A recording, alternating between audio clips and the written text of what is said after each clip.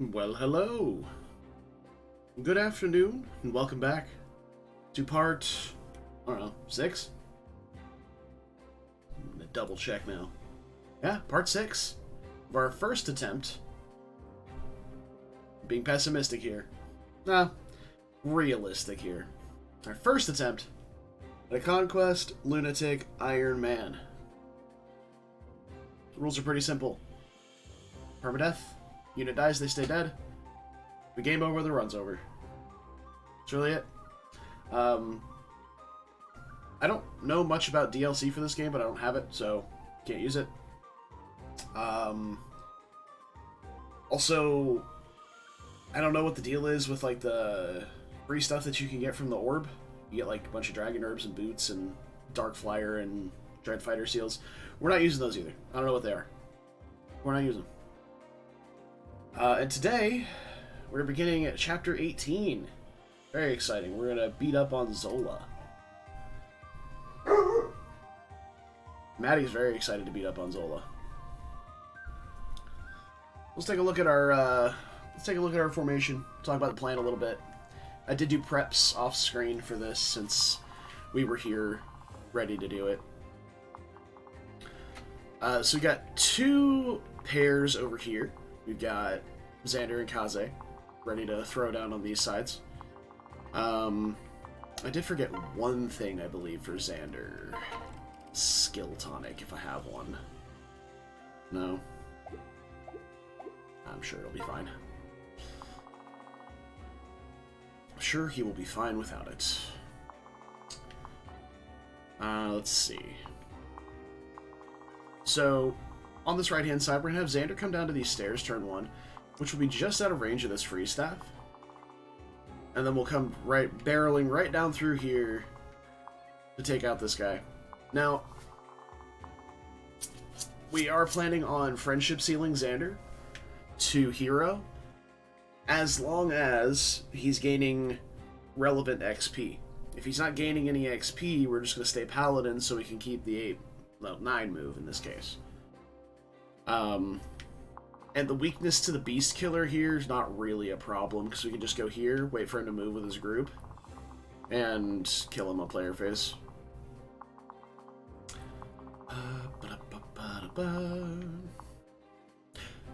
I do also have an extra heart seal. I did the math on my seals. I don't need the two that I don't need the two that I have laying around. Because I don't plan on changing anybody else. So, we can freely change Gunter to Wyvern, which will be great. Wyvern Gunter is really nice to have access to. He allows Corrin access to flying. Not in the case of, like, reclassing to a flyer, but being paired to a flyer, which is great. He could eventually start picking up skills, too. With his high skill, specifically, like ridiculously high skill, it is buffed because of food, but we cook strength speed, so but with his high skill, he'll have really good accuracy, and you can just load him up with some effective weaponry, hammer, beast killer, stuff like that. He can deal with enemies on player phase.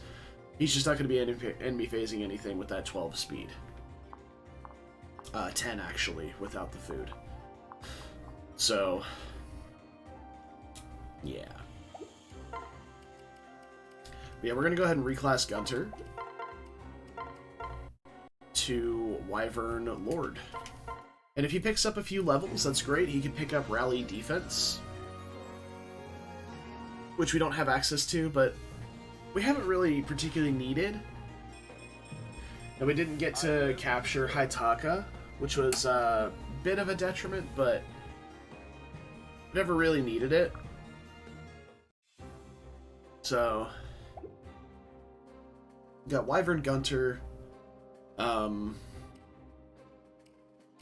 and after this chapter, we're gonna switch Camilla back to Malignite. And that's just because, first, Hero actually has slightly better combat stats than Malignite. They're a little bulkier, a little bit faster as well. So keeping a hero for this map is really nice, because Camilla does a lot of the heavy lifting on this left-hand side here. By heavy lifting, I really mean heavy, because she's going to take out all of these generals, likely. And the bosses down here, basically by herself, utilizing some guard gauges. So, hopefully anyway. The other thing we're going to do is deal with these heroes with Corrin. My dude here is going to hang out with them. We'll park right here. See if we can't bait the enfeeble staff to somebody else, but generally the AI is smarter than that. But there are 2 enfeebles here. One here and one here. There's also this freeze staff to keep an eye on. So it's possible she could get enfeebled and frozen. But if we're enfeebled, we don't kill the heroes, so we won't suffer from success or anything like that. And it's very likely that Camilla gets frozen anyway. Kaze is over here. He's going to be dealing with these mages. All of these sorcerers over here, we're going to be able to bait pretty carefully early on. Deal with them as they come out. With a strength tonic and a strength pair-up, Kaze still one-rounds these with a steel shuriken, even if he is enfeebled. Which is really important. Hey, Shija. Yeah, it's, dealing with these status staves is really brutal. But we've got this. And yeah, that's really the whole plan. I'm going to have Elise, Mozu, Niles, and Camilla dealing with most of this area down here. Xander's going to sweep out this guy, which would be really great.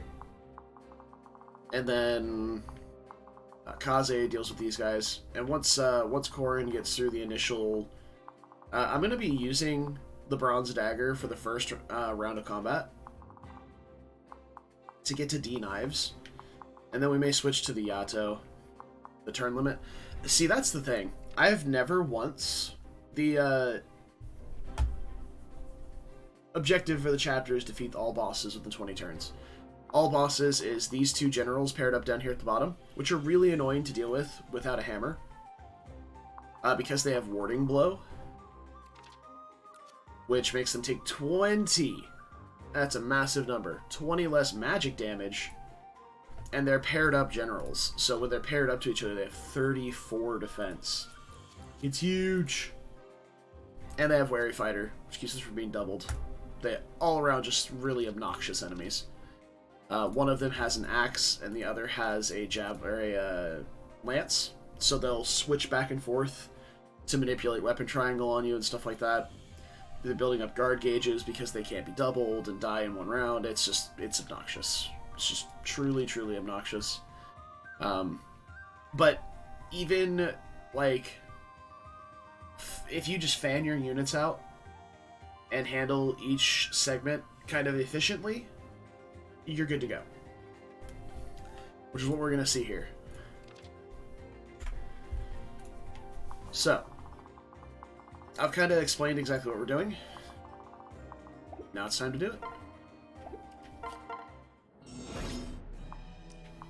Now, one of the things I said is I want a skill tonic for Xander. It's not super necessary, but we're not at 100% hit against this guy, which could lead to a fat counterattack, but Xander still survives it without any real issue. I don't want to be in range of this guy with Kaze. He doesn't really handle the heroes super well, but he does just fine against the Solstras. Alright, so we're going to place my dude right here in the doorway with the Bronze Dagger.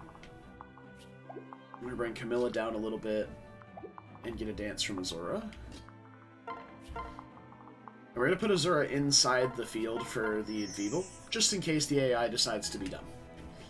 Generally, it's not that dumb, but it's never a bad idea to check. And we're going to put Camilla on the stairs right here. Now, if we look at Camilla's Avoid, she's got 66 Avoid, plus 10 from the stairs. We'll put her at 76 Avoid, which means you'd normally be facing around 25 to 35 hit versus these enemies here. However, this freeze staff will drop your Avoid by 20. So roughly 50%. So don't rely on avoid versus these enemies here.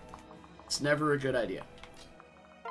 Instead, we're going to rely on damage reduction. Camilla's going to be taking single-digit numbers from majority of these enemies here. With Elise adjacent. Now, oh my gosh, Elise is in range of this guy. It's going to hit her really hard, and that's fine, because she's only in range of that one guy. Nothing else can reach our sweet little Elise, and she will be A-okay. And she likely doesn't even get attacked because she'll counter. Camilla probably just gets a spear thrown at her, and that's it.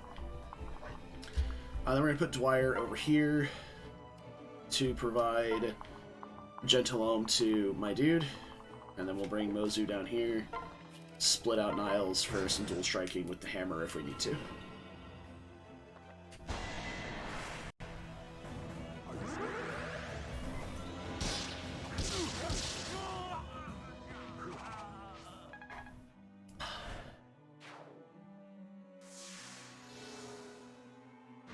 There's the freeze, and as you can see, roughly 50 hit, but she's taking 5 damage, so.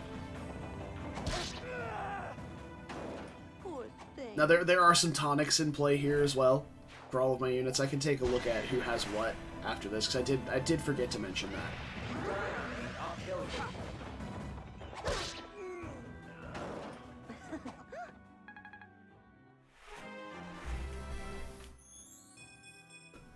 One of the big distinctions for this map specifically, though, was to make sure that Camilla had a strength tonic. Because with just Elise adjacent... Sorry, I'm like spitting garbage out of my mouth when I'm trying to finish a sentence.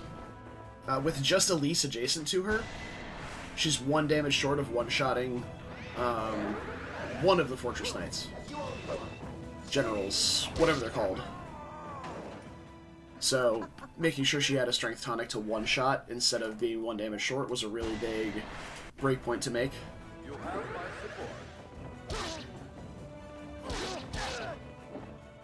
Alright, so we are like 1 damage per swing short there of killing this guy with the Enfeeble, which means we can't die to suffering from success. One thing I will note, we didn't proc Soul a single time. And there we have it. All you have to do is complain about it and it'll happen. Oh my god, I can't believe Camilla didn't get a single perfect level up. Now, one thing that you can do to these guys, even though they have Wary Fighter, so they can't be doubled, you can just offensive stance against them, attack stance, with people up close, because the spear can't attack at 1 range. So Dwyer can get this little cheeky chip in.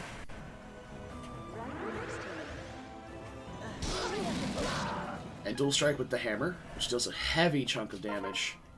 And then we can hand axe to kill this guy, even though Camilla is stuck out of range, or she's like frozen. Can't move. Oh yeah, absolutely getting that tome rank, baby. Glad that's over with.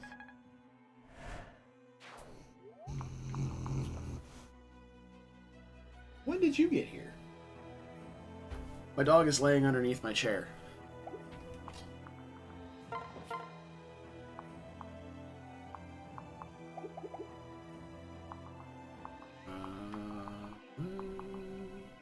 We're a bit far back, actually. We may need to dance for Mozu to have her come up and kill this guy.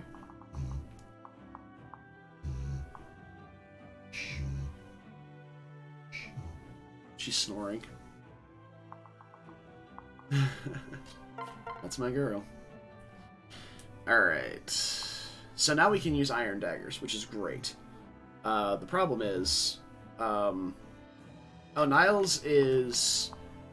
Yeah, he's close to promo. I don't know if we're going to promote him, actually, because... so, in my brain... And I talked to Brad about this a while back, but he was like... Why do you promote all of your stat backpacks? That's so much gold for just, like, 1 stat. And I was like... You know, that's a really good point, actually. it's like 2 stats, but... I was like, yeah, it's actually a really good point. So... I thought about it, and I was like, okay, well, maybe if I just promote the units that would give, like, plus movement, Ophelia is kind of the outlier in this scenario, but like I haven't promoted Keaton, I haven't promoted Charlotte. Speaking of, let's go ahead and deal with this. You see I had 97 hit here? That's kind of like the crux of this side, is making sure you kill this guy before Xander gets frozen out of range of him and just stuck there for eternity, or misses and takes a hard magic counterattack and then dies to the rest of the units swarming him. But I think even if we eat a counterattack here, if we miss the first 97, we're fine. But like I haven't been promoting most of my stat backpacks like I normally do. And I was like, okay, well maybe if we just promote the ones that give movement, that might be helpful. Because plus move is nice, and that's cool. And I was like, okay, so we'll promote Nihilus to Bow Knight, so that he gives plus move. Forgetting that adventurer or thief or whatever he is, outlaw, already gives plus move. My brain is just dumb. We are a square back, so we're gonna Iron Dagger this. We're gonna kind of settle here with my dude for a second. Sorry. Just kind of chill. Not gonna worry about pushing forward with the dance or anything. So I'm going to kill the.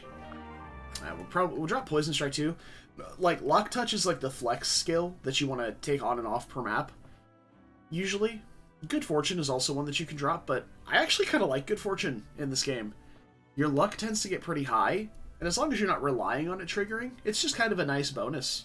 Okay, now I can allocate Dwyer to doing something other than heal if I gain back a bunch of HP. So it's actually kind of nice.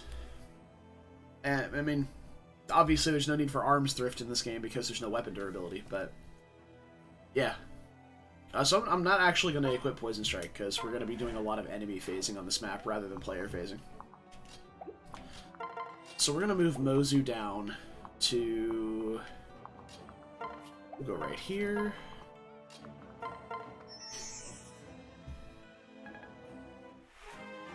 We'll be doing a generic-ish units only in Awakening. What do you mean generic units only? And right here, yeah. So we kill this guy, and then we can fly Elise over to the general and kill him, keeping Mozu safe with harm. Because Mozu doesn't have any tonics here, and she's quite fragile. So she gets one shot by most of the map.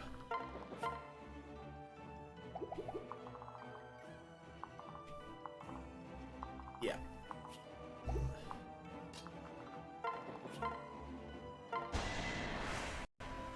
Bonus box units. Okay.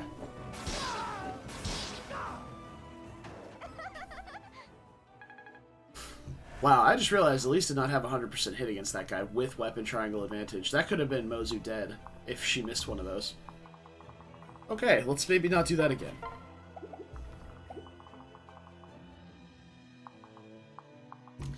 Alright, so we'll bait these three. This guy has a Mjolnir, which is a high crit tome. So, deals extra damage on crits, which is 4x damage.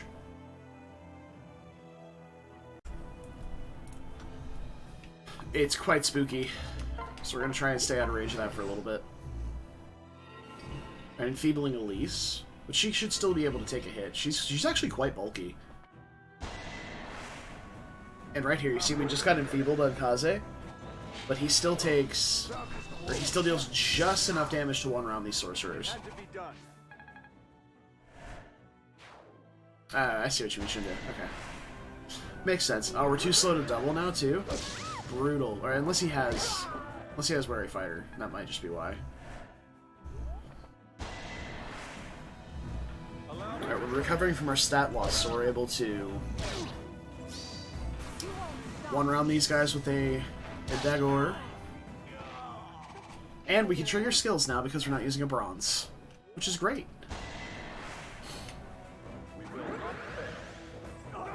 It's not your time yet. Sorry. There we are. Ominous. Oh, this is really perfect, actually. So this guy's going to give us a guard gauge, and then we can take this guard gauge up to the maid and block the counterattack or yeah, block her counterattack from the silver dagger she's got. Alright. It's working. Oh, wow, that's a great guard gauge right there. We blocked 1 whole damage from a lightning tome. Instead of 11 damage from a Ragnarok. Oh, just dodge them out. Okay. That was a good fight. Kaze really sweeping up over here. Speaking of sweeping up over here, now it's Xander's turn.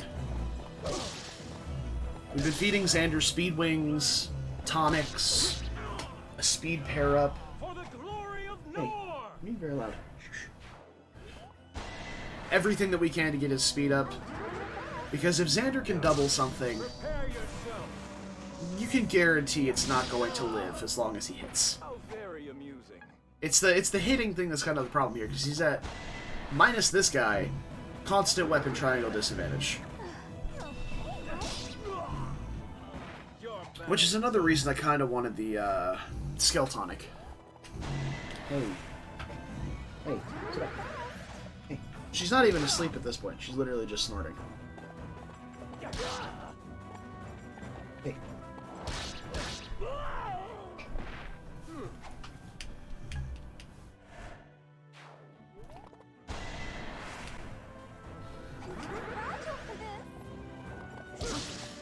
Okay. But as you can see, if we had taken that 12 damage from the Fimble Vetter, like if we missed a 97, then ate the counterattack, we would have been fine.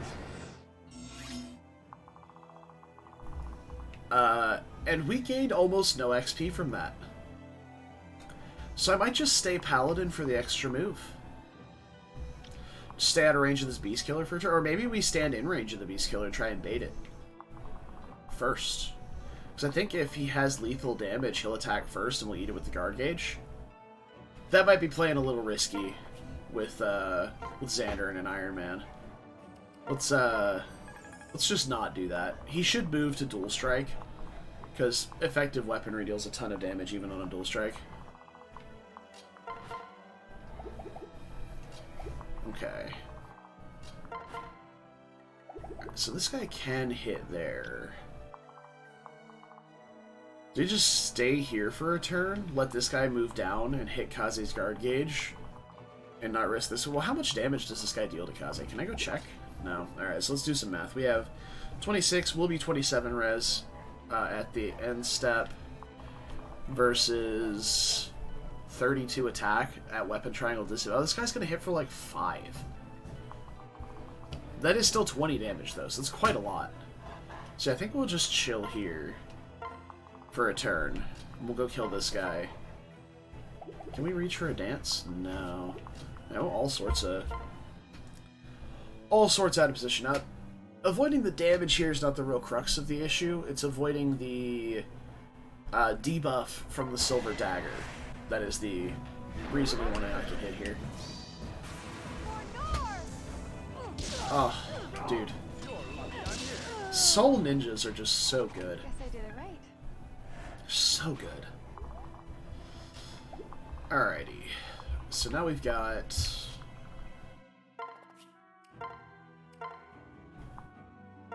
at least to heal up. We can get some tome rank as well. That'll be nice. Because she still needs to get to see tomes to be able to use the Calamity Gate. Not bad. Not bad. Alright. Even though she does have access to axes, it's like the Calamity Gate's not the most necessary thing in the world.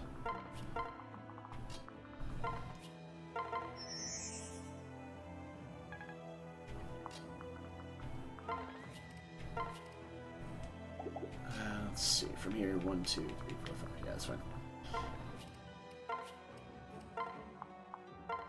Ah, I was trying to get Keaton's personal skill to activate. Alright, we bring Mozu and Niles up here. Oh, perfect. We enfeebled Mozu instead of Kaze. That's nice. Let me help you. Okay. Oh, this guy has Duelist Blow. That's why our accuracy sucks. Alright, yep. There goes the Beast Killer moving to Dual Strike. You can see it in the distance there. Maybe.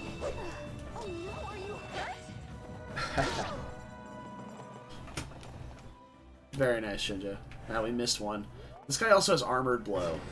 So now we have to deal with these guys. Moving away. But I have to kill this guy, honestly.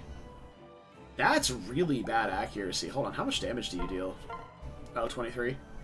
Lamau, I'm pretty sure he can't even kill... Like, Xander still can't even die even if he gets hit by this guy and everything else. Holy shit, he's so tanky. Alright, let's deal with all this garbage, shall we? Let's see if we can just deal with him, though. You're right where I want you. Okay. Thank you. But yeah, the point behind the Calamity Gate comment was it's nice to have a Reaver that has better accuracy than Axes, because the Bolt Axe has really bad hit, and Elise has really low skill. So, yeah. Can't quite reach here. We could transfer my dude to someone. Go fight that way if we wanted to. Can I kill everything if I do that, though, is the question?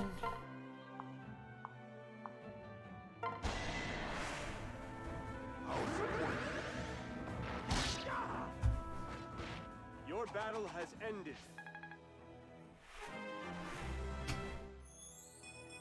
Remain calm.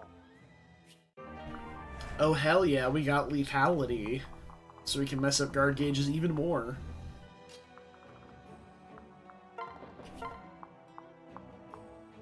Look at this weapon triangle advantage. That is with weapon triangle advantage and extra skill. It's so bad. Her accuracy is so awful. Mozu can take exactly one hit without dying from these guys. With the Enfeeble, she's got 10 defense and 28 HP. And they have about 30-ish attack. 34 if you account for elbow room.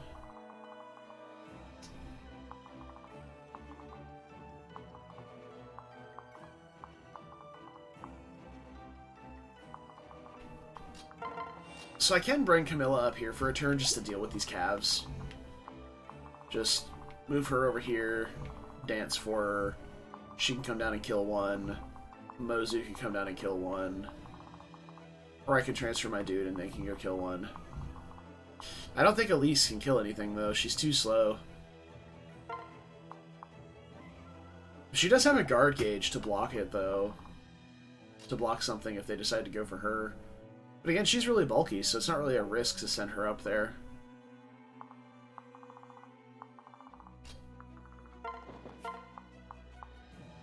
She can't quite double with the horse spirit. At end of turn, she'd go to 18, which is 24. Wait. 18, which is 21, which would double an enemy phase.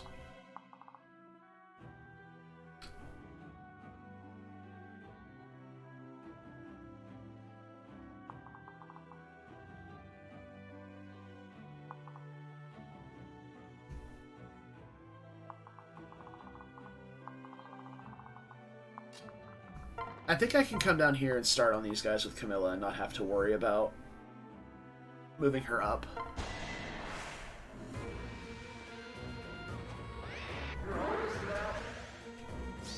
Time to play.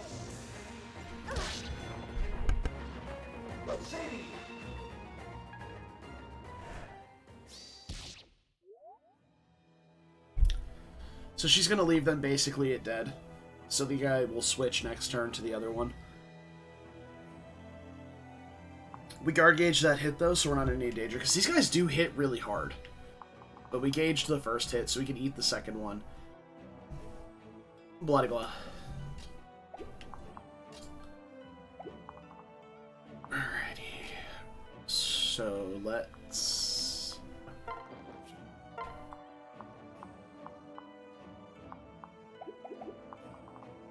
Yeah, let's transfer my dude.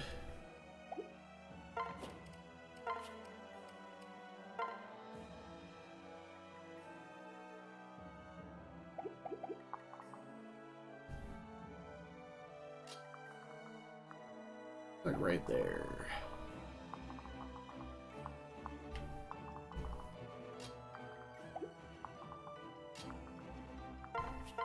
And Mozu doesn't quite kill in one round there, so we'd have to have my dude come down and kill the Bow Knight. And then have Mozu kill the Paladin, if I wanted to do that. Or we can just bank on Elise being fine.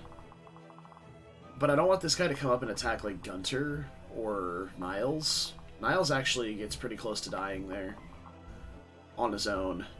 Well, Niles won't be there actually, so never mind. It would just be Gunter. Does Gunter die in one round though?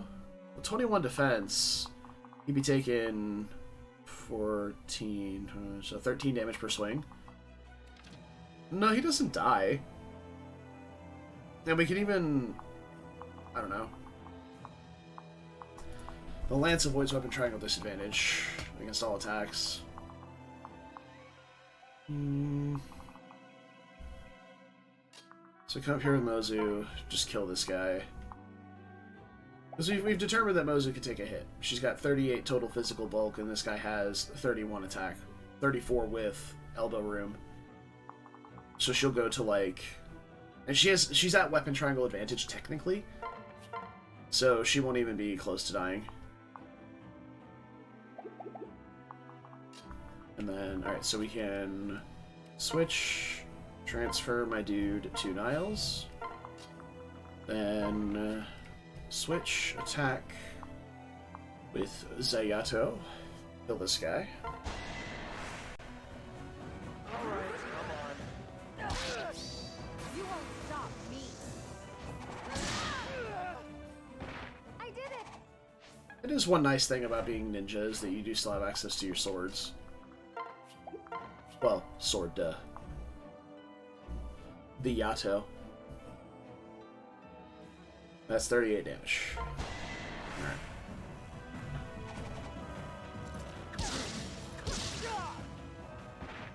So Mozu's not completely paper thin to the point where she can't take a hit on enemy phase. And I can even, like, try and make this a little bit safer by putting these two nearby. So, like, putting Elise adjacent for Lily's Poise and Dwyer nearby for Gentilome, just to make it much safer. And I have a feeling we're going to have to get reinforcements from the stairs. I'm going to run Azura away from that. Oh no! You enfeebled Dwyer! Ah! That's a nice dodge, actually. Now I don't have to do any combat math. To make sure that she'll live against the other guy.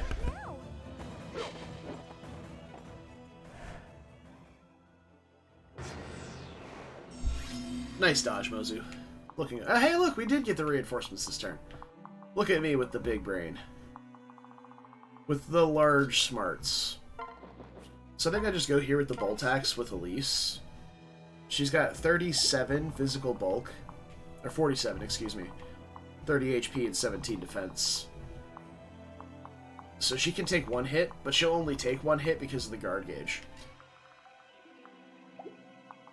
And neither of these guys have 47 attack. This guy's close, at 41. She's also at weapon triangle advantage, so they're losing a pretty good amount of damage since they have A-rank lances. And we can put Dwyer over here as well for, well, shenanigans, mostly. 1, 2, 3, 4, 5...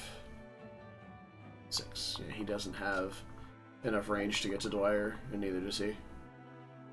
Azura's not blocking. I was just double checking to make sure Azura wasn't blocking anything. Because Dwyer will get hard one-shot. Like, easily one-shot. Let's see. We can just have Mozu kill this guy, and...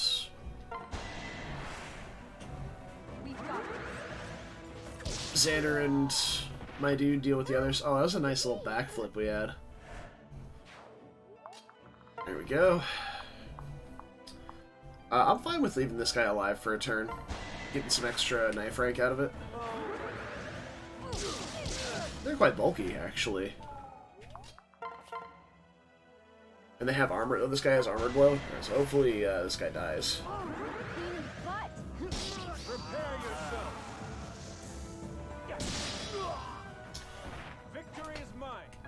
As you said before, Shinjo.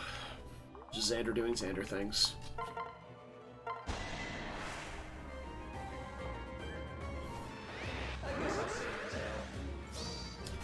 So if I had gotten hit by the Silver Star Axe last turn, I would have had to check the combat math to see if Camilla survives a hit from the Silver Javelin afterward. Oh? It's not a perfect level, but I'll take it. Strength, speed, res, HP. HP on Camilla's really nice. She's generally got pretty low HP. And I suppose we don't really need to dance for anyone, except for maybe Elise. So do I like dance for Elise and then shelter her with Gunter? Alright, let's say Kaze gets enfeebled again here, which will bring his res down by 3, because he's already -1, so it'll go down to 25. 25 res versus 32 attack would be 7 damage on paper. But we have the weapon triangle on our side, which for tomes gives... S-rank tomes gives...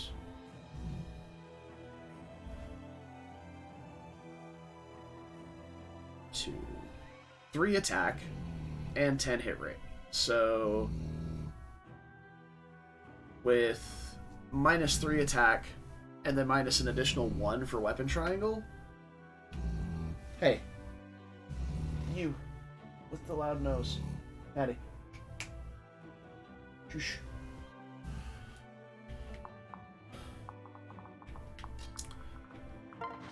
We should be A-okay is what I'm getting at. But, you know, just to be safe, I guess I can use a vulnerary to full HP. Anyway, he's minus 4 damage for what he would be. So we were at 7, so he'd be dealing 3 damage. Even if he deals 4, and I'm like incorrect about the weapon triangle thing, even if he deals 4, we only take 16. So we don't need to at all do that. So let's make sure we're not in range of these guys. Just move up. We'll go up to like here. Actually, we won't leave him in attack stance with the maid. We'll make him be a little further away. And then... yeah, I like singing for Elise so she has the extra speed and stuff, and then just sheltering Azura with Gunter.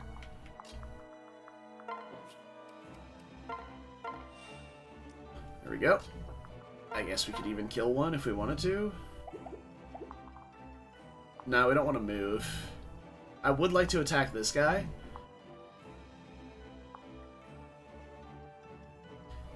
He should die in 1 round. At least, do you have perfect accuracy? She'll be at 97 once he's off the stairs. The reason I say this is because he has Seal Defense,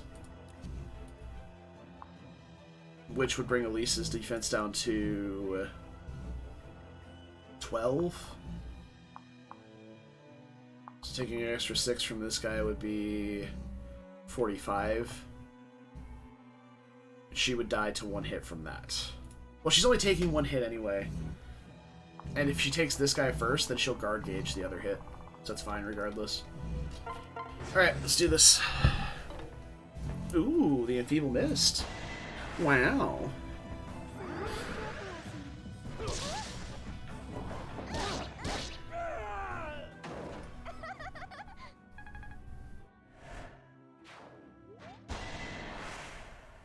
Oh no.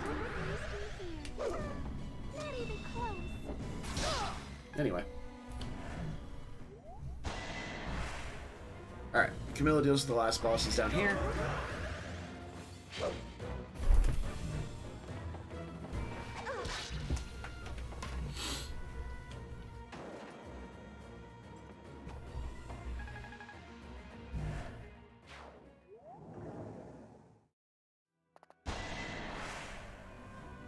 She's taking up, like, my entire floor over there. Oh, my cup's in the way.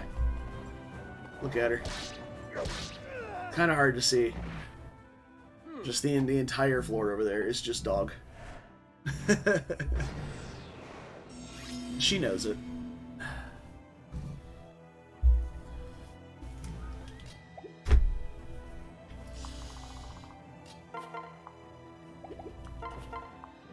absolutely going for tome rank here, and we have a dance to try again if we miss. My girl should fear me. That was too easy. Sure, the bolt axe would have been 100% accuracy, but we need this tome rank. Yes! Magic, speed, and bulk. We take those.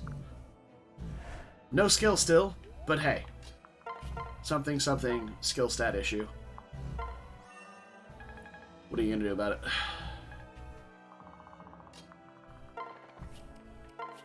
Alright, now it's time to make our way up to the rest of the map, I guess.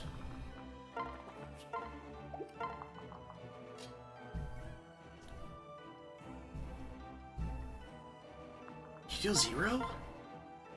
How did I mess up this math so badly? How did he deal 0?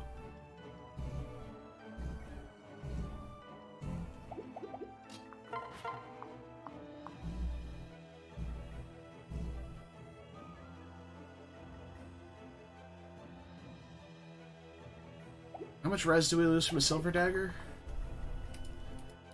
4? So we'd be down to 25.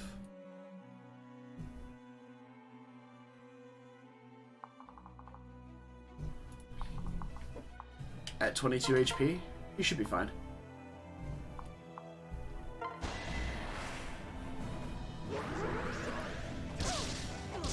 And Kaze is probably the most susceptible to a crit as well, because his luck is so low. 9 luck. So he's absolutely gonna get crit. So switch, transfer, sing. Right there. 21 res versus this guy. So 11 minus 4, 7 times 4 is 28. Should be fine.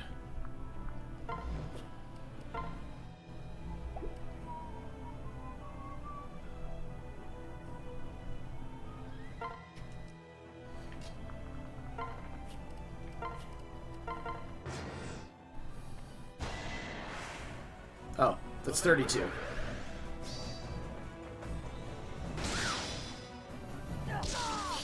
Ow.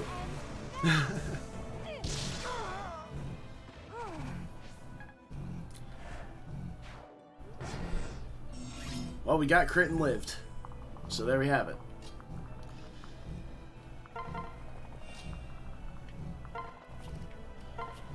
So let's get people healed up.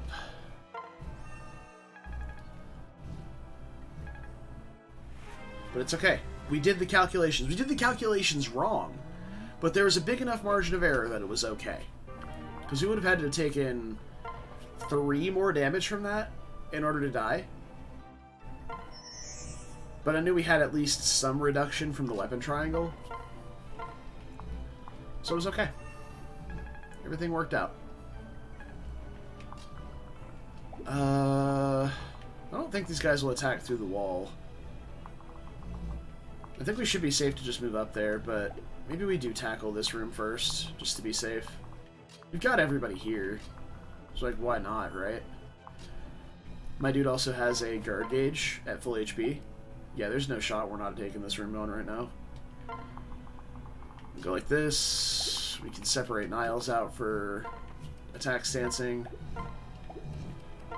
Do that. Separate Xander up. Move Elise around. Move Camilla up.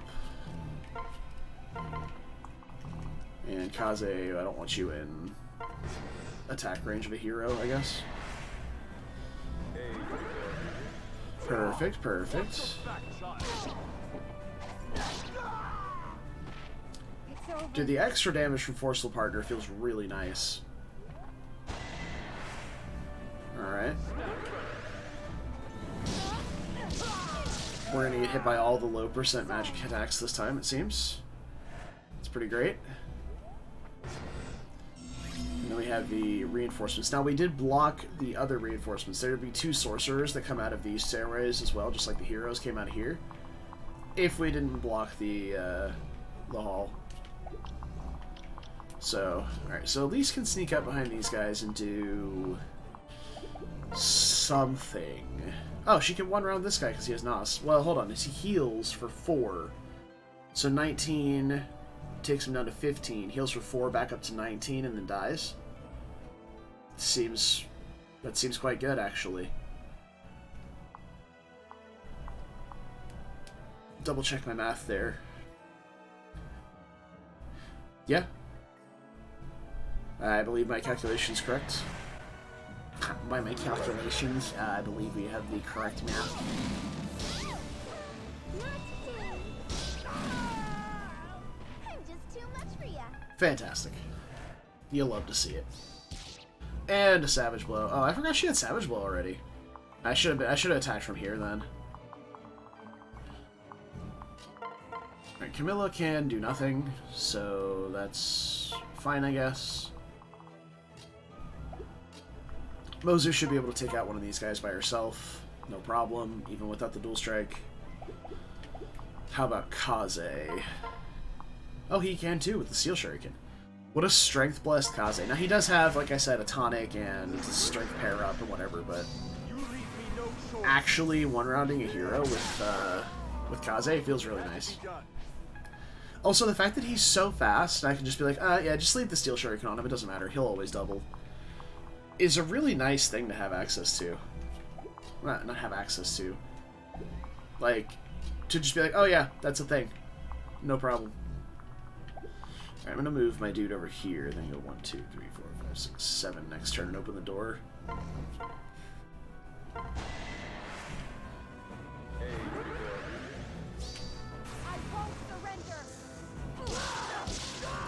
you go. Maddie. Hey. I love you and you're adorable, but I really need you to stop.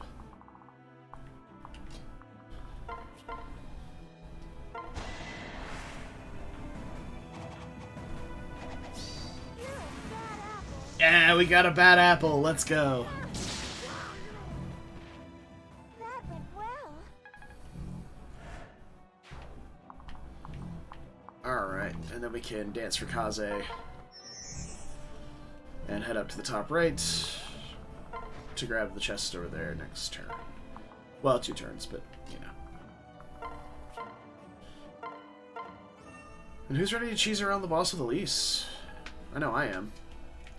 With a rally resistance, the damage reduction from Camilla and Gentilome, she has like 36 res, which means she takes, I don't know, not a lot of damage from Ragnarok. She'll take like 4, and then 8 on even-handed turns with all that defense, like damage reduction stacked up. It's really nice.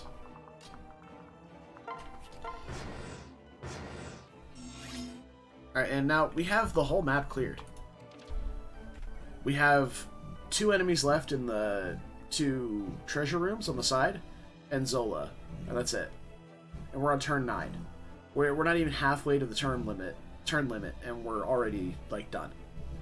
So you can very, very easily, even if you don't play as aggressively as I do, you can still very easily take this map out in the turn limit. No problem. Alright, so pop these doors. Let these guys attack us on enemy phase. Kaze takes no damage from mages, and he also has a guard gauge. My dude has a guard gauge. We have no problems here. Alright, we look at this. We take 10 damage from Nosferatu. We stand here with the fire equipped. We can move Camilla up.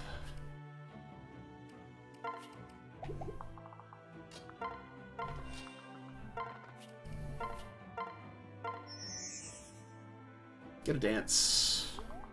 Move Dwyer up. Rally resistance. Move Camilla up. We take 3 damage from the Nosferatu, and we double. Now the problem is, he will eat my guard gauge with that Nosferatu, and we could possibly eat a huge Vengeance Ragnarok if we attack this turn. So we're just gonna wait. He does have Duelist Blow, which is extremely obnoxious, and his avoid is higher with Ragnarok because he gets minus 20 avoid from Nosferatu. But we're still just going to chill and we'll let Elise accrue some tome rank while we deal with the rest of the map.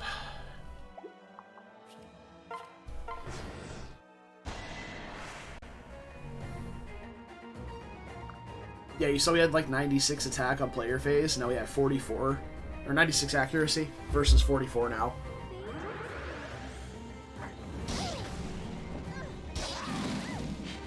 Oh, we hit one. That's nice.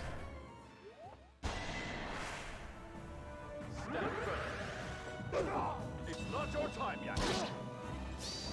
You won't stop me. I did it. All right.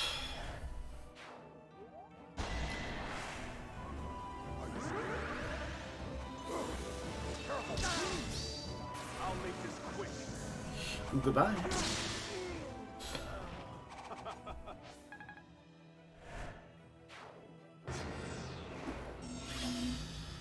Alrighty. We are on the way. Energy drop. And a Master Seal. Now we don't double without the dance. So we can dance here. We can try and get the kill with Elise. It's not super accurate, but she does have a guard gauge to eat the Vengeance Ragnarok coming back. Because he's got actually quite a high chance of triggering Ragnarok. Well, it's like 26% to trigger Vengeance here, because Vengeance is skill times 2. Oh, 1.5, so even worse. Is that like a 20% chance to activate it? Which is high enough that I wouldn't take the risk on her getting one shot. Which is why I didn't attack Sing attack. I wanted to be able to double and possibly kill without that. But this is the highest accuracy we're getting. I suppose I can rally res first for whatever that's worth, I guess.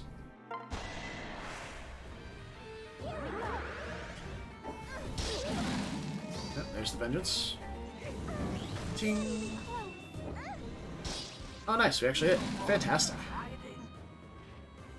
If she had missed, I was going to move Niles up, transfer Mozu off of Azora, and attack with Mozu for 100% accuracy on a kill. This ends now. All right. You're a disgrace. Oh yeah, You lots should of have money. surrendered. Oh, and down goes Zola.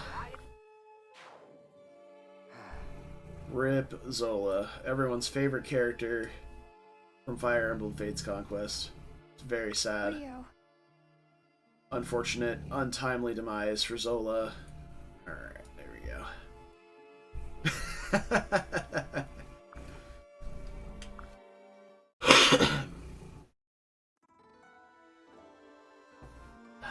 Alright.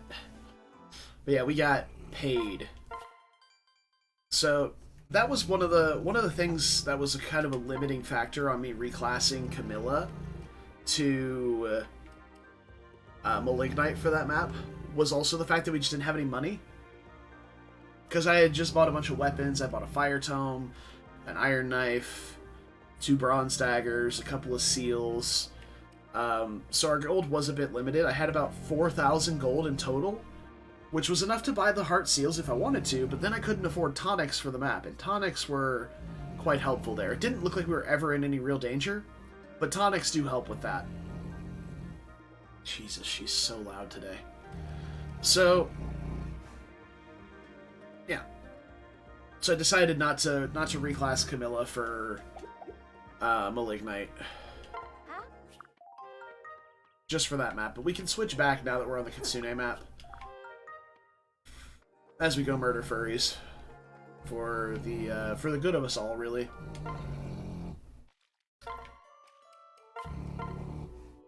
Alright, you.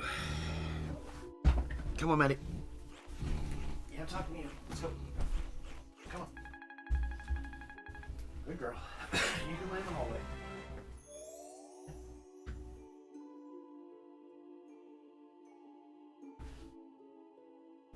Okay.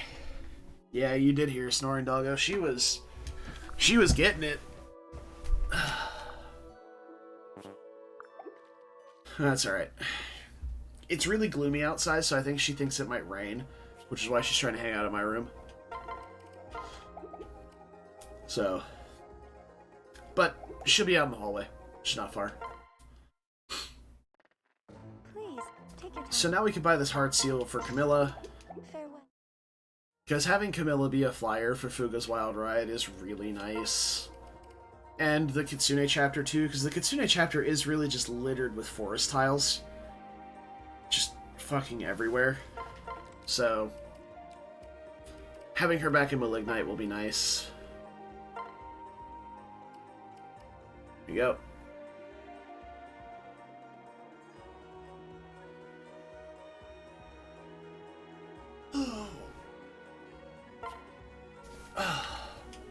Sleepy me, not just sleepy doggo. Oh, God.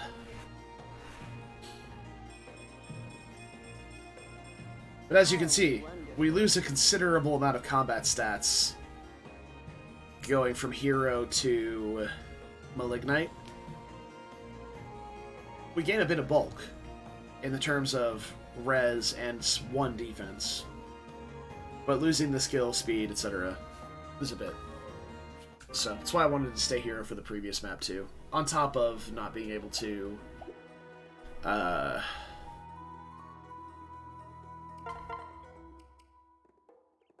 yeah, we need to friendship seal Xander now to Hero, so that we can get him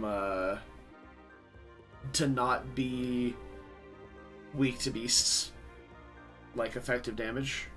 Since every Kitsune on the map, minus like the first one, has Beastbane on this map.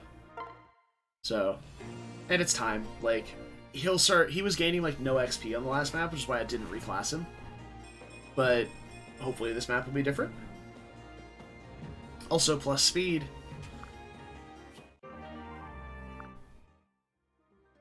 Yeah, they do have... some of them have pass, not all of them.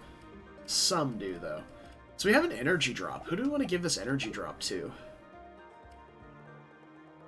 Mozu doesn't need it. She deals enough damage on her own. My dude will probably cap strength naturally. So we're already at 26, and I'm pretty sure the Master Ninja strength cap on a Strength Boon Ninja with the statue built is like 34. So we're only like 8 off. We still have 13 levels to go. Kaze could be a good one for it. Camilla could be a good one for it, and Xander as well. Like, Xander's strength is already quite high, but keeping him relevant in one-shot thresholds is really, really nice. So we could do it for him as well.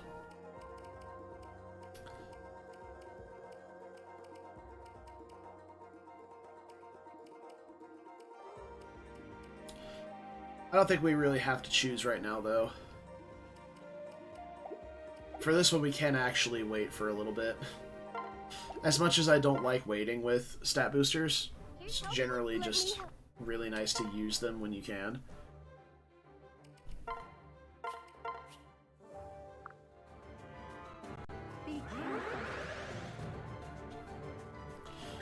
Oh, Azura counts as a promoted class, huh? Interesting. Look me in the eyes. Oh, we lost. Sag. Oh, she dodged. What a legend. No, but the most annoying thing about the Kitsune chapter is definitely the like the phasing in and out mechanic, where like sometimes they're effective, like sometimes they're there, sometimes they're not. You know. Oh, I'm gone now. Next turn I'm back. Oh, now I'm gone again, and now I'm back. It's like, oh god, it's the worst.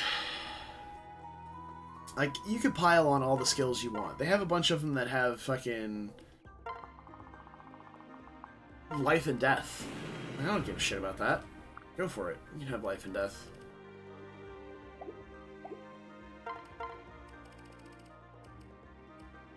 Oh, nice. We can upgrade the. Oh, we can upgrade like everything, so we can get more gems, food, and after upgrading the hot spring, once we do the next chapter, Izana should join, because it's level 3 now. I think that's how that works.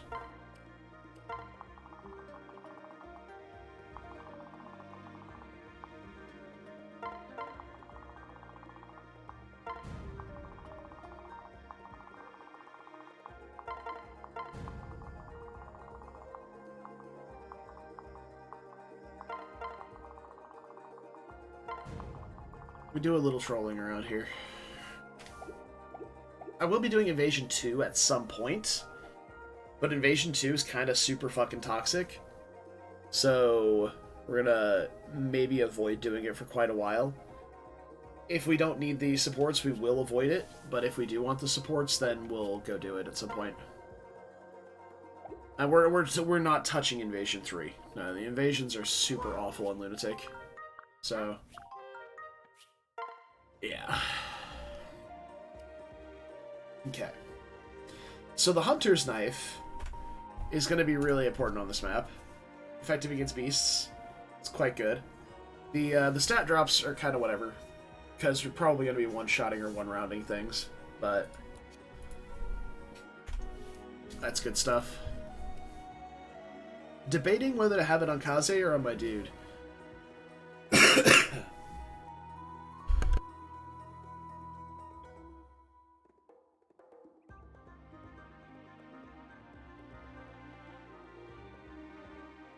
Dude, you ever just been sick for like a month and it just refuses to fuck off?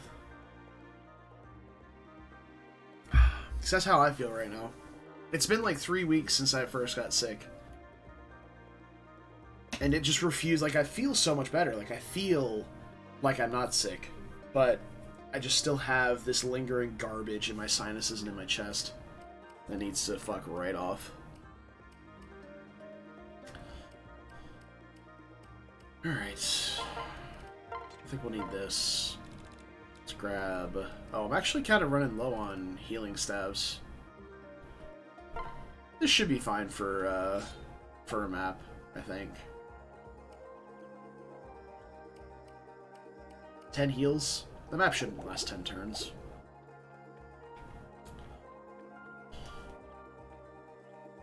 Okay. Are there any other beast-effective weaponry I can buy? Good to see you. Let's see. No. We do have a beast killer, but my only lance wielder currently is Gunter, who should be paired for most of the map, so I don't think I want to do that. We already bought the hunting knife. There is no hunting bow yet. I guess that's a tier 3 shop thing. And there's no beast effective tomes either. Alright. Well, that's good.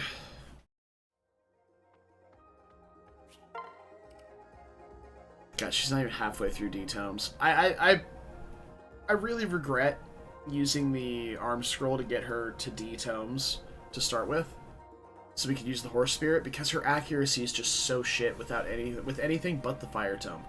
Her accuracy is just hot garbage.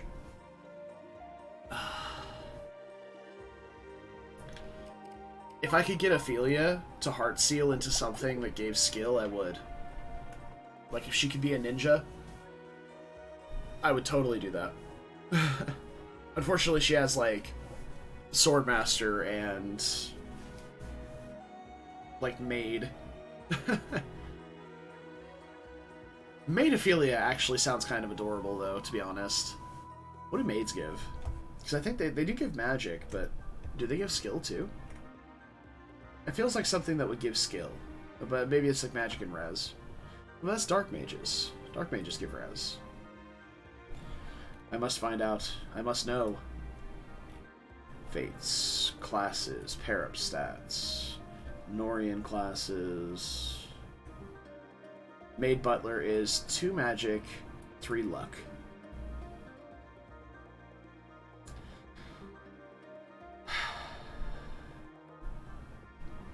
Oh, and 3 speed. Sorry. 2 magic, 3 speed, 3 luck. No skill, though. Is there anything that gives magic and skill? Nor Noble gives 2 magic and 1 skill. Nothing else does, though. there you go.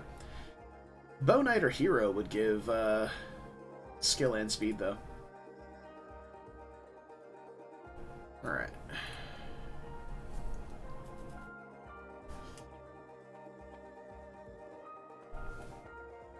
Soleil gets Ninja as a second seal. Well, she wouldn't get Ninja from Soleil. She would get Hero and Bow Knight, because that's Soleil's primary line. And since she doesn't have access to it already, she wouldn't get her secondary line. Because Ophelia has access to Swordmaster and Samurai, but not Hero and Bow Knight. But even like Hero or Bow Knight would both be really good for Elise too. So that's not the worst idea I've ever heard. The problem would just be getting Soleil, because Laszlo has 0 supports with any of my female units. Then pairing Soleil to Ophelia and training one of the two of them. Sounds awful. To be honest. So after this next map, we should have the Camilla Keaton S support, which will be great. Give us the Valoria Paralogue at some point. And Mozu Niles are still at B. Didn't really do much with Mozu or Niles in the last map. Actually, I think Niles did literally nothing but ferry people around. So, that's a thing. Do I have anything that I can cook for skill? No. So I guess we'll just do this then. Elegant, that's fine. Plus res.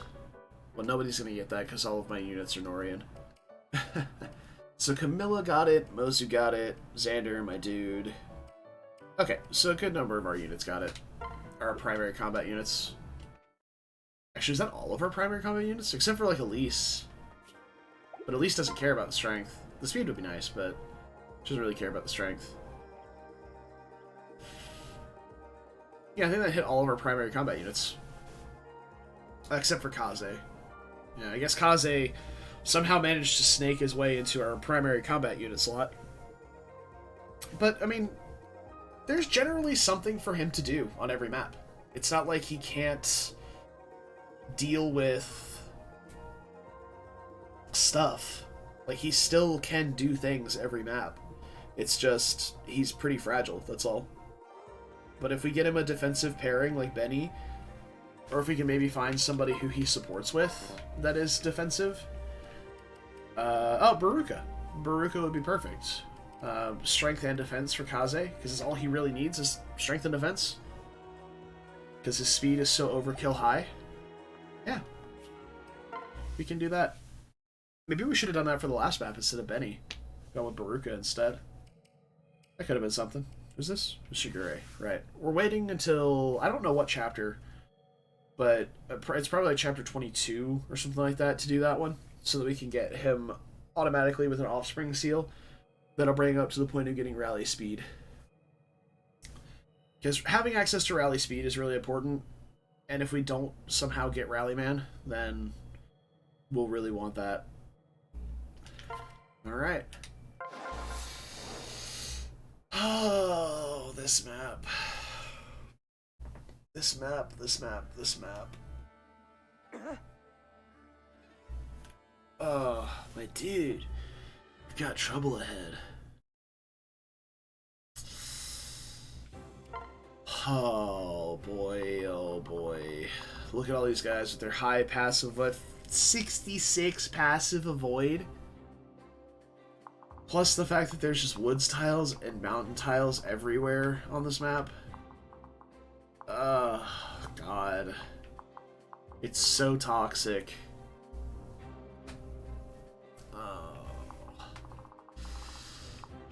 Oh, 62 avoid. Not to mention, This entire pack here has life and death. Every single one of them. And these are not optional to fight. They will chase your ass down.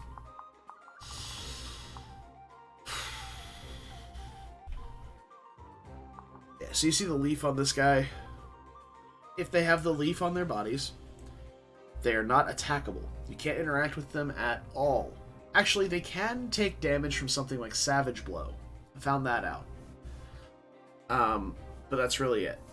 That's all that can happen to them. They can't be I don't think they can be targeted by status staves. They can't be attacked. Nothing like that. So, turn 1, we're going to surround this guy. I'm going to put my dude right here. Probably... Or maybe right here. Because she'll do really well against this guy.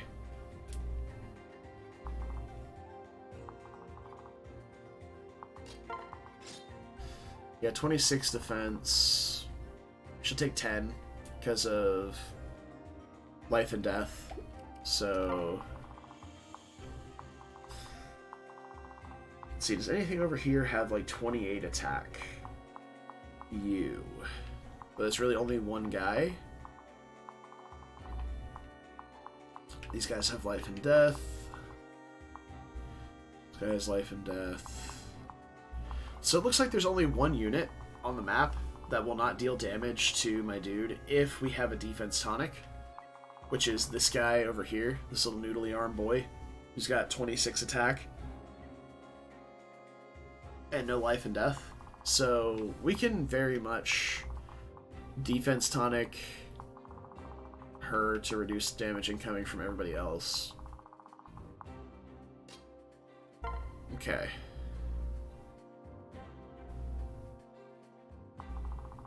Do we need more than 30 speed? Also, I think there might be some of the paired up Ninetales that have high speed. Well, you have... Yeah, you have a Beast Stone Plus. And Ninetales give +5 speed on pair up. Yeah, this guy's gonna have 31 speed if he attacks. So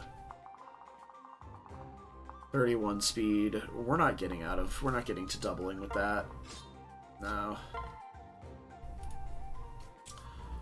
Not without, like, a different pair up, a tonic, and a dance. Are we getting anywhere near doubling that? So we'll just have to accept that we're not going to one around that guy. Which is obnoxious, because the Beast Stone Plus has high avoid. Because you get a ton of speed, and it has 10 avoid as well. It's really brutal. But we should be okay. But my general strategy is going to be keep a couple of units around here that won't get killed by this guy, or maybe they can kill back as well. And then outside of essential pairings, like Keaton's not going to be doing much here. Well, Keaton actually could be pretty useful. Ophelia's not really going to be doing much here. Well, again, she could be pretty useful. Talking myself into it. But we can have, like, Mozu, Niles, like, basically everybody else unpaired except for, like, Charlotte. Surround this guy. And keep everybody else available to go into attack stance, because the accuracy on this map is horrendous. And dancing for Mozu to just guaranteed kill 2 targets. We need to identify the highest avoid targets as well, which are going to be these guys with the Beast Stone Pluses. And just regular Beast Stones on the Ninetales. They have by far the highest avoid. So we want to make sure we take them out with her. Because units like Camilla, who have just kind of middling accuracy. Let's take a look at what her accuracy is with what her most accurate weapon is 122. Versus some of these higher avoid enemies that have like 45 avoid. Like, roughly 80% accuracy is not... It's not reliable. It's super unreliable. So, we're gonna have to pick our battles with who gets to attack what on this map. So identify who has bad avoid and send your less accurate units against them. Units like Elise, who has barely 115 attack with a very accurate weapon, is probably going to be attacking this guy who has 27 avoid. Probably. So, stuff like that. So definitely keep an eye. Also, skill tonics for, like, everybody is going to be really important. And then bulk tonics for your big frontliners, like Xander, Camilla, your Corrin, anybody else that you're using, like Silas if you still have them alive, stuff like that. Get bulk tonics for them. You're ready to go. Also, if you do have a like a general with wary fighter and enough defense to survive taking on multiple attacks at once, maybe not from this pack specifically since they all have life and death, but let's say for these guys over here, if you have wary fighter and you can't be doubled, slap a beast killer on them and send them off to a side by themselves. They should be fine. It is a nice utility for a very tanky unit who can just barely take damage and then one shot without being able to be doubled. So it's some tech. It's some neat tech. Alright.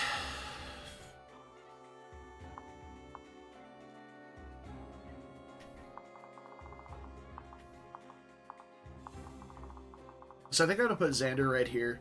We're going to get him a skill tonic so his accuracy's higher. So I'll want HP, strength, speed, skill, HP, skill, defense. I say strength for Xander because he may be able to one-shot some stuff with a strength tonic and his personal skill active. So Camilla's going to be relying on doubling to do that.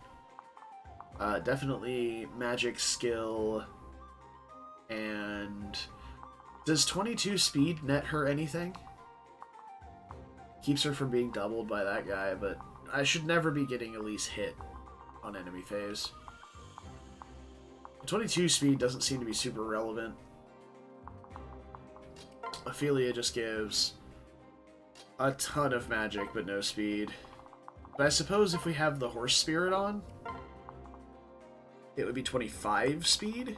And 25 speed is relevant because there are 20 speed guys on the map. So we get a speed tonic for Elise as well. So speed, defense, and HP, and skill.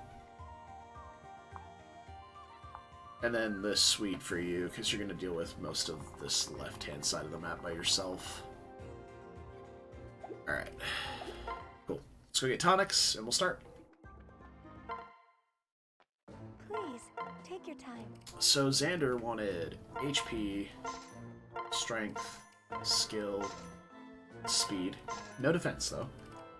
Camilla wanted HP, skill, defense, and I'm going to get a few luck tonics as well, because there is actually some scary, like, low percent crits that you'll have to deal with.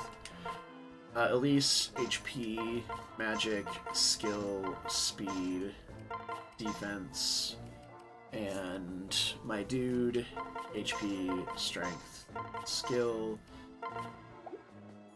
defense. And then I think that's everybody. Mozu doesn't need tonics because she's going to have 100% hit and she should never see a counter. Or she should, well, she won't see a counter, but she should never see an attack on enemy phase. Farewell. Alright, so we should be good. I'm trying to be, like, more meticulous about my tonic usage. So I realize that I'm spending so much gold on them and they may not be necessary. Oh, Kaze. I suppose we could get tonics for Kaze as well. Well, we'll see what we have left over after we apply everybody's. So... because I'm pretty sure I had some laying around still. I don't need extra speed, do I, on my dude? I don't think I remember. Is there somebody with 26 speed or higher? Yes. So we do. Because we're not gonna be using the hunter's knife on my dude. We're gonna be using just a regular iron dagger +1. Oh, we should forge this dagger as well. Because Jacob has an iron dagger that he's not using because he's not deployed. So let's finish doling out tonics first. HP, magic, skill, speed, luck, defense. HP, skill, luck, defense, and I might actually grab the bronze axe out of the convoy to give to Camilla, just to make sure that she has decent accuracy, because she probably still won rounds with it as well. She's going to have some pretty overkill damage with Keaton paired up to her, and it also has that +10 dodge to not take, well, extra damage. HP, strength, skill, luck, speed. Alright, so we have an extra HP, defense. Yeah, we can give those to Kaze. HP, defense, and luck, I guess, will be helpful for him, but he's going to be facing low % crits regardless, because his luck is so low. Yeah. But Kaze does have access to the hunter's knife, which is really nice. It's super accurate. That's one thing I really like about this weapon. Like, an iron dagger has 90 hit. A hunter's knife has 95. It's like better than an iron dagger. It's crazy. The stat drop is kind of poo-poo by comparison, because, like, well, magic doesn't really matter against most enemies, so, but the defense and res is still good. Regardless, yeah, he should be one-shotting most of the Kitsune here with Hunter's Knife. And if not, with 32 speed, he doubles everything except for, like, paired up Ninetales. Like, even Ninetales with Beastone pluses, I think he doubles still.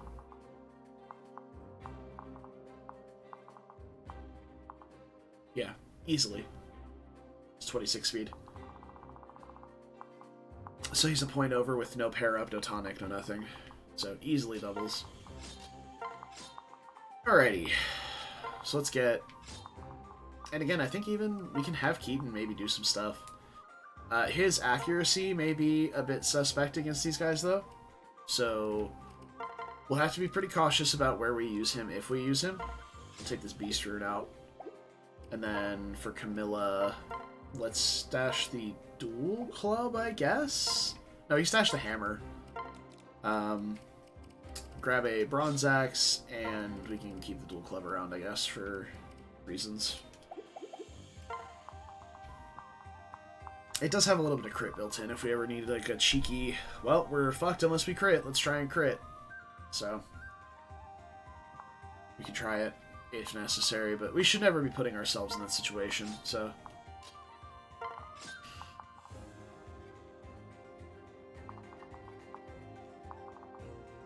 Okay. So we're going to keep basically everybody in attack stance for a while and be good to go. So we can put like Elise back here, Xander up here, Camilla over here, and my dude over here. And then just have everybody else just kind of piled up over in this left or right-hand area to deal with these guys as they're coming down. Now they are going to move down into like woods tiles and stuff and be really annoying. That's what attack stance is for.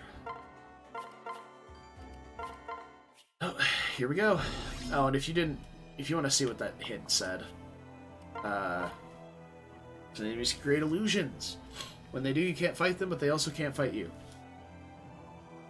Illusions only fade or appear at the end of your turn. So when you press end turn, this leaf will go away. An important distinction to make. Alright, so let's mark all these life and death nerds, because they're very dangerous. I'm also going to mark the ones over here. No, you're not life and death. You.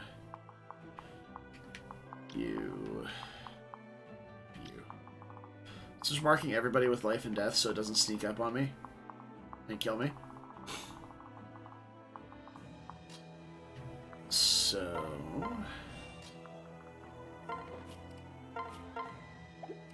right here. Right here with the Horse Spirit. We'll actually double with the Horse Spirit, so we'll have a pretty good chance of dealing damage there. Bronze Axe and Xander right here with, well, the Siegfried. What else? And I'm going to sing for Xander, too. It not only puts Azura adjacent, but gives him the extra skill against this guy, which will be nice for accuracy. We'll put Dwyer right here. Doesn't matter if we rally. Ophelia... Now, I don't have Ophelia paired up, not because I think she's going to be useful, particularly, but because she can apply Heartseeker. And, well, I suppose you can classify that as useful, so... Bam. 2 whole damage with life and death? Sheesh. That's right, Cat. It's time for furry murdering. Good.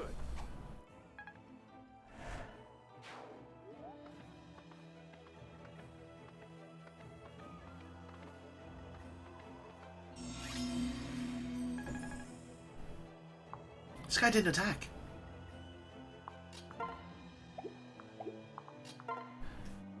He couldn't even damage Elise? This guy sucks.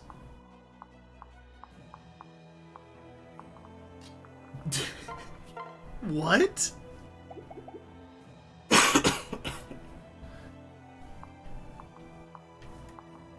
mean, I guess she does have... like, yeah, like 26 total defense with Dwyer in range. Holy shit. That's incredible. Alright.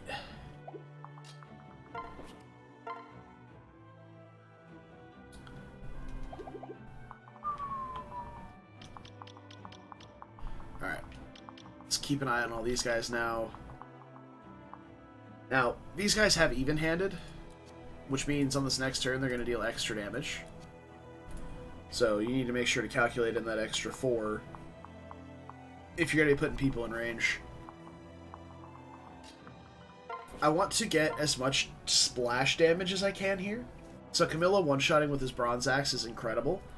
Just need to make sure that she hits. Well, we can't really make sure that she hits unless we go in with somebody more accurate first. Somebody like Kaze with the Hunter's Knife on... Let's find somebody who's super dodgy for Kaze to hit. Like, this guy is pretty dodgy, but I don't want Kaze to get one dunked back if he misses, so... not really a great spot for Kaze to stand to attack here. And he's in attack stance against this guy with Xander. That's the worst part. Hunter's Knife is good, but... it's not perfect accuracy against these super dodgy boys. Let's see. Because what I want to do is I want to have Camilla, like, attack from here and Savage Blow all these enemies to make it easier for units like Niles and stuff to get in for dual strikes. That's actually not terrible, but I'm going to do this. We'll attack from here. No need to worry.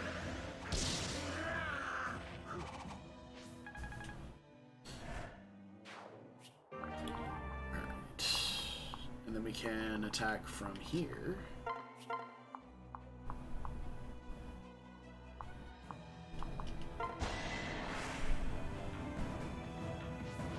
Let's go. So I'm just hunting for anything that has high avoid with these two. Oh, yes. Magic Mozu, baby. Let's go.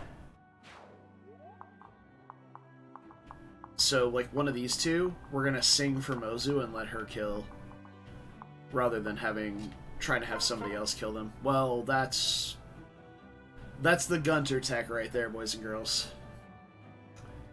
That is the Gunter tech. We have 157 hit, plus an extra 15 from Gunter. Oh, yeah. Oh, yeah.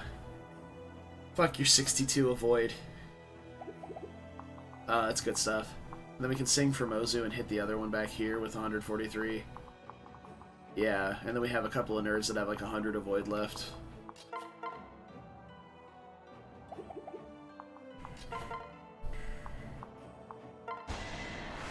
Let's go with this. Start with. Just not doing anything else. Alright, come on. Let me get a taste. Nice, nice.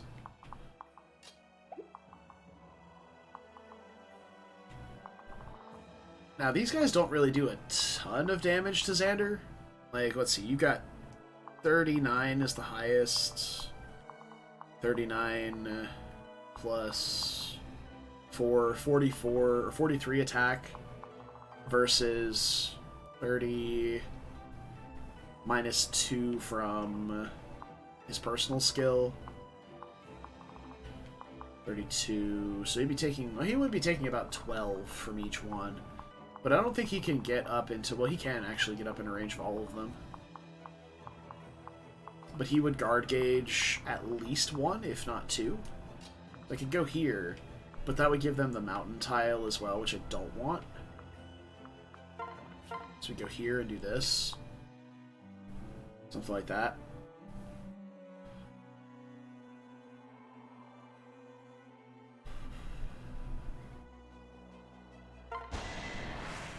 Yeah.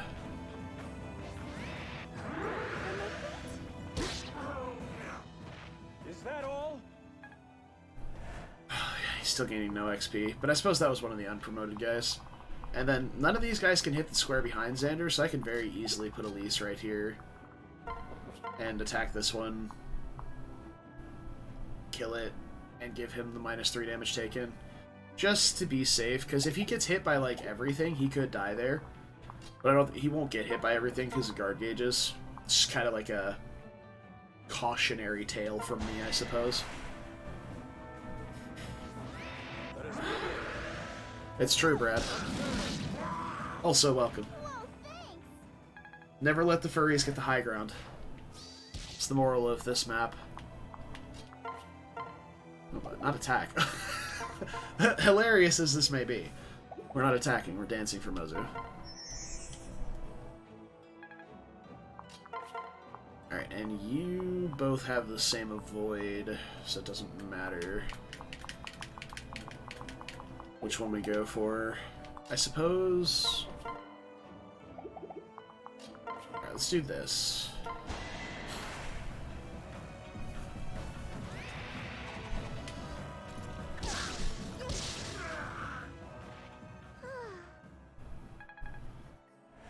Right, and then...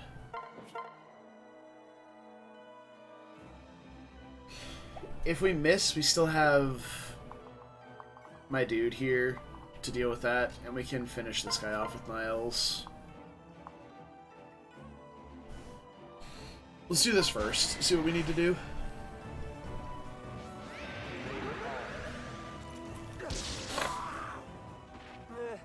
I've had better. Now, for some reason, I feel like I've had access to the Hunter's Bow on this map before. I don't know what's giving me that impression, though.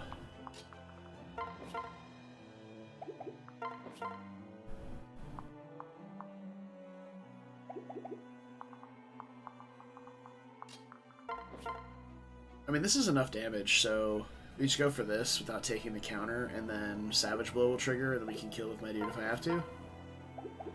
I wonder if she gets higher accuracy from being in the A support range. With Keaton. Same accuracy per swing, but... Oh no, that is with the higher accuracy one, okay. I'll just do it. And if we miss, we just kill with my dude. Yeah, I don't know, maybe I forgot to upgrade the armory to level 2? No, because I have beast effective weaponry in the armory. I don't know. We're coming down over here to stop these guys, because they are starting to move in a bit. If we have -2 more damage taken from Gentilome, does that stop anything? That puts us at 30 defense? Doesn't stop anything new.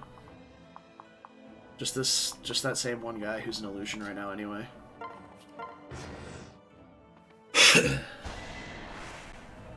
Oh yeah. That's a good angle. Yeah, it's a nice bridge. Watch your back, child. Oh, is it, Brad? Okay. I don't know.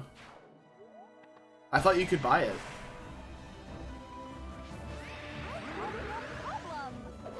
Maybe the shop has to be level 3, and I did just luck into one? I don't know. Good.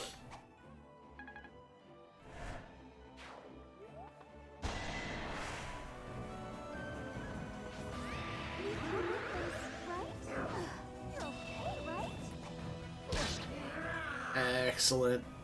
For the glory of Nor! And this is what I was saying about him one-shotting some enemies. Because him being able to double is great, but if he can one-shot the dodgier enemies and he has 2 shots at doing it, that's even better.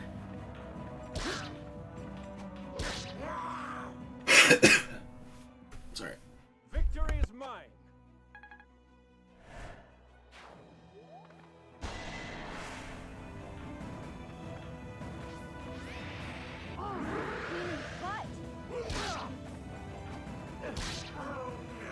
There we go. And these aren't guys with life and death. He is just one-shotting these guys. Like, full retail. Alright, that's a bit of damage. But we do have a 33% trigger rate on Soul. So, that is quite nice. It's over.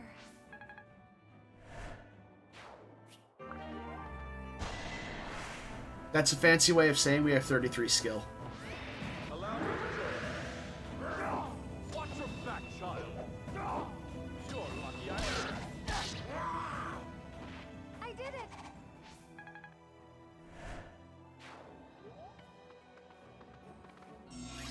Okay. Now, all these guys have pass. Are we on an even turn now as well? No, this is turn 3. So they're even-handed will be turned off. Battle Renown Arena Custom. Okay, well, today I learned. So...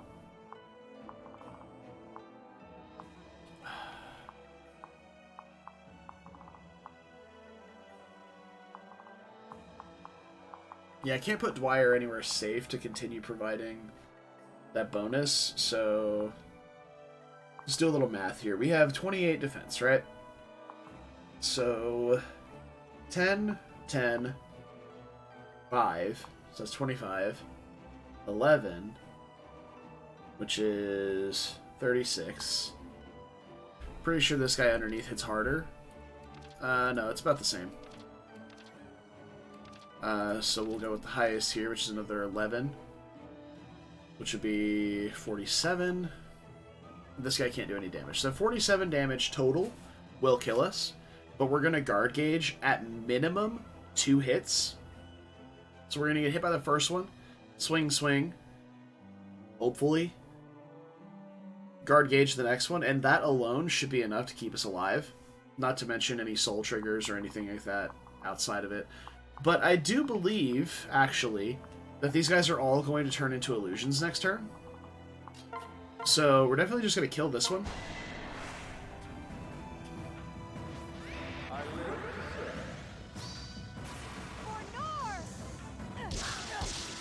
And then just run away with Dwyer.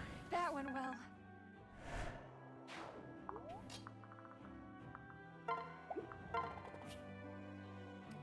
And kind of just keep everybody else moving up this way.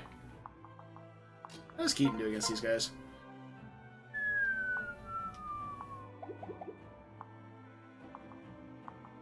It's pretty good, man. Pretty good. Would like to get the kill with Xander if I can. We'll do it without taking a counter, because why drop my guard gauge if I don't have to?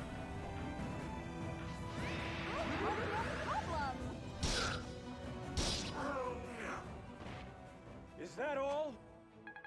Okay. Not enough.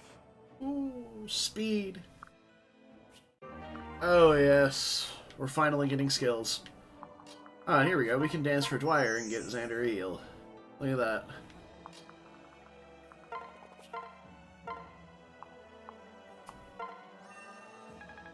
Very good. Very good. And now, these guys are probably just going to all run past this turn, which would be super annoying. So I'm just going to move everybody else up this way.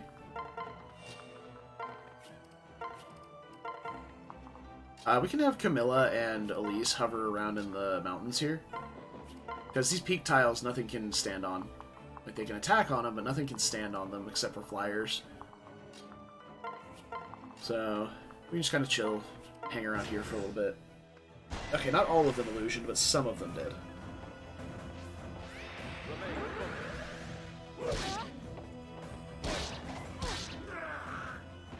Oh, we're getting all this juicy knife rank. Oh, I never forged that dagger, so this is just a base iron dagger.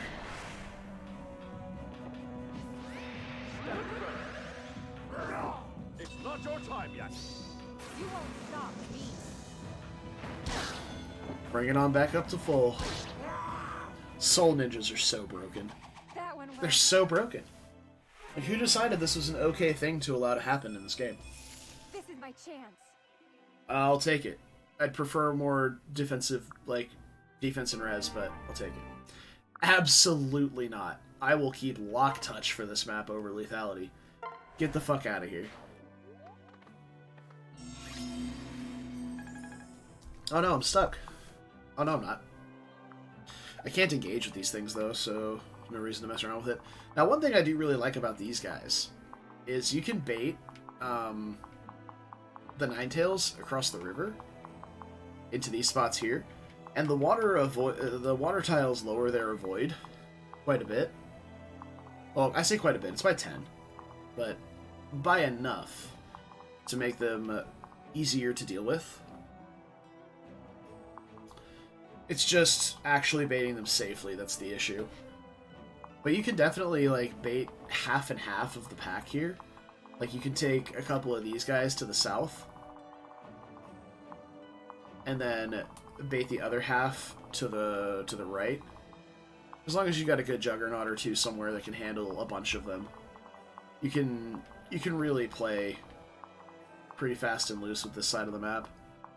Maybe go like right here, pick up like these four, and have them run south. This one might join, and then you can bait the others to the right, to the water. And the water hinders their movement quite a bit, so we're not quite ready for that quite yet, though. So just kind of chill around here. The units I'll be baiting with are Camilla and Xander, so I want to get them up to the water's edge, probably.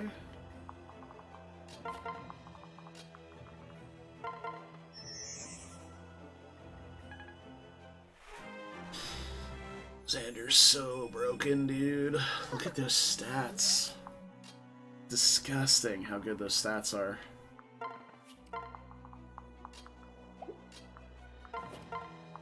Float around over here. And generally just be ready for... Run for anything. I had to make sure that I wasn't in the attack radius there. Just gonna chill on the bridge here.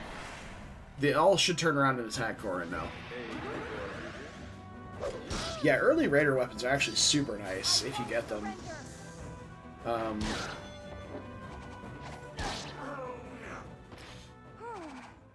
It makes doubling with a lot of units like way easier. Yeah, this is the guy we can't double because the Beast Stone Plus with a speed pair up is ridiculous. You won't stop me. Quillpen. Yeah, the accuracy on Quillpen is super good. It's also another good one. Oh yeah, this is the guy who can't deal damage. What a sad sack. Yep. Yep. These are all good things.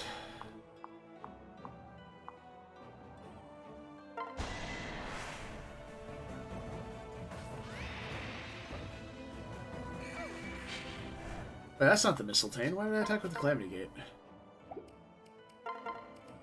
Young lady, that is not what you were supposed to attack with.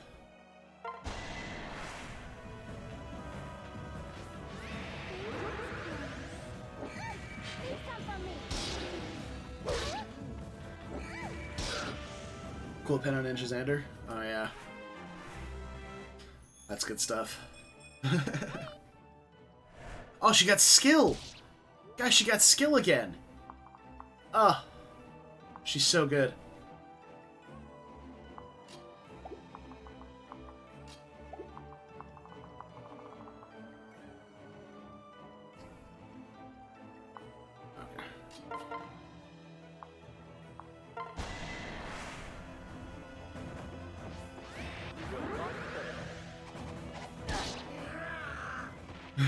All right. I guess I never took the quill pen pill. I didn't know of such majesty. Get him, Ophelia. Believe in yourself. Thunder is much more accurate, but the Mistletoe is so much more fun. But I'd rather Ophelia get the kill than have to feed it to Mozu, I guess. Fair finger of fate.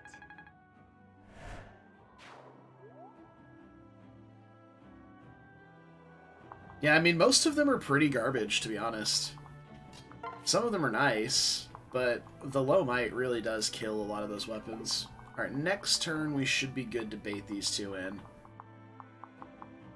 These guys right here, though, they seem to be illusioned on opposite turns, which is a bit annoying. Should be fine.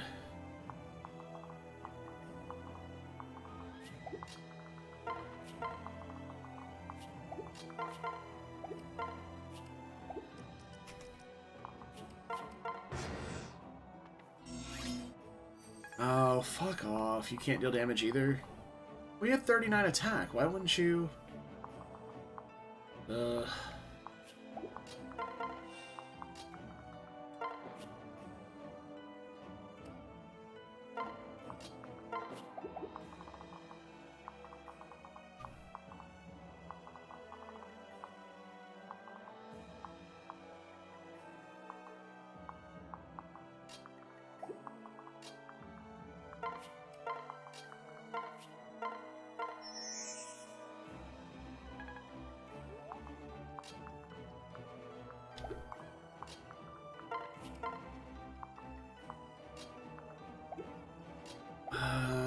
yeah, I guess I'm just gonna let Kaze deal with this guy, Hunter's Knife, and then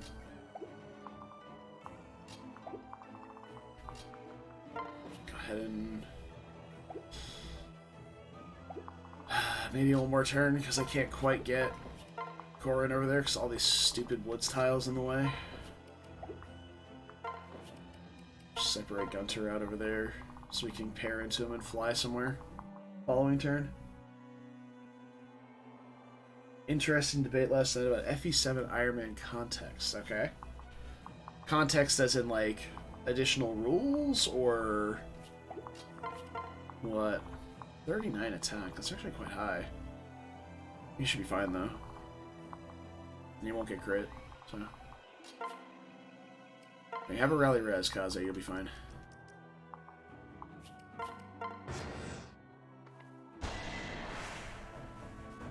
Sheesh.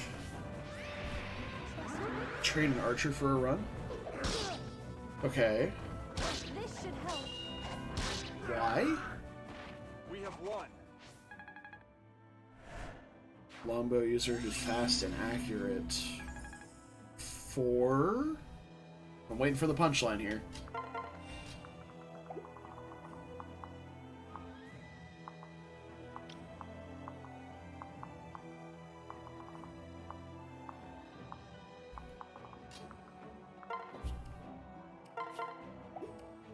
Suppose we can go ahead and use this now. So we're just waiting otherwise. To rearrange the Luna mages. I guess, yeah.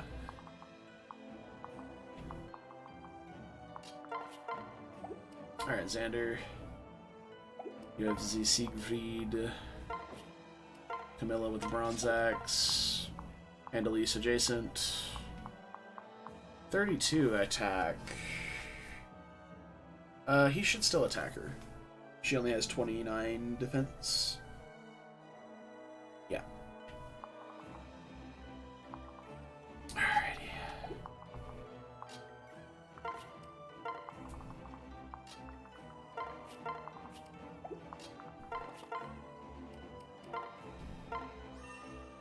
Okay.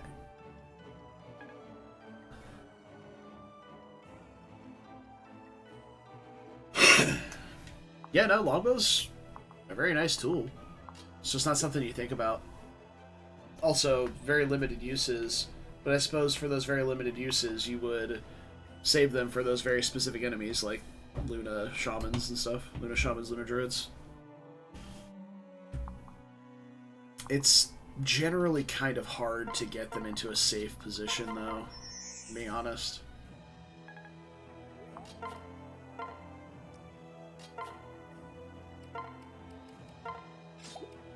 Okay. No, it's not super difficult to get them going, it's just... Especially if you're playing on triple effectiveness patch. It's not that hard. It's just like showing favoritism to your Pegasus Knights in the early game. You know?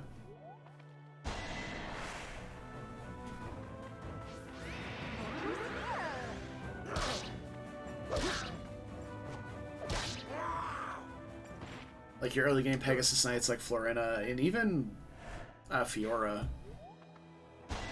do need a little bit of like coddling to get going. Maybe an energy ring of some sort. Sorry.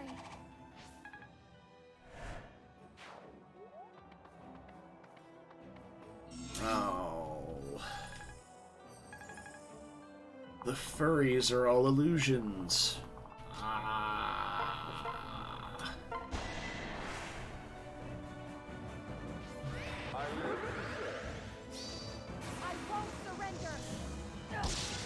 I think it was because it was the first game published in America. I think the thought behind having effective weaponry be 2x was to make it less punishing on new players. Okay, this guy's a beast rune with life and death, so that's 43 attack. Xander has a guard gauge for 1 hit. It doesn't open the floodgates at all.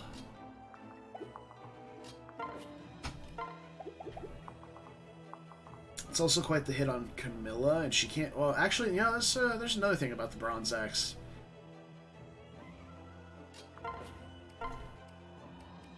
Is we can't trigger soul with it. There are 2 dodgy ones as well. Alright, let's do this and this. Like so. So it's just Xander and Camilla that can be attacked right now.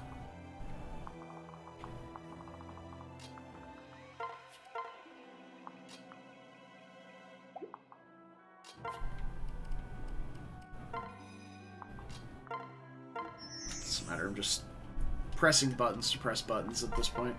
We've got the whole shebang set up here. There we go. I think this is the highest damage, but we have -5 damage currently on Camilla. Oh yeah. That's perfect. Just suck all that HP right back up.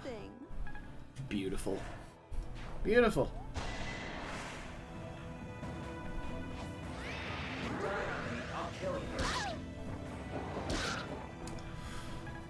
But yeah, Brad, I see what you're going at with the thought of, okay, you need to play safe, and if you're doing chapters like Genesis as part of the requirement for the Ironman, then yeah, I absolutely agree. You need multiple staff users that can use the restore staff. You need to know when the rooms change, and having access to a longbow would be really nice. Why are you here? You are the worst. I have to move all my squishies away, because your ass has to be here. Off.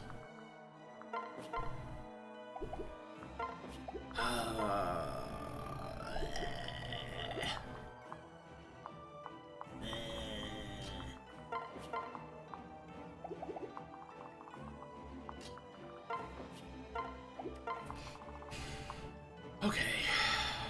This is fine.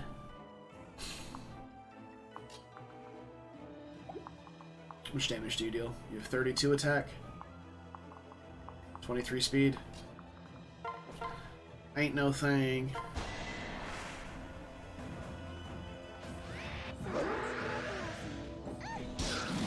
Yeah, you would have a character like Elise before you really run into any Luna shenanigans. So that's nice. Yeah. I'm inclined to agree, Kuroi. Because Luis is just like, alright, I exist. I'm everything that you need for this. I have good speed, I have decent res, I have an incredible starting support that makes me nigh invincible, and I have the bow rank to use that longbow. Well, I know the Luis support makes Pent nigh on unkillable. He's still gaining strength. Still gaining strength. Oh, that's right, she doesn't join until after Genesis. Yeah. It's the chapter after. Huh. Rude. Yeah, I don't know. This Kaze is an outlier. For sure. Strength blessed. He's gonna cap strength. Which, his strength cap is like 25. But, like, he looks like he's on the path to cap strength.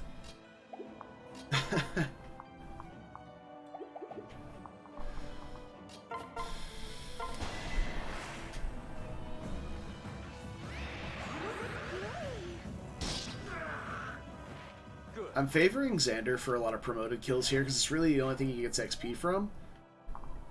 So... I just pass. So he's just walking right through Kaze. Just run everybody away.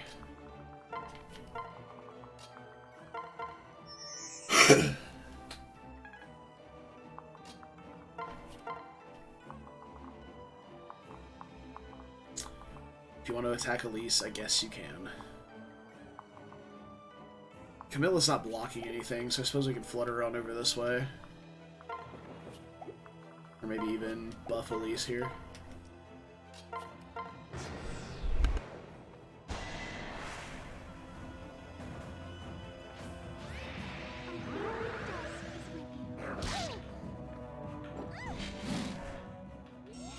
Okay.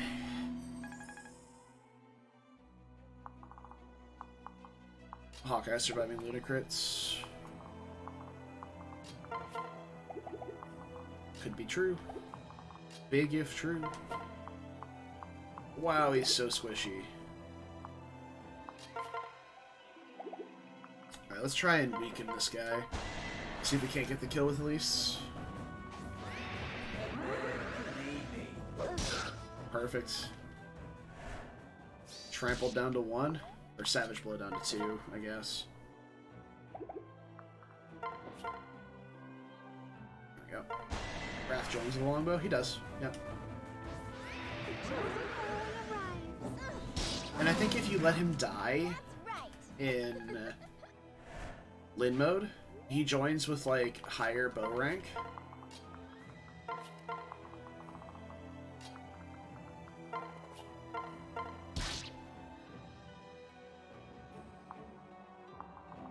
Dwyer just didn't do enough damage to break a tree. Holy shit, that's amazing. It took me a second to register what just happened. Why didn't it fall over?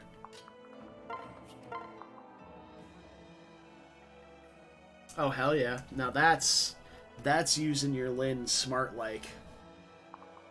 Using her personal weapon, the iron bow. Alright, let's get Keaton. He's got quite the skill set here, huh? Armored blow, even better, ha ha ha ha puns. Quite the bit of damage too. 39 attack, 18 crit. Shouldn't be able to crit me. 25 luck. Maybe bait him with the bronze knife just to be safe.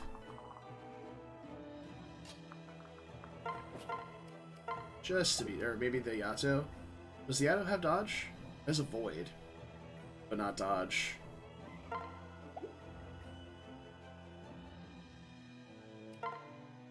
Yeah, we'll bait with the bronze knife, just to be safe. Though it looks like he couldn't kill with a crit anyway. This one's not afraid to die.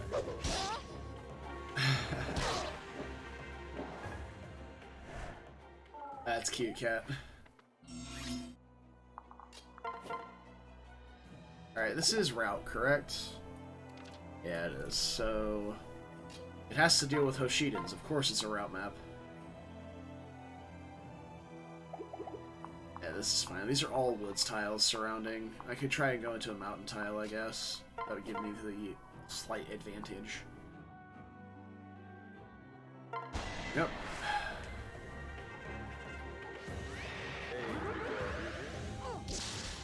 I'm too gorgeous to die. Got him. Take that Beast Stone Plus that I'm never going to use.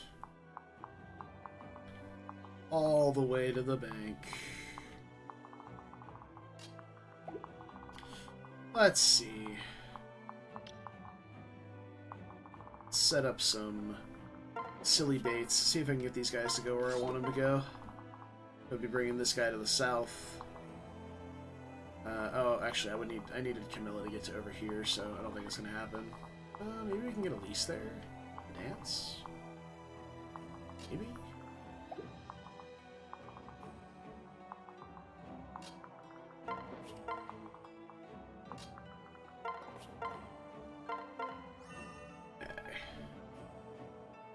It's true, I am going to use the Beast Stone Plus.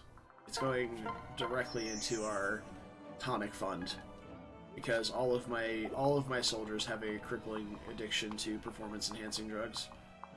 These two overlap actually. Hi, Sonic Queen. Greatest of the party 3. Welcome, friends. How's everything going today? Hopefully well. Welcome, welcome. We're fighting furries right now. It's very exciting.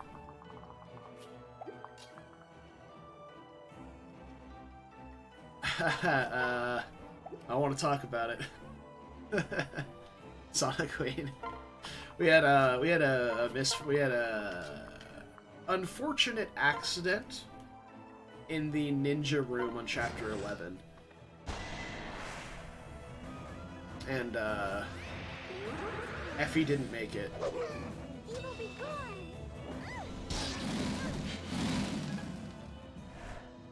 But it was Silas's fault, not Effie's.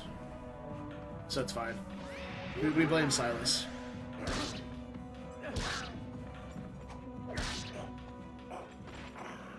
Is that all? But she couldn't escape to the stairs because of where she got lunged to. So she did take somebody out with her, which was great. So that was fun.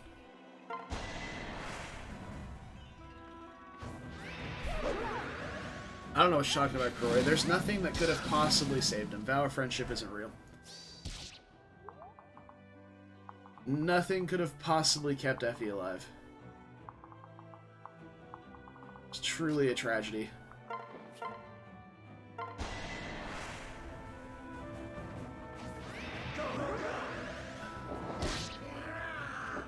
That's all.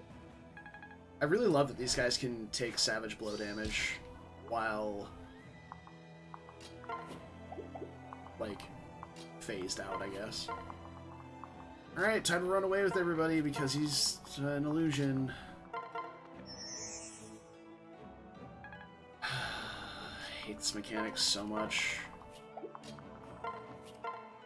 Be done with it. We have one furry left to kill. Oh, that's 42 attack. Is Elise okay? She's fine. She's fine. I'm not panicking, you're panicking. She's fine. I went for Xander anyway? Okay. I guess because it can take a mountain tile and be as annoying as possible. Alright.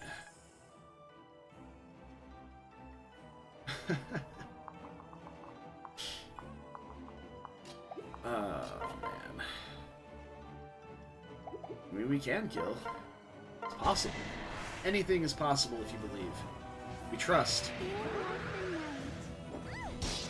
Easy.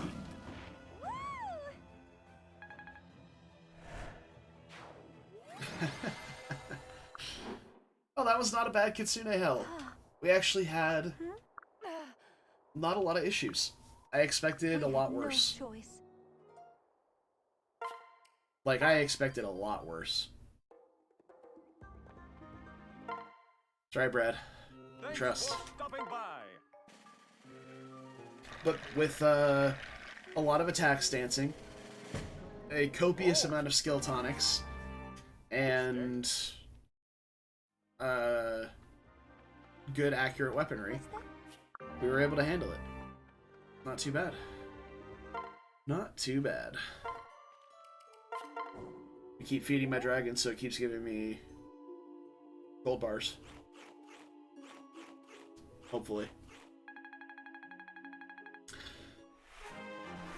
But now it's time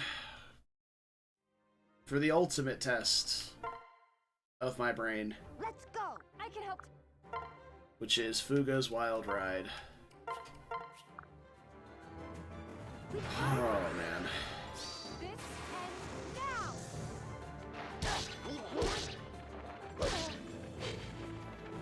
We're not done yet. You won't stop me. Oh, boy.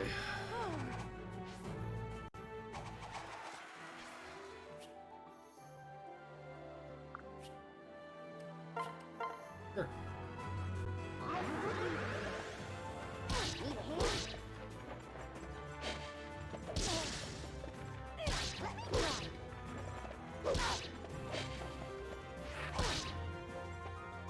It's over. Yeah, it's not a jump, it's a trust fall. All right.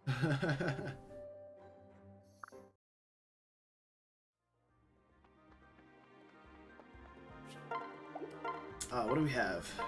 Gunter A support? Good. Ah! This is still the dumbest support line ever.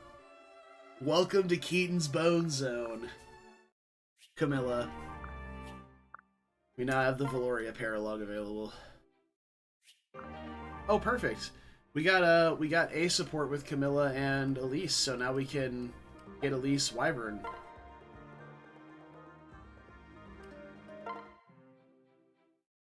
Alright, Ophelia A support. Xander. Oh, one cute thing about the Elise Camilla A support.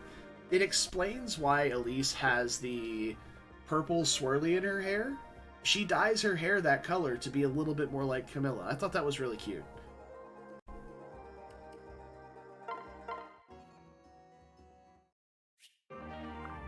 Oh yeah, Charlotte should never die. If Charlotte dies, that means Xander died. And if Xander died, we have a huge problem. We have a massive problem if Xander dies. I've done something horribly wrong and deserve to die.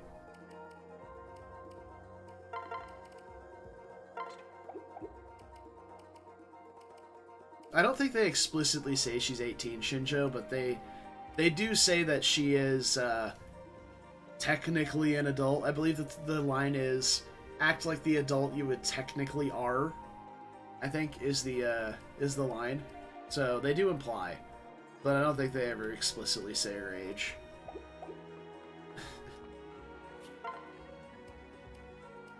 But we all know. We all know.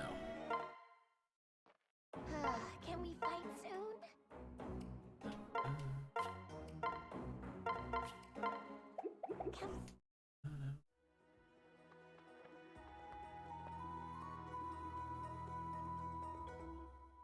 Yeah. I don't know. I'm not trying to figure it out because I'm not trying to marry an anime girl, so that's that. I almost said cartoon, and I was like, I'm not that ignorant. I know it's anime.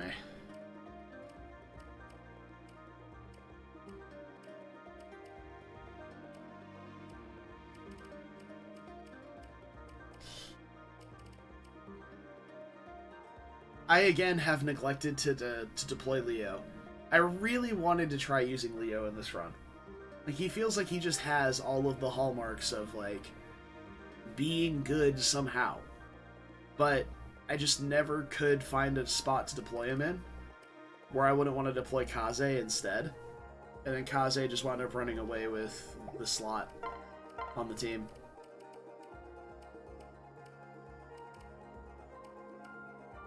Also, Kaze has no easy access to Soul.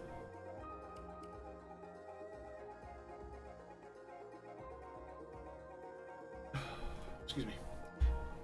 Kaze's Heart Seal. What is Kaze's Heart Seal? Kaze Fe Fate's Heart Seal.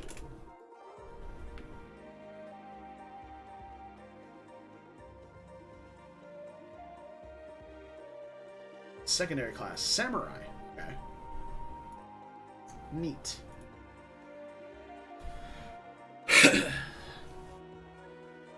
That's also true, Brad. That's very true. But at the same time, if he had the Seraph Robe, the Draco Shield, and bulk tonics, his bulk would actually be pretty good. You know? 33 HP, 16 defense. Will go up to almost 40 HP with HP tonic, and then close to 20 defense, and then a defensive pair up. He wouldn't be as defensive as my dude, but it would be close. So that's all I'm saying. It could be a thing, but I believe our Kaze is very blessed. Like, very blessed in terms of strength and maybe even defense, to be honest. So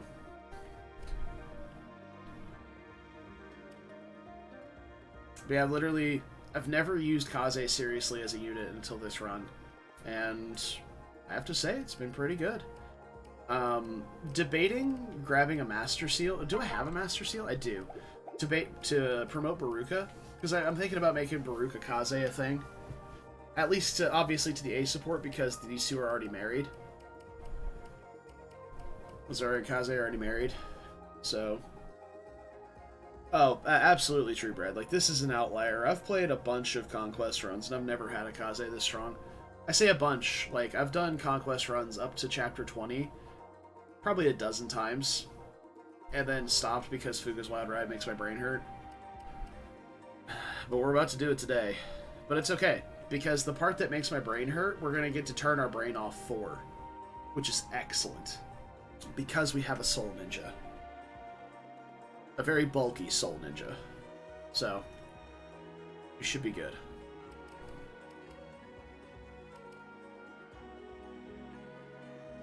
Alright.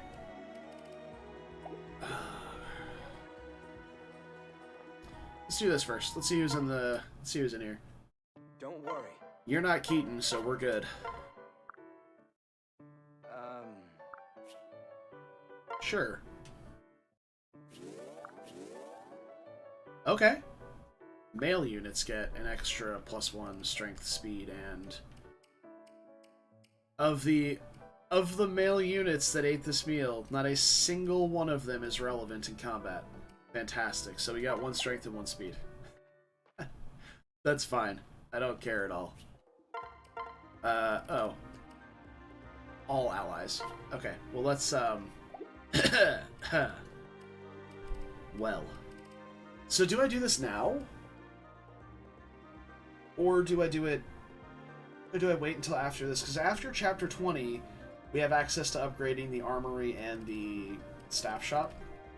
I don't really need to I don't really need stuff from the staff shop. We've already determined I don't need the heart seals, because I already used the other two on Gunter and Camilla again. So, yeah.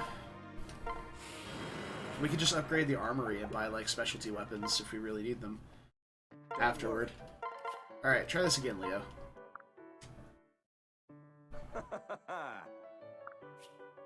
Crisp. Huh. Okay. There we go. So all males got the res. Which is basically just Xander. We shouldn't be seeing any magical combat anyway. Not on purpose, mind you. I wish there was a flying class in this series, in this game, that could use swords. That would be the transcendent moment for Xander, if there was a flying class that could use swords. But I have to pee. I'll be back in a minute.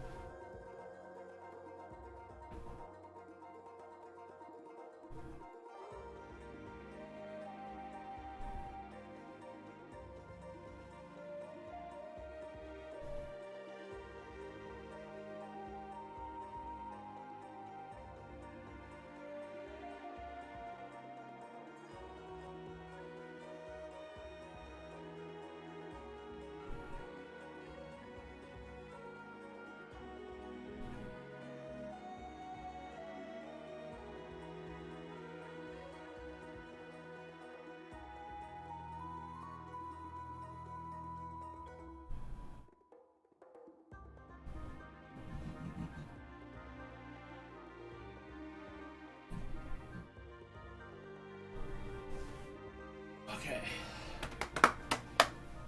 I am back. See, it's funny, because flying swords would only be busted because they made the two units that have personal weapons that aren't hindered by the 1-2 range nerfing that Fates did to everything. They made those two personal weapons swords. And I have a feeling that was for a reason. Because imagine if Siegfried was an axe or a lance, and Xander could fly around as a wyvern. Dumb. Or if the Raijinto was a 1-2 range bow or something, I don't know. Like, and he could fly around as a Kinshi knight. That would be dumb.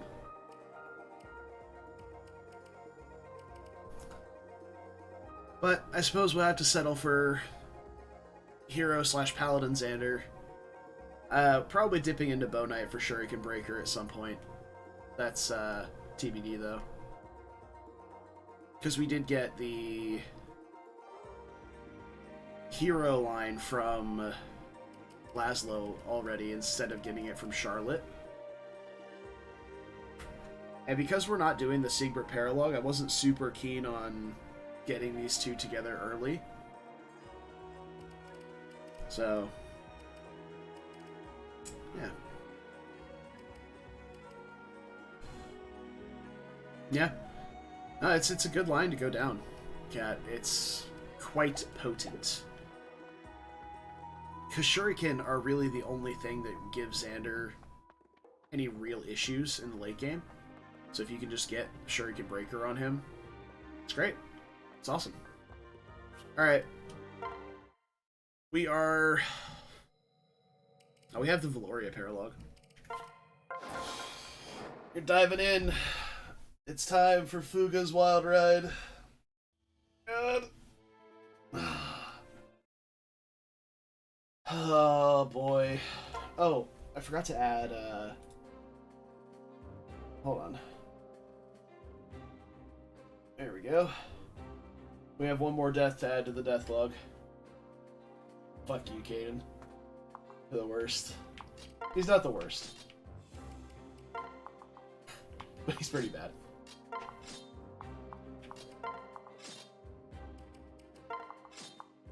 Alrighty. Let's get people all in position here.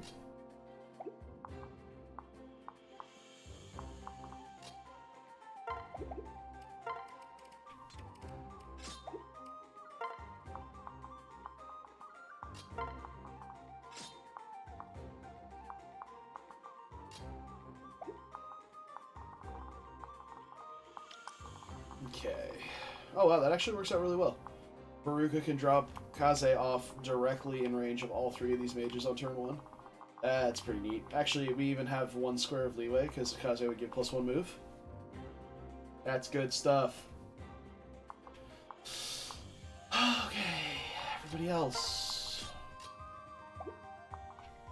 So generally what I like to do on this first turn, I have Camilla fly over here, kill this guy, and then these two will die on enemy phase, because they'll be trapped in there with her and can't go anywhere. And Elise can even come over and like attack this guy, get her strength sealed. Oh no! And then, you know, get a little bit of tome rank off of that. And then I move Mozu, Xander, Dwyer, and Azora all into this upward blowing wind current, which should put them all on this bridge up here on turn 2. But what I'm most excited to do is we're going to take my dude here, paired up to Gunter. Gunter is going to flutter all the way over here to this square. Then we're going to get blown 1, 2, 3, 4, 5, right? And Gunter, having +1 move from the my dude pair up, will go 1, 2, 3, 4, 5, 6, 7, 8, 9. Right here.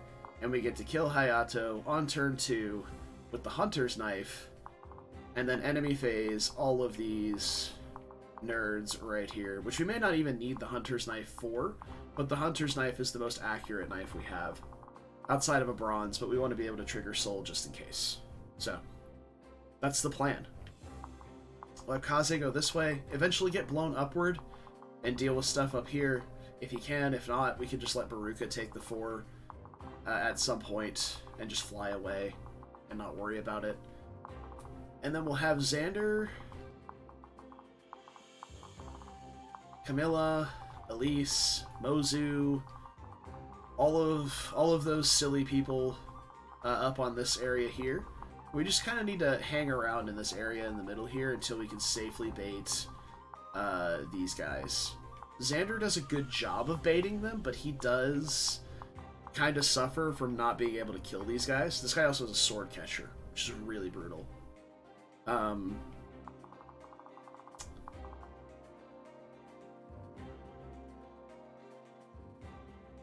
Brad, you can have Flying Sword Fair in 3 houses. Just get to S+ swords.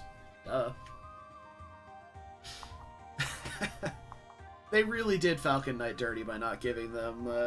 Falcon Knight and Wyvern, honestly, should have had dual fairs, just like Great Knight does. Because Great Knight has axes and lances. Why don't the other classes have that? Great Knight doesn't even require lance rank to get into... yeah, I don't want to talk about it. I've ranted on Great Knight many a time, and how shitty this stuff is. Alright, let's take a look-see at some stats. See if we need to do anything here.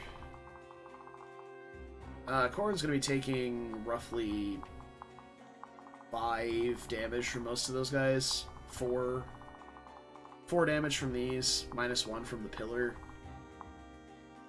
So 3 damage here, 7 damage here. Similar across these. So she's actually really safe even without tonics.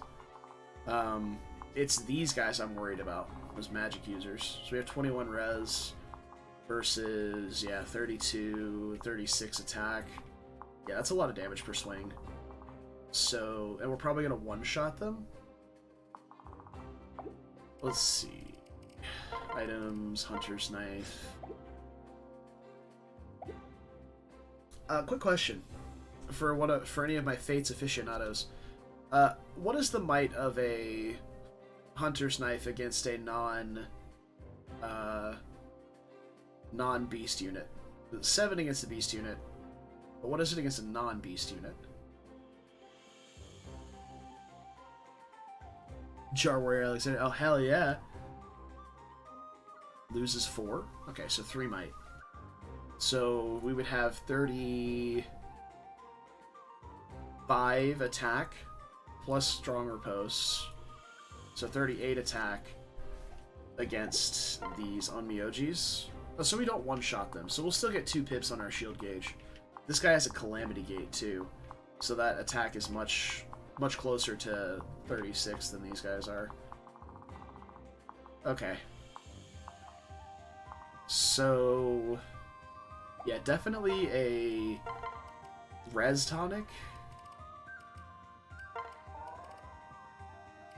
Oh. My ear's just popping again.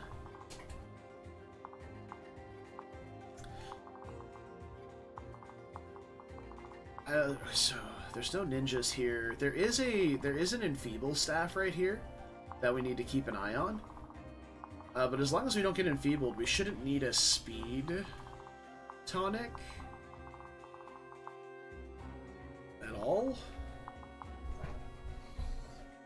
You're back. Okay. Maddie has returned.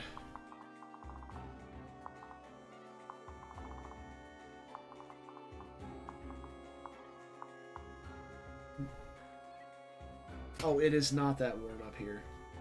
I turned the air conditioning up 1 degree. She's over here panting like it's hot up here. It is set to 67. And she's over here complaining like it's hot. Get the fuck out of here. Unbelievable. What a diva.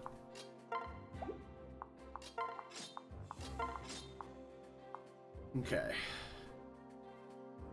I will, Cat. I'm just checking stats for the moment.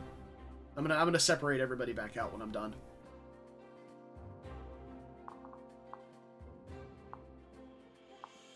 So 27 speed versus Inchies is good.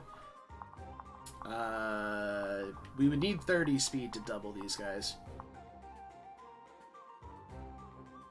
Alright, so you guys know how I have my ceiling fan right here, right?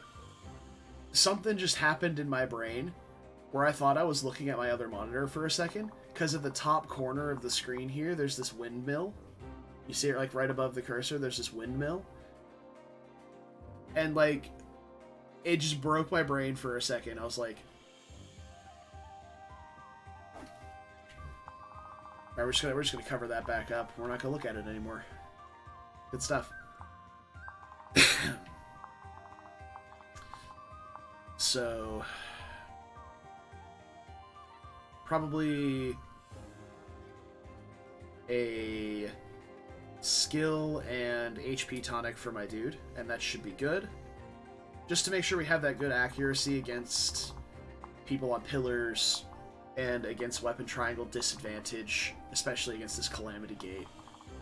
There's not a whole lot of weapon triangle disadvantage here. There is the Kinshi Knights with their bows, but overall there's not that many axe units here. It's a lot of lance users, which really sucks for Xander. Xander gets really screwed against a lot of these guys. But if we can manage to grab these Kinshi Knights, this formation right here is probably the most annoying one to deal with, is these 4. Because these guys here are very anti-Xander, and these guys here are very anti any flyer that you could have. So, streaming corners 79 to 81. Ew. I will say, I am a bit chilly right now, but I have my door open, which lets a lot of air into the room. It's really nice. I'm also wearing a t-shirt, shorts, and no socks. So, yeah, I'm not exactly insulated. But it's hot outside. Dude, it's like 85 degrees out here today. But luckily, the sun's not out today as much, so it's been a little cooler. It's quite nice. But yeah. Alright, so all my bitching about this corner aside, we can definitely bait some enemies with like some careful guard gauging and stuff like that. And if nothing else, we can just dope up Xander real hard and stick him right here to bait these guys down, and then jump them all on player phase like a bunch of heathens with a couple of Malignites and some archers. So we've definitely got things covered. It's just being safe for the most part. But I definitely like the idea of getting Xander all cracked out on performance-enhancing drugs here. Because these guys already can't damage him, so it doesn't matter if he gets bulkier. Because he's got 30 defense with Weapon Triangle alone. He doesn't take damage from the bows. So, not even accounting for his personal skill or anything like that, should be fine. So we're definitely just going to get Xander all cracked out here. Defense tonic, strength tonic, HP tonic, speed tonic, everything, skill as well. So, the only thing he won't really need is luck, because the Siegfried has dodge built in. So no luck tonic. Probably no res tonic either.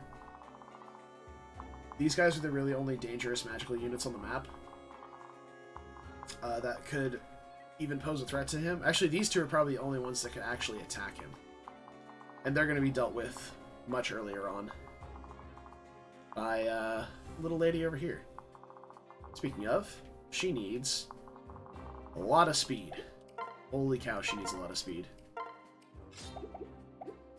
But you have 38 attack versus 16 res is actually quite high. It's 22 damage per swing. So this guy won't attack her. Fun fact. Unless he'll attack solely to try and steal her speed. 25 speed? Even with a tonic, can't double this horse spirit guy. He goes up to 27. We're still a little bit short. We could get a dance for her, though, because Azura will be up here eventually.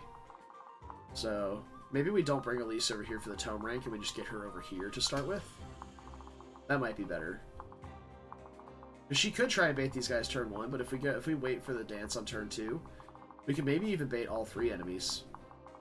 Put her right here. It's just outside of the range of the Kinshis. Yeah, that might be the play. Just deal with them early. She probably doesn't kill this guy because she won't be able to hit him. 103 hit. Like, 103 hit with a tome that has extra skill built in. Elise, you are just the worst. Alright, so let's get... first off, let me see what tonics I have. I have 1 HP, speed, and defense. So let's get...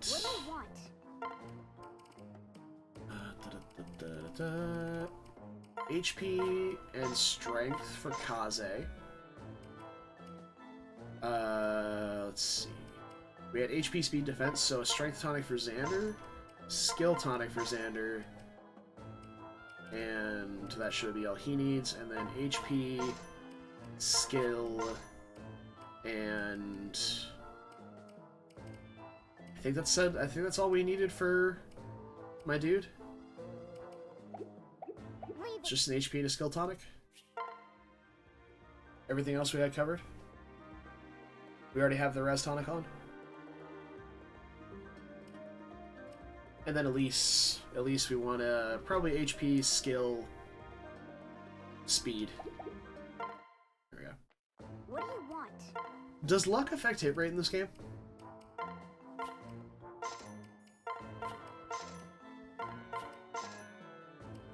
I guess magic too. Leave if you're...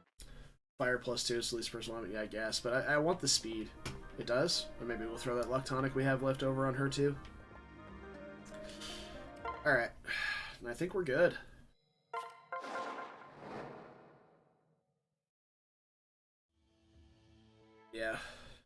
enough. Yeah, her luck is extremely high.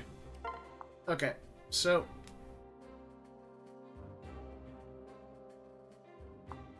And we also have Niles, Kaze, and my dude with Lock Touch to be able to grab all these chests. There is a rescue staff on this map. I think it's this one. I don't remember exactly, though. One of these three is a rescue staff. The other ones are things. Which is nice. Love things. Alright, so my dude. HP. Skill. Kaze. Top right's a Dragonstone? Okay. Never mind then. It's Dragonstone plus, yeah? HP. Strength. That's all he needed. Release. HP. Magic. Skill. Speed. Luck. And Xander. You can sell the Beast Stone plus, can't you? Just not the Dragonstone? HP, Strength, Skill... Speed and Defense. Take that from Odin.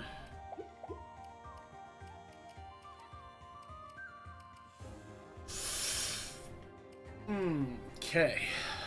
And I believe we are ready. So let's get our formations back in place. We want Baruka here.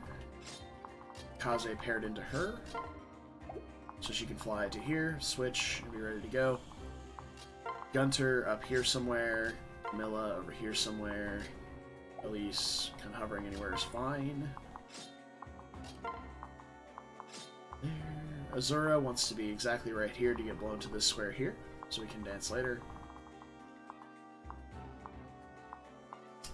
Let's see, with 30 speed... -3 would... Yeah, the Horse Spirit gives her just enough magic to double the Seal Speed guy.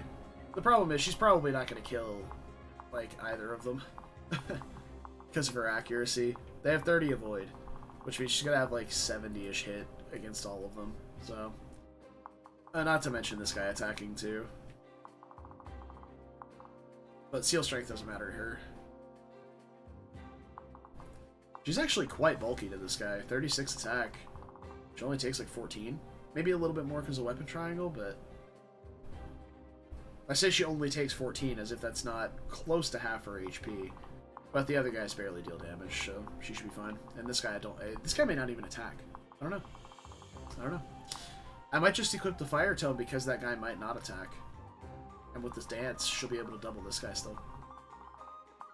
We'll see in a second.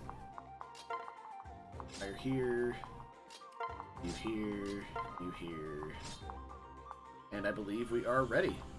So, reiterate the plan, turn 1, my dude pairs into Gunter, Gunter flies here, gets blown up 5 squares, flies over, murders Hayato, enemy faces a bunch of stuff up here for the foreseeable future.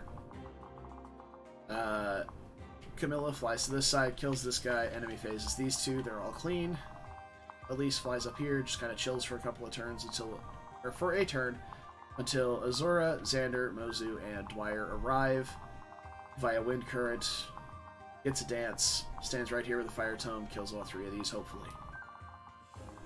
Baruka flies over here at Kaze, kills these 3, prepares to flutter around over here and possibly be helpful. And that's the game to start with. We'll eventually have Xander try and take on all these, should be fine. Go from there. Any questions, class? Comments, concerns, grievances? Well, we're about to find out.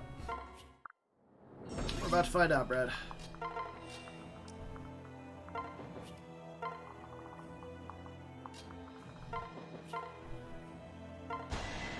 Make the stats big? Yeah.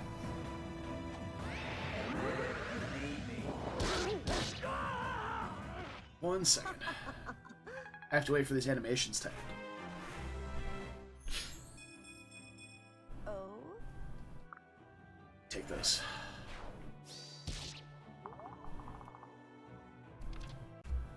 There you go. That is her unpaired stats with some tonics, though, so It's only an HP to skill tonic and cooking, but that's where we're at.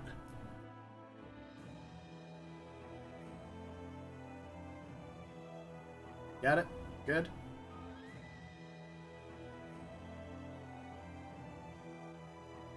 Excellent. You are very welcome. I didn't do the math for this, actually. Can we kill with an iron dagger so we have higher void? 33 attack versus 11. Oh, yeah, it easily kills with an iron dagger. We have 11 defense. Whose idea was this? Who sanctioned this? Mozu here, Xander here. Get a dance for XP, because we can. And Elise. Right around here is fine.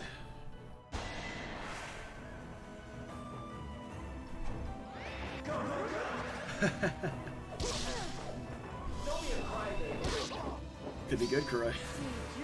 Oh, you gave me that 1 HP. Oh, 2! Let's go. Did it hurt? Let's go.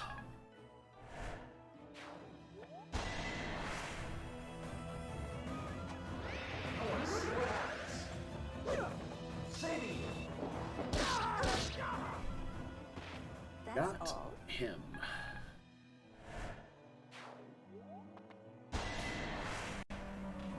Gotta eliminate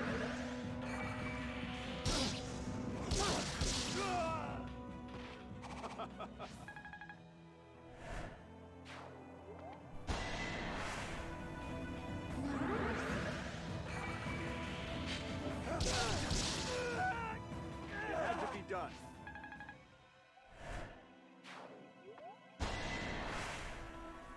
Out of the way. No! The pain will pass. Oh, he still has lethality equipped? Oops. But it's fine, I guess.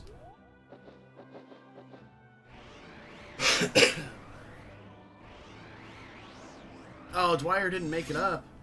It's fine, he's on a horse, doesn't matter. Well, this is actually really annoying. Because he can't get past... We could pair it to Azora and do it, I suppose. Yeah. Alright, so Kaze and Baruka here, what I'm going to do is I'm going to go here, switch to Baruka, so that she can fly around. And then just chill right there. We'll get blown upward, but we'll be on a flyer, so we can check, make sure, because these guys are a little bit bulkier, obviously, than the mages. So we can check and see our combat against these guys, and if it doesn't look good, we can just fuck off and try something else. Alright, so let's get Mozu and Niles over here. Xander, go right here. Dwyer can pair into Azora, be up here.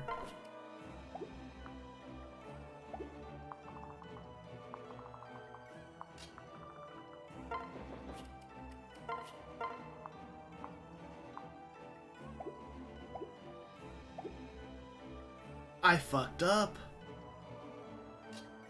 Oh shit, I didn't realize we don't double Hayato without a dance now, because I didn't use a speed tonic. Oh, this one little shit. I didn't check his stats.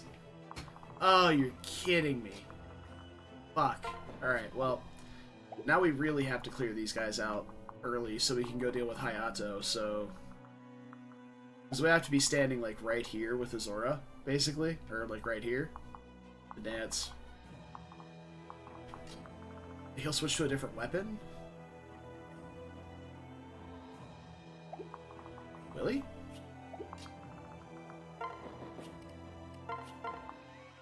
Because he deals damage. Is it just because the rabbit spirit does more damage?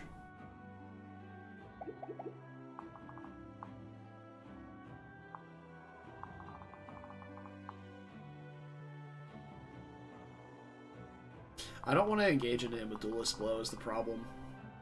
Like, I'm not saying that you're wrong, Brad. That I don't trust you on this fact. Oh shit, how do I even do this now? Maybe we just go for it, right? I mean... Not you. We just kill one of these? Because Hayato will attack over staffing, right? Because he can attack. So... But I like how we just barely kill. Dude, I did not check my breakpoints at all for Hayato.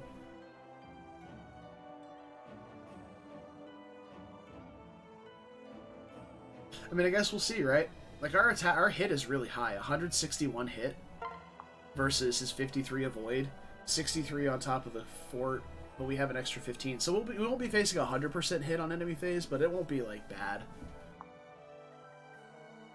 All right, he'll heal if he's going to be counter-killed. All right, well this guy won't be alive to get healed, so we'll deal with him. Her.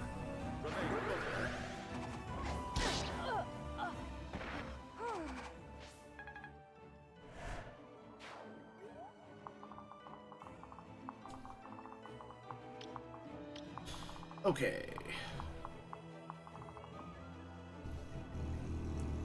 Silas doesn't one-shot those? Yeah. Which is fine, though. Like, we're not really taking any damage from them, so I don't particularly care about the guard gauge pips. Let's see...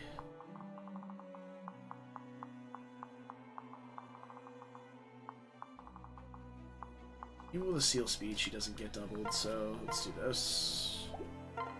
I'm actually just going to equip the Fire Tome, assuming that this guy will not attack. We'll see if my brash presumptions are correct. Prepare for Lunalands? Maybe. We'll see in a second. Ooh, that's a lot of damage.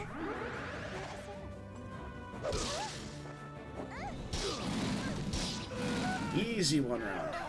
Let's go. Definitely not relying on RNG at all there. Why am I taking damage from this?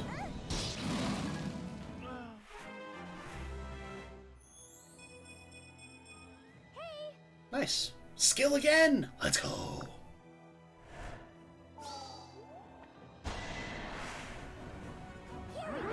Alright.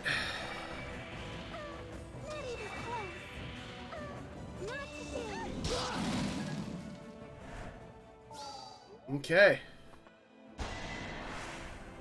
Sure.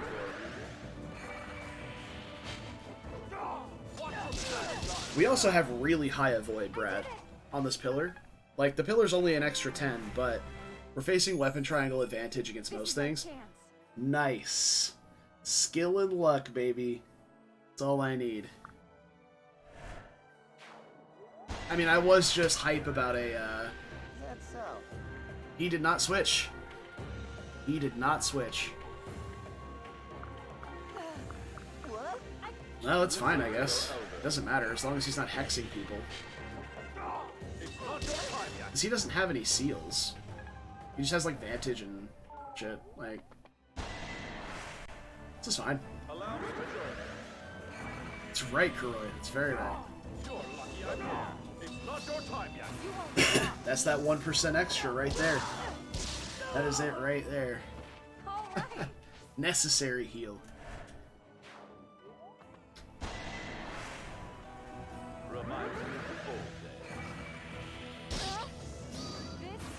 Yeah, we're like super invincible here. We'd have to get extraordinarily unlucky to die. That went well.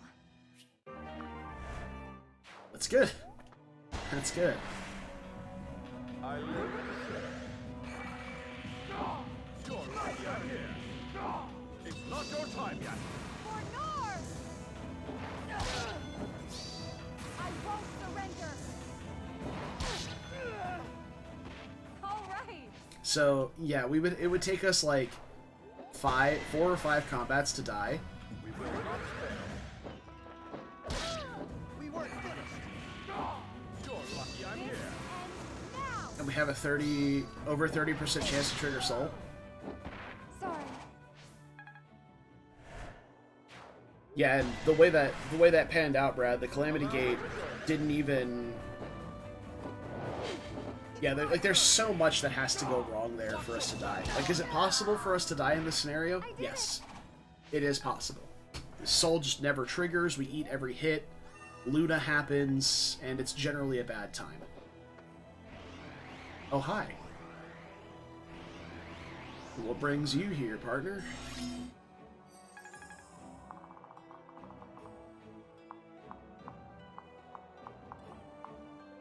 Oh, look at this asshole with counter. Look at that. Look at this right. Like, this one doesn't have it, this one doesn't have it. They have sealed res. But this guy has counter. That's rude as hell. Why's Camilla all the way down here? I flew this way. I chose to be down there. Okay.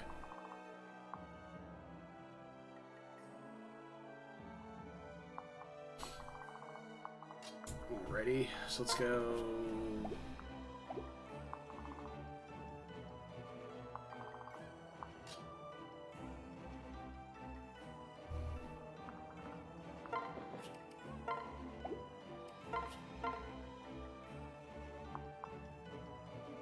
Yeah, that seems like a fine start right there.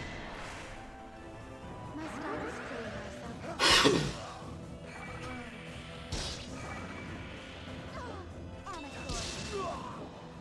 We have won.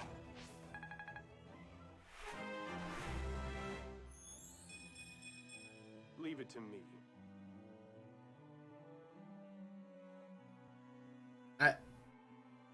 I don't get it. I don't get it. I need to check something. Let's see. Bates.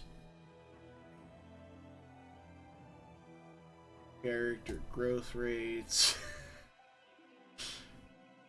Kaze has a 40% strength growth, and I don't think that's aided by Ninja at all. Class, growth rates, Sheeten classes, Master Ninja. Sorry, he has a 5% extra. He's a 45% speed. He has a 45% strength growth.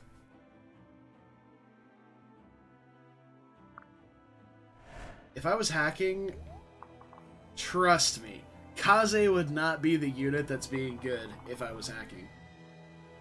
Like, you're not like Kaze nearly enough for that to be my hacked unit.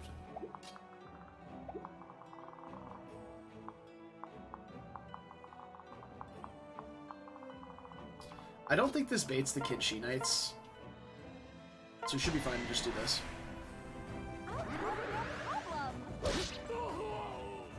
Your battle is over. Because I don't think these two will move if these guys can't also hit the target, which is what makes the pack so annoying.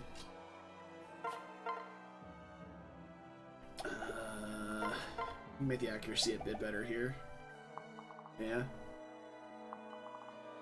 Just kind of hang out over here with Camilla, I guess. Separate Dwyer and Elise, or separate Dwyer and Azora so we can heal Elise next turn. Actually, they might get blown to this bottom platform.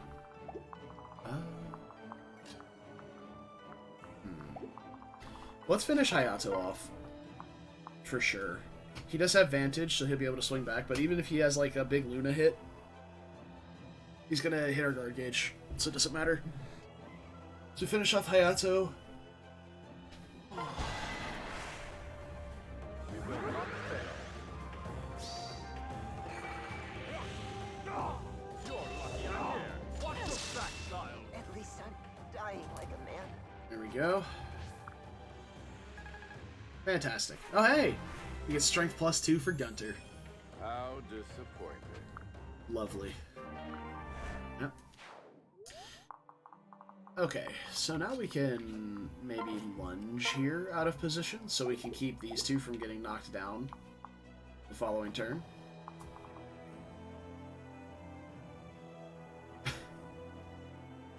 That's right, Cat. I remember there being reinforcements from here. Did I block them?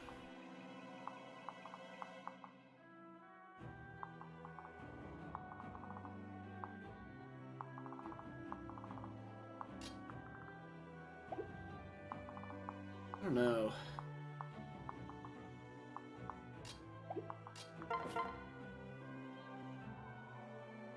Let's do this. She's in no danger, so go for it. That was too easy.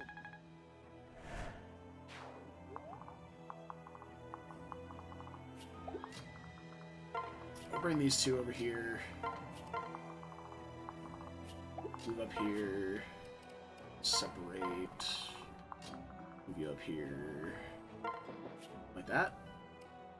If there are reinforcements at some point, then we can just get blown down and deal with them. Kill them all. No! Got him.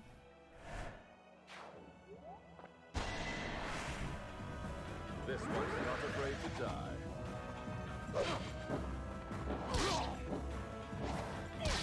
Excellent, excellent.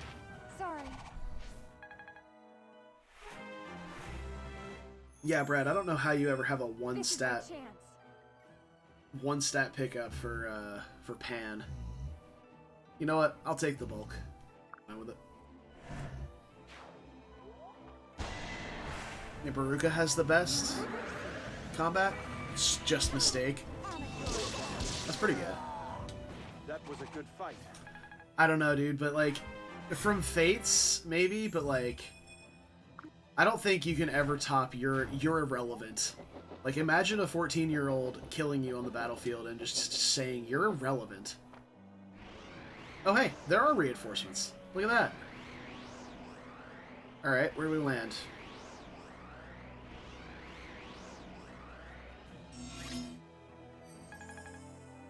Okay. Okay. Good news and bad news. Good news is, we have 2 trampoline ladies around, so we can probably kill all these guys. Bad news is, if Niles can't kill something after it's been, or not trampled, if Niles can't kill something with a dual strike after it's been double savage blowed, he's probably gonna get fucked up.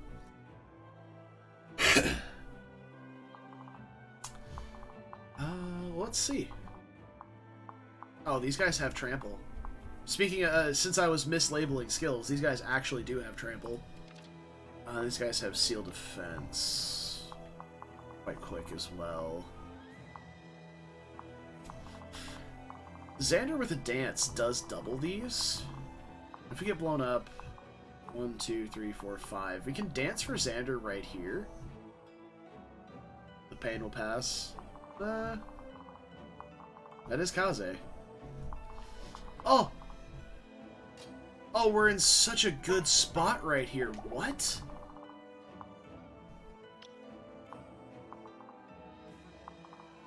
Oh. Dude, that wind current was MVP. We can get all of these we can get all of these flyers. This guy's just gonna reset back to where he was. And I can just walk over here and kill this one that has the enfeeble staff. Oh. As long as we can one-round everything else here and not die to, like, getting sealed or something. Dude. Okay. MVP win current. Absolutely. You're lucky I'm here. Watch your back, child. For North!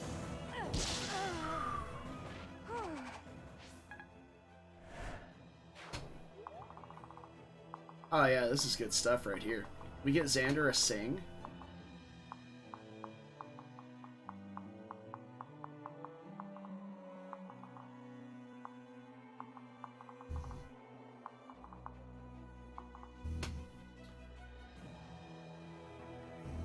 For Nor, for Hoshido, and I Make My Own Fate are all F tier crit quotes. 0 out of 10.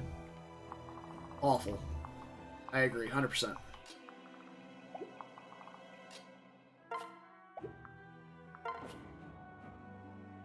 So if I attack from here, this Savage blows everything. And then I can fly Elise down. 1, 2, 3, 4, 5, 6, 7 to right here. attack this guy, and that Savage blows both of these. And then we should be able to dual strike with Camilla against something with Niles. This guy? No. If not Camilla, then Mozu for sure.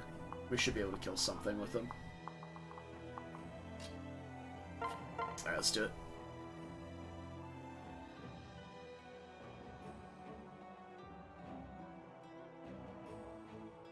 Yeah.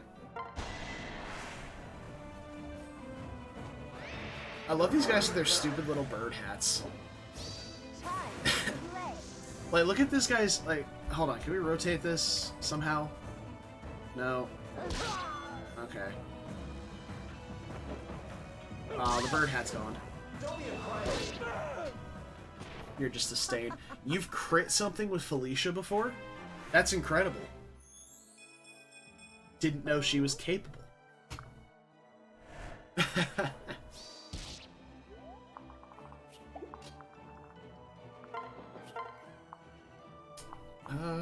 Perfect. Weapon triangle advantage. Feels good. What if I lunge to here with the bolt axe? And then...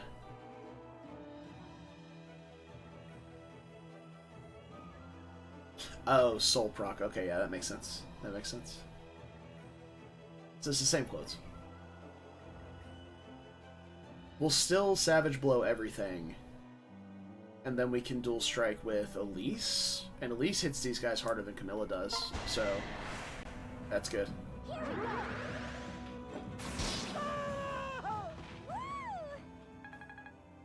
Savage Blow. MVP here. Okay, Niles, that's... Well, at least he doesn't die to this thing if he, if we miss, like, a 96 or a 93. He doesn't die to a Bolt Naginata, because he has a decent amount of res.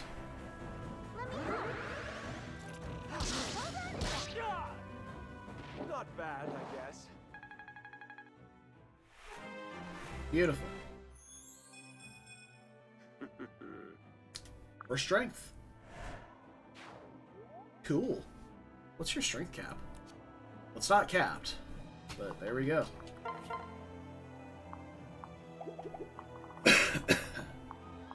Okay, same thing over here as last turn. We do that, let Baruka fly up and see what's up after that. Alright, any goats? No goats. Sad. Thanks. Could have traded Elise a Fire Tome to get more Tome rank. Should have done it. Alrighty, so everything down here is handled, and they're going to get blown back up next turn, which is great. So let's just move Dwyer over. Sure, you can have a rally resistance. It literally doesn't matter. Actually, no, I needed to move back Azora to dance for Xander. Well, we can come all the way over here and do that. Azura can get blown up to this platform over here because it's relatively clear after this. My diagnosis, you're done. That's actually pretty cute. Okay, keeping out of those ranges, and we go here because that'll blow Xander to here, and he'll double whatever pops out of those nerds. All right, let's do this. All right, prepare yourself for the My Dude show. You're lucky I'm here. I won't surrender. Oh, Kat, if we want to talk about my favorite crit quote of all time, it's literally just the sadistic giggle that Tharja does when she crits. Or skill activates or whatever. It speaks to me on a This ends now. deeply personal level. It's over. Wow, this positioning could not have worked out better. Honestly.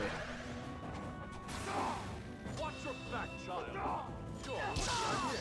Look, sometimes the names don't make sense in combat, Kat, you know? Sorry. Sometimes they do, sometimes they don't.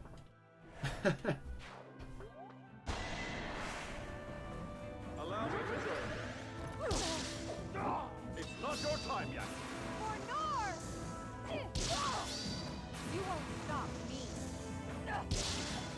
Pick God and pray. See, that's absolutely a savage one though. Like,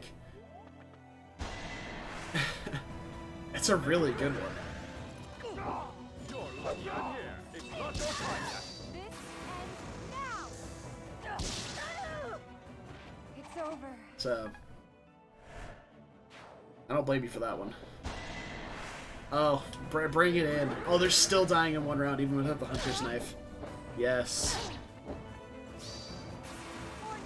We're just gonna sweep up this whole half of the map in one turn. Sorry. It's disgusting. Like, this is what Strength Moon Ninja Corrin is all about. Listen to your elder. This right here. Watch your back. It's gross how good this is.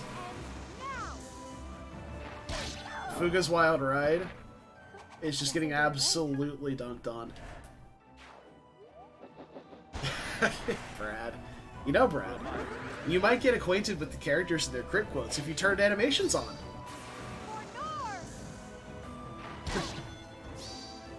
won't surrender. All right. I'm an animations on kind of gal too, you know, so I can't blame her. I'm a big fan. It's not your time yet. You're lucky I'm here. You won't stop me. You know the worst part? The worst part about this is we're probably going to be at full HP after this phase anyway. Like, that's the most disgusting part about this.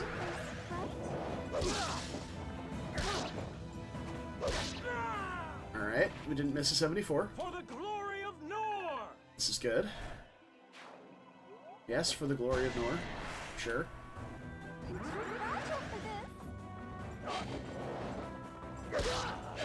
Ah, we missed one. Alright.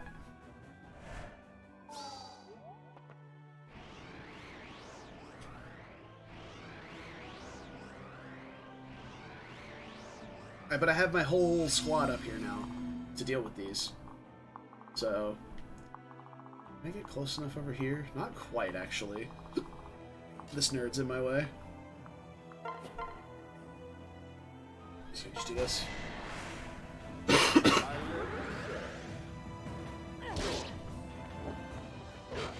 Yeah. The most disgusting part about that entire phase is not only that we killed roughly 15 units, probably, but we ended at full HP. It's disgusting. It's so gross. Like, alright, how do we do here? Oh, not quite a kill. That is brutal, man. And we get our resistance sealed, and this guy has a Bolt Naginata. We get our resistance sealed by this guy, too. But, I mean, Res Seal doesn't really do much to Kaze. It makes him take, like, 6. That's not bad, honestly. You could probably do this. How hard do you hit with the Steel Naginata? Let's double check and make sure this is both Seal Res. Seal Res. Seal Res. And you have nothing. So you do 15. You do 15. Alright, that's right there as a kill, so we can't do this. We can't do it directly adjacent anyway. We could move a square away. Like, we could move it to over here and do it there. Like right here. That way we're not in range of the Hun Q. I'd probably say it just doesn't do enough damage. Like, we can't kill these guys. So what's the real point of trying to enemy phase them if they're both going to just be left at 1? I suppose we could bring, like, Elise over. So if we stand here with Kaze and then put Elise behind him, that would be the 1 extra damage he needs. Though this guy would, well, this guy wouldn't attack at all because he wouldn't do damage. Because this guy would die in 1 round, thus not sealing his defense or sealing his res. So, yeah, we don't have rally strength or anything. Yeah, I mean, it was just let's kill some nerds. Seems like the objectively correct play.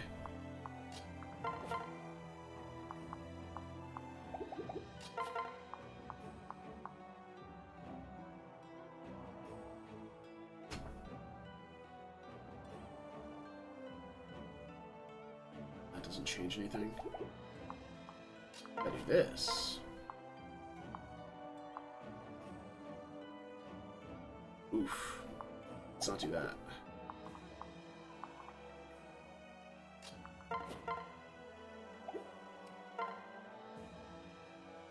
I think this works.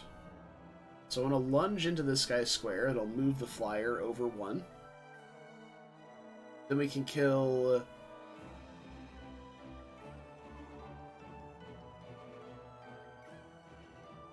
Hold on.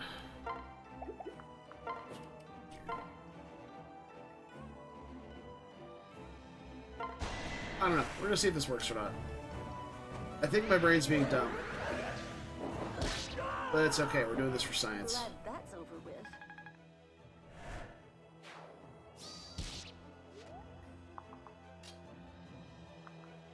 Now we can do it. So we can shoot this guy down with Mozu. Right? You with me so far? Did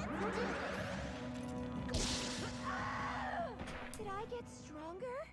And then, you can swing Niles around and dual strike with Mozu. Though, I think I'd prefer to get this XP on somebody else if I can, because Niles is level capped. Now I think about it. We try this first. There we go. Good. How very amusing. Excellent. Xander's almost up to strong riposte. Jesus, he's not even... Alright. Let's just go right here. Yeah, here's fine. Sure, we're not in range any of these. Because they will die instantly to those as well. So shuriken right there, and then we can move Elise over here. We don't want her in range, per se.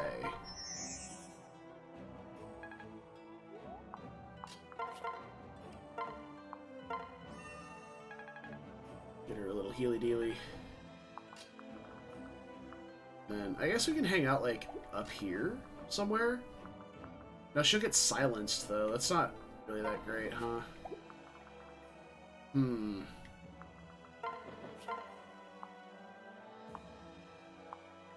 Actual decent accuracy because it's a dual weapon. Nice. I dig that. Yeah, let's do it. Hit him, Elise. In like the night.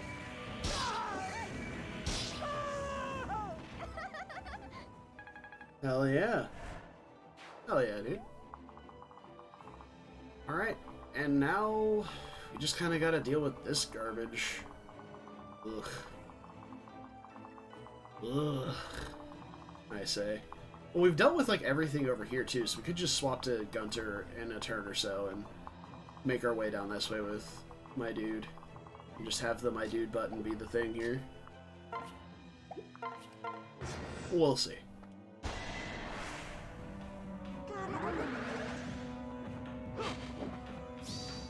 I'll make this quick. Or we do one round. Persona style. Fare thee Oh, well. dude. Okay, hold on.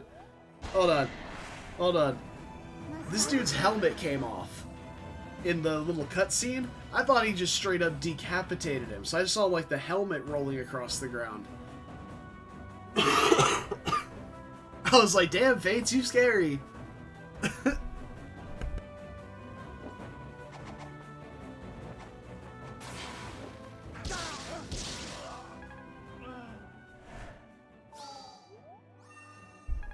Oh, man, that's good. That's good stuff.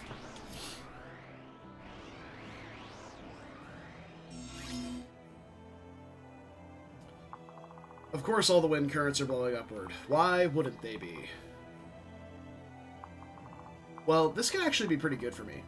So I can position Camilla and Xander and other units over here to where these wind currents push us up to this platform. And then we can just player phase everything over here instead of trying to enemy phase them. So...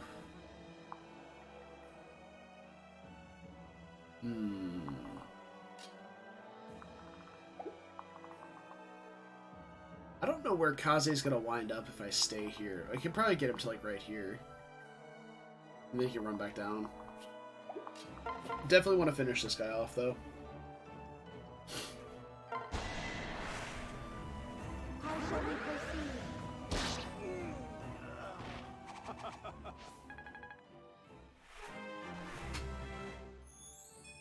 Okay, okay. Okay, he couldn't continue getting strength. It's... We're not that much of a prophesized hero.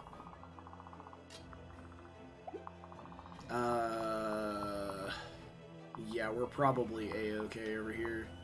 Seal strength on a guard Naginata. Can I see? I can't see the combat thing from here. So we'll have 42 attack on the counter because of strong riposte versus 25 defense.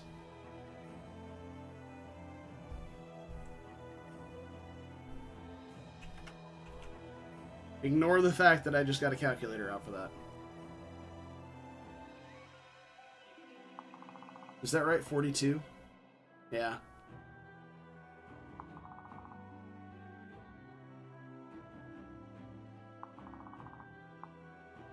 It looks like we only deal 17 damage per swing. It's not great. That's not a kill. I think it's our strength sealed. But even with strength seal, we should kill these guys. And we're going to have a pretty long trek to getting back. Alright, yeah, I'm down. I'm down to fuck around and find out. How about you guys?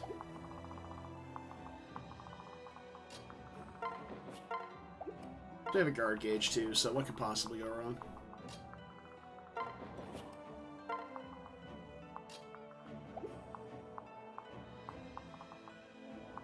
Alrighty. So we can get Azura over here with Niles. And then Azura can get blown up onto the bridge as well. I say blown up, hopefully we line up on the bridge. Hopefully we do. 1, 2, 3, 4, 5. Let's go here. Honestly, I'm gonna be real with you. If these guys decide to break formation to come attack Xander down here now, that's just even better for me.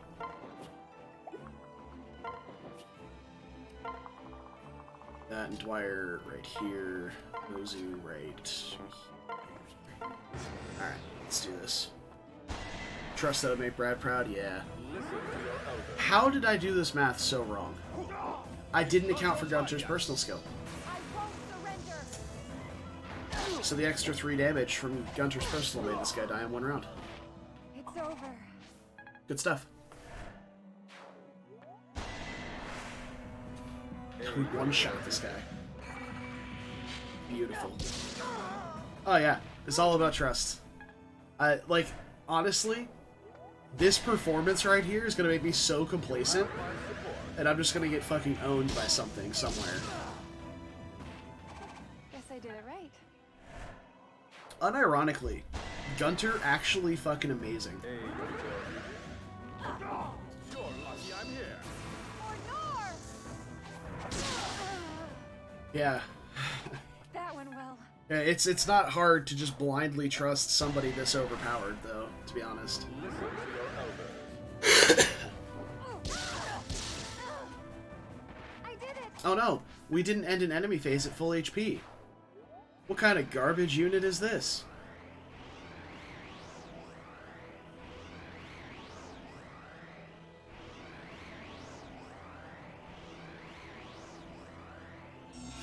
Alright, and now we have really the perfect storm here to just murder everything.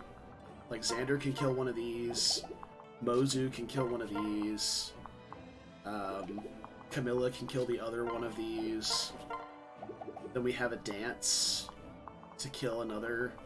Can Elise kill this guy, I guess, is my question. Not reliably. If I can get... Okay, I can have Camilla Savage Blow. Let's see. 39 times 0.2. So it'll take... Is it rounded down or up regardless? I think everything's rounded down, so he'll take 7. Down to 32.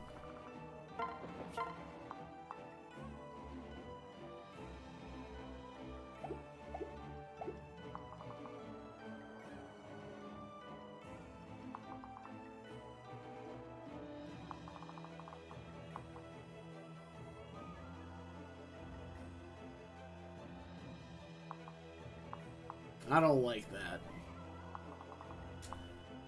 I don't like that one bit.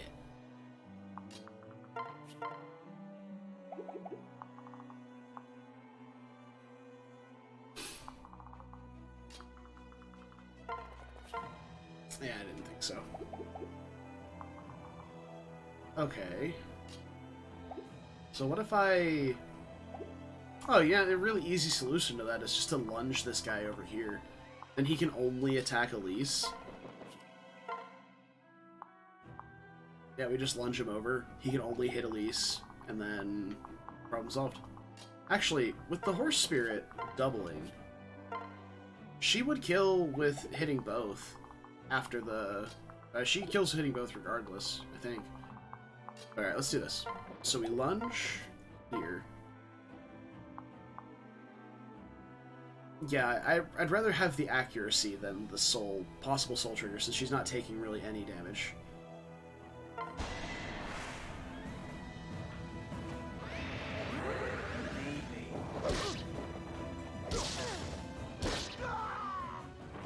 That's all?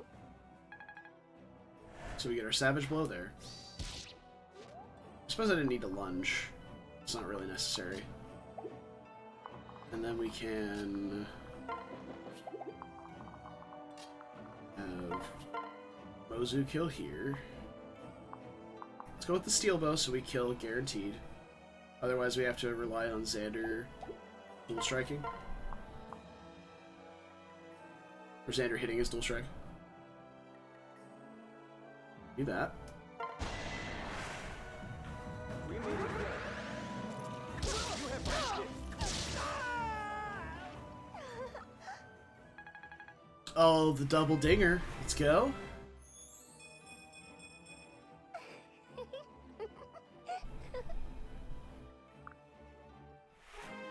Could be worse, I guess. Ooh, Not enough. Speed. Yes. And strong riposte. Alright, he's almost got soul. And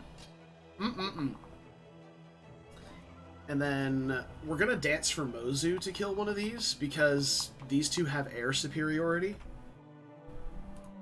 which gives them hit and avoid plus 30 against flyers. So we don't want to be dealing with that on Camilla. So we'll kill one with Xander. Look at that. What a lad. Come over here, dance for Mozu, and then... yeah, we're good to go.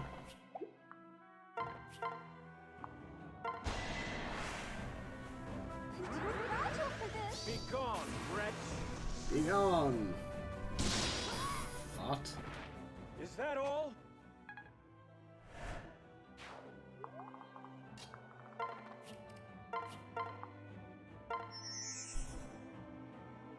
Sing for Mozu. Kill the flyer. Any goats? Damn it! Oh, it's the worst. Did I get stronger? And this is just like Donald from Awakening too. To just draw another comparison to this character. Because the whole shtick behind Donald whenever we were doing this was we were fishing for him to just go yeehaw every time he got a soul proc or a crit. And every time we have Mozu able to crit, I'm just like, is she gonna say the goat line? Is she gonna say it? She never does. Let's make sure we're lunging.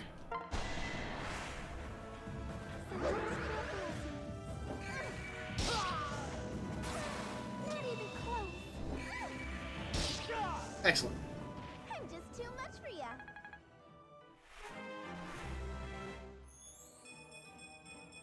Hey! Okay. Sure.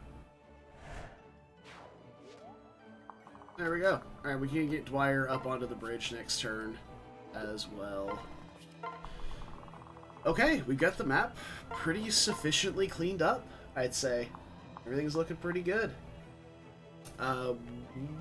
This is fine, because we're going to guard gauge this hit. And then, if she hits the second one, then whatever, doesn't matter.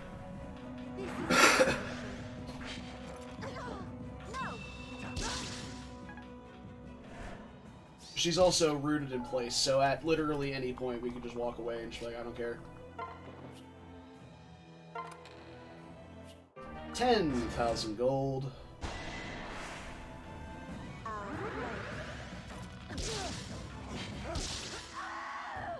We have won. Can't dodge both throws.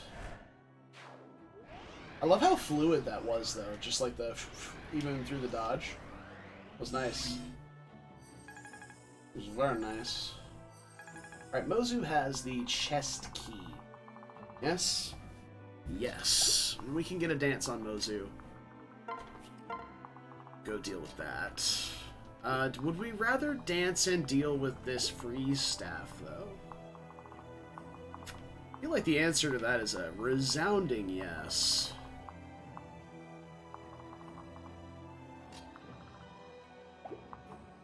Camilla has a guard gauge with which to do that, so let's get on up there.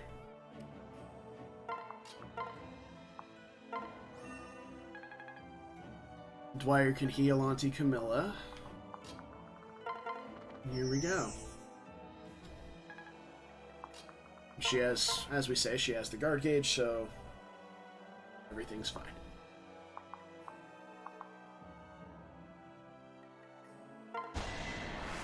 Man, I was the most worried about this map. Like, maybe not the most worried. Obviously, like, the later maps after this I have much less experience with. But I was definitely very worried about Fuga's Wild Ride. So it's nice that, you know, we were able to handle it.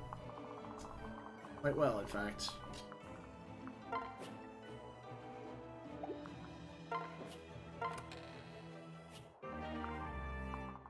Rescue staff.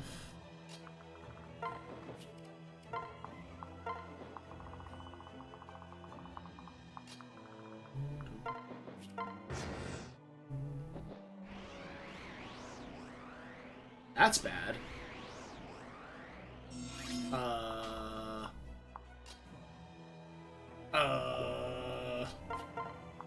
Kaze gets kind of fucked by these guys. Alright, hold on. No, we can salvage this.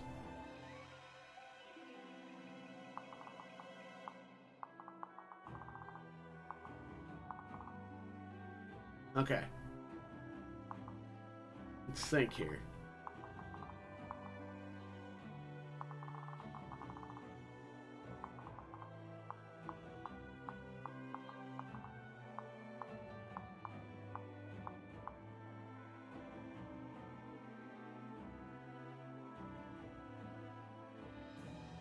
Okay. Okay. You hit for 19. You hit for 17. Either way, he dies in one hit. So, what we can do is we can fly off this way. Not fly off, but move off this way.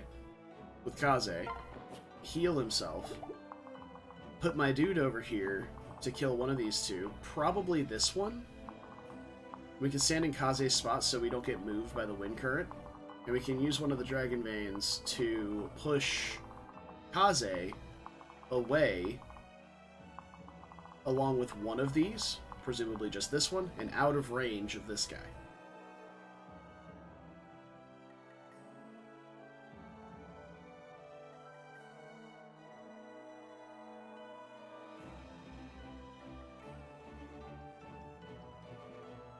Yeah, Hinoka. Oh god, the Hinoka chapter. Yeah, it's gonna be pretty rough too. Looking forward to that. Alright, but that's the plan thus far. Because it won't move these three. They're not in the wind current, but it will move these two. So we go here. Balln up. So as far as we can go, yeah.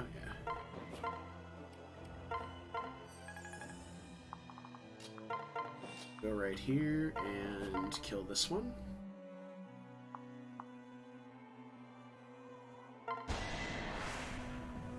Hey, This ends now. All right. Yeah. And then I guess we can have... Well, let's do this first before I move my chest key out of position of the chest. We can have Elise activate this one. Everybody else can get pushed up toward the boss, then we can move out of the boss's range. That doesn't put Elise in any danger, so... yeah.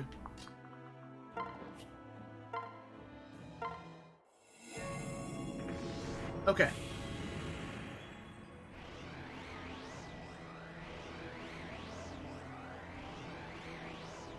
Oh, Elise didn't get moved with the Dragon Bane. That's interesting. Alright, so now Kaze is only in range. Whoo! That is so close. Okay. Well, it's a good thing we moved to actual maximum range, huh? I suppose if I wanted it to be safer, we could have gone downward. But I think it's about the same regardless. Okay, let's get all of our units out of range of Fuga, I suppose. Yeah, we'll deal with him in a couple of turns. I don't want any more surprise reinforcements, so Xander is standing on these stairs. No, thank you. Well, I do want those, more staff rank. Okay. Alright, I'm gonna let my dude sweep these guys out.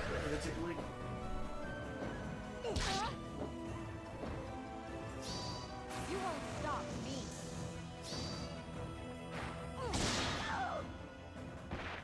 Sorry.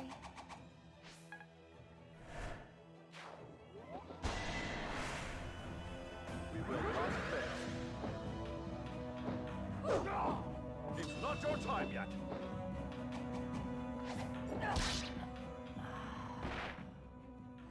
Guess I did it right.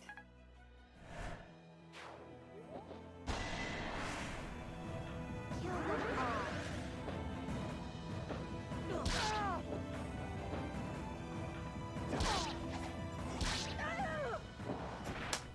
Your Excellent, battle has Kaze. ended. Excellent, excellent. You're alive. And with a guard gauge. I suppose maybe he could have taken 2 hits Allow me. after the Vuln and been okay, but That went well. safe than sorry, I guess. Because he does still have lethality equipped too, so he could have screwed himself. I'm here to help.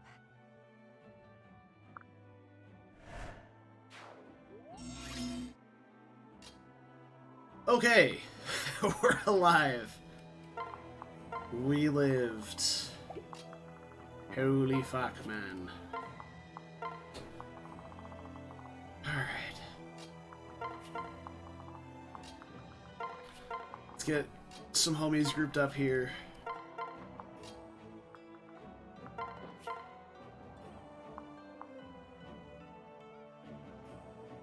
You know,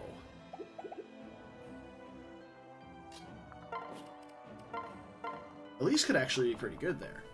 We get Ophelia in range for Heartseeker. And then Elise in attack stance with the Bolt Axe. Could be pretty good. Put Camilla like right here. She'll get buffed by Camilla. Dual strike with someone who's accurate as well. I'm on board with this. We got all 3 chests. 1, 2, 3. Yep, we're good. Alright, one last turn ender.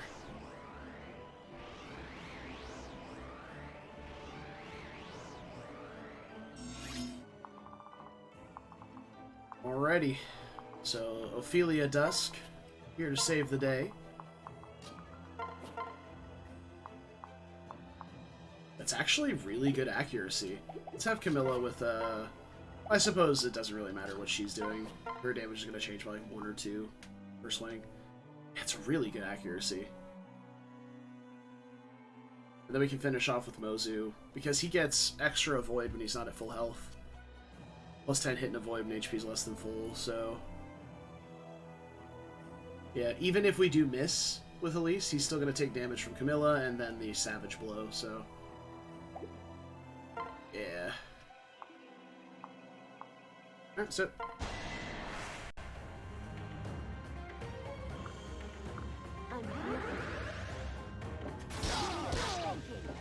Prepare for oblivion.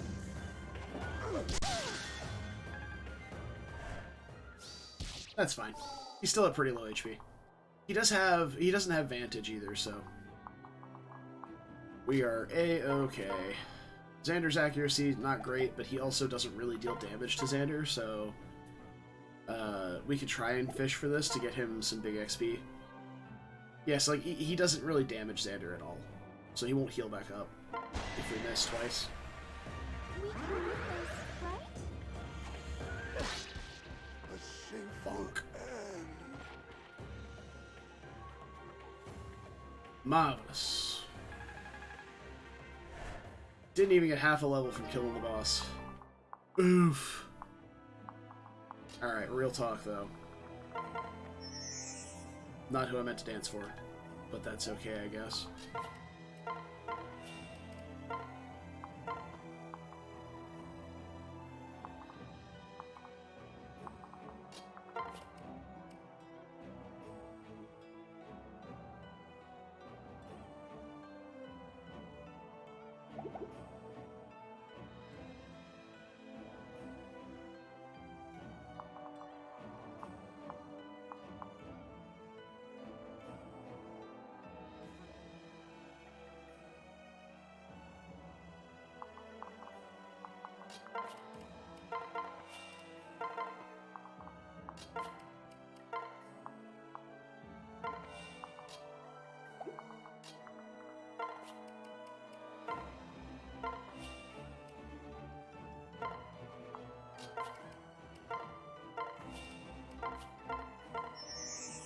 Very, very roundabout way of dancing for release.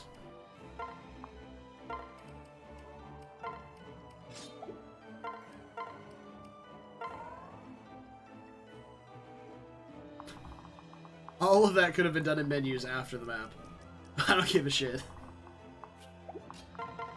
We did it and it looked cool. And I'll accept nothing else than that as a fact. Alright. Go ahead and seize it, Queen Ophelia. You've earned it. If I had a heal staff, I get more staff rank, but I don't want to waste a mend. We did it! Oh, man. Fantastic. You fought well, my dude. Whoa. just the little blips in there. I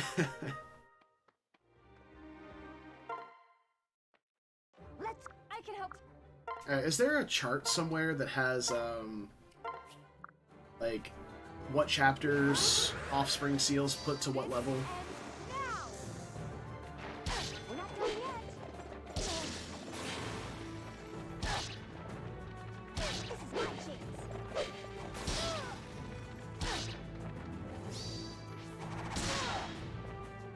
I did it.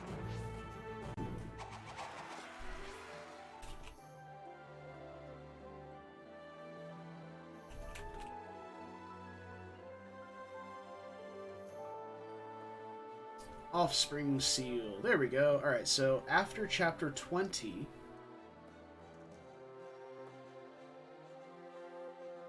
Alright, so on chapter 20 they get promoted to level 4.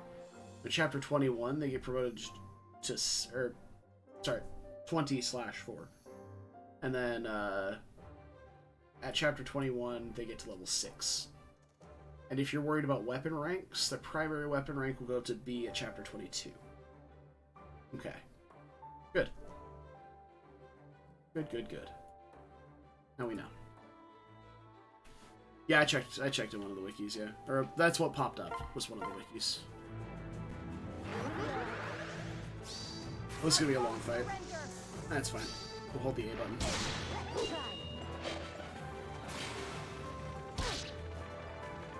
Yeah, weapon rank's not really a thing for Shigure. Shigure's gonna join with 2 important things. Rally speed and a staff rank that's capable of using a rescue staff, which is E.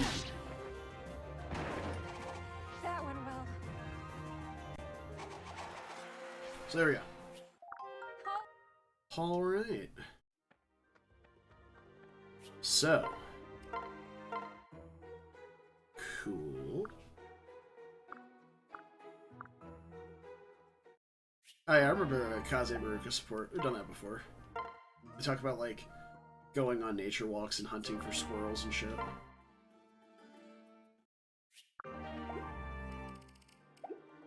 Okay.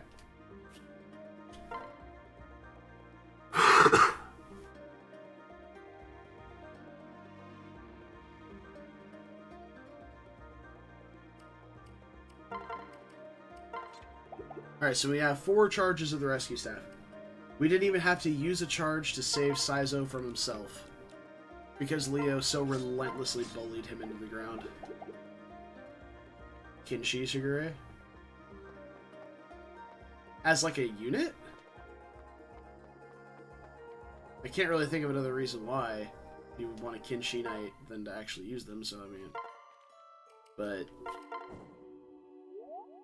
that doesn't sound pleasant.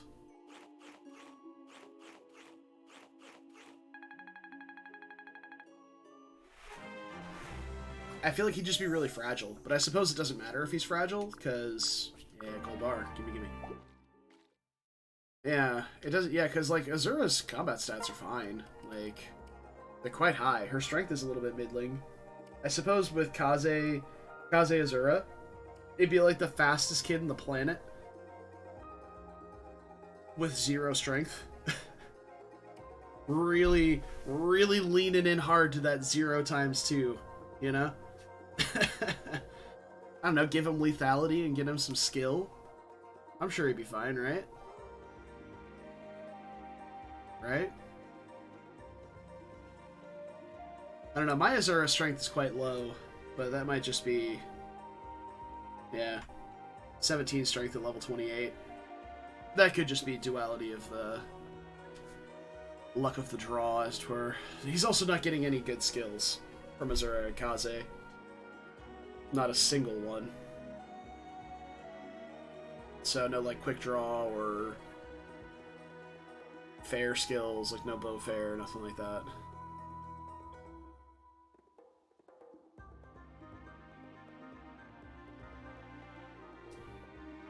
She is quite dodgy, though. 61 avoid. Very good. Very, very good. Hi, Benny. What? Benny has never seen wheat before. Okay.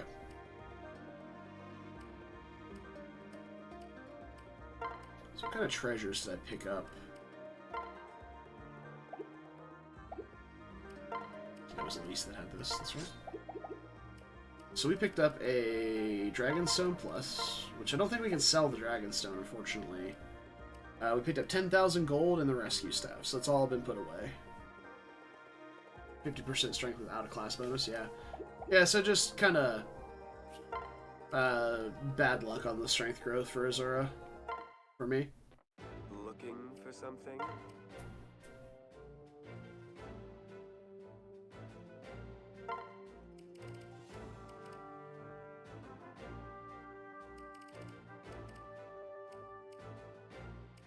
Oh, this is my convoy. I was selling.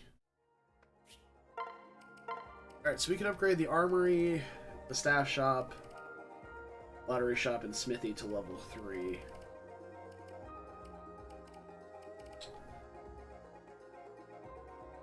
We already have the hot spring at level 3, so Azana will join after... I think it's the Sakura chapter that Azana joins after, which will be after... Well, we're to Eternal Stairway and then Sakura. So... Excellent stabs and other goods. Or the best Norian weapons. So we could buy... I think another Bolt Axe. One for Camilla. Maybe, and give her the Spirit Dust. Outside of that, don't really need anything else from here.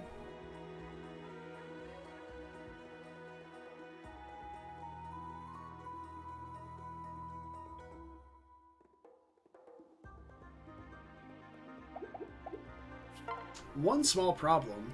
Elise does not have C tomes yet, so she can't use the Lightning Tome for the Stairway.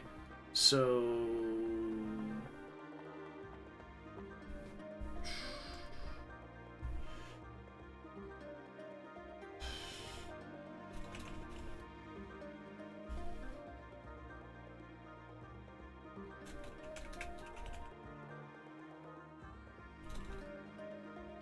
Let me pull that back up here. Offspring Seal chart. Let me save this.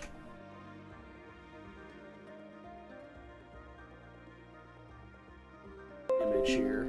That's my computer, not yours. Save as Fates Offspring Seals. Level chart. Go. Okay. So we would have to get Shigure a level if we go do that Paralogue now. Oh, we could do the Valoria Paralogue. Never mind, we could do the Valoria Paralogue. I forgot we have another one. Yeah. We don't particularly care about Valoria's skills, so even though she will have good skills. I mean, she's not getting anything from Keaton, but she's going to get Soul from Camilla, and Soul is a great skill by itself. But she's already going to have Keaton's skills, so... it's kind of whatever. Yeah, she'll get Soul from Camilla. Or Trample if Camilla gets to 15 during the map. Trample's also an incredibly good ability, but... eh. So...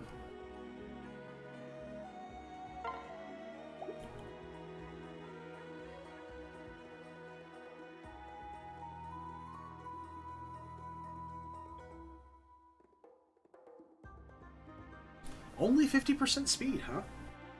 For Kaze and Azura? But I mean, it's supposed to be in a fast class, so... as Falcon, it's probably closer to, what, 60, 65, maybe 70? 65, yeah, okay. So that is still quite high, but... yeah. Who knew? Who knew? Yeah, 50% as is like base speed growth. I mean, that's just like some of the Three Houses kids, like Ingrid and Leonie and Petra have like a 60% base speed growth modified by classes. So, yeah. Yeah, auto leveling is cool. I like that. Like the auto leveled Shiro we got that we made into a Wyvern Lord. Kid was pretty giga. He just kind of got cocky and got owned. And by got cocky, I mean he definitely did not get killed by me and it was all his fault. Yeah. Also, I'd like to point out that Gunter got almost a full level off the last map just blocking things as a dual guard. He was like somewhere towards the end of level 11 and now he's like over halfway through level 12. That is just something else. Alright, let's get rid of this Hunter's Knife. Probably want to grab something a little stronger. Well, we have the Yato, I suppose. Looking for something? See you.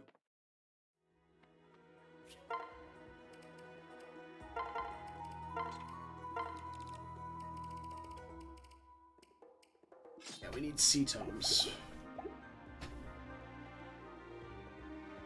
43.50 for base sugar ray. Yeah.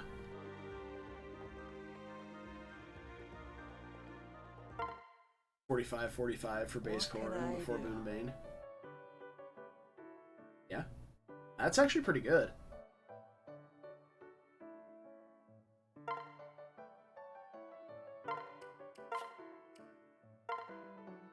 Yeah, no, I definitely agree.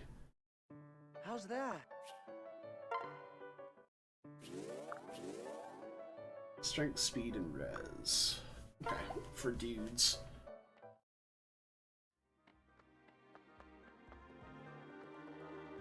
That cracking in my ear again. I think I'm going to...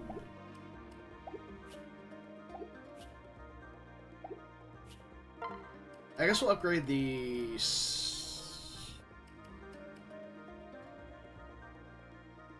Alright, I've got 18,000 gold.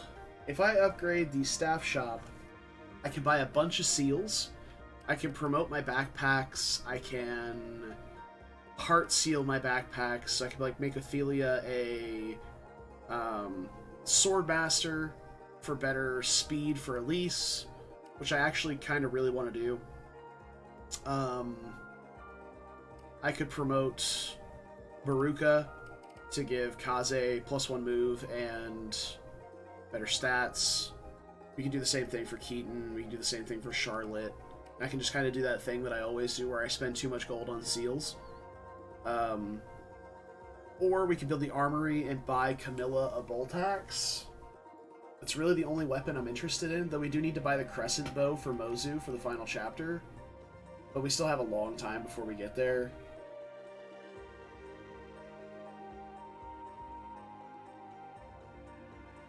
Optimal semi-guaranteed replacement for Mozu. I mean, Mozu... But he wouldn't have access to Archer. That's the big problem, Brad. Like, he would get Kinshi, which is fine. But not having Certain Blow, that's kind of like the niche that Mozu is settling in, is the fact that she has Certain Blow. So... yeah. Kaldori. Yeah, rip Kaldori, dude. I got her once, and she was fine, but she didn't do any damage. She had fine enough utility that I was okay with it. I don't know.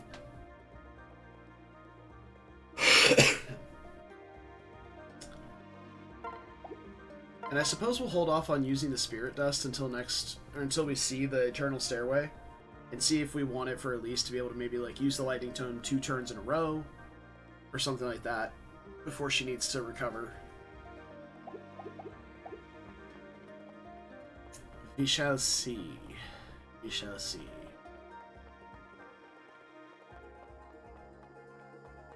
Okay. I think we are just about ready. Yeah. So I'm going to upgrade the staff shop. Do what I always do and spend far too much money on seals. So I'm going to get a Master Seal for Charlotte, Keaton, and Baruka, and a Heart Seal for Ophelia. Welcome.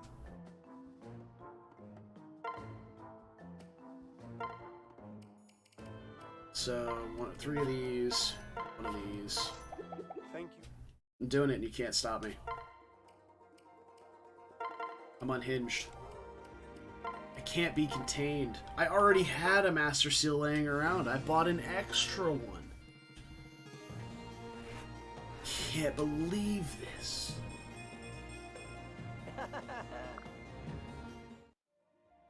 Yeah, I mean that's fair, honestly.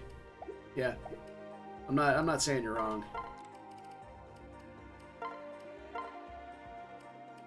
Swordmaster Ophelia. We could also go Dark Knight, Strategist, or Maid. Swordmaster for sure, though.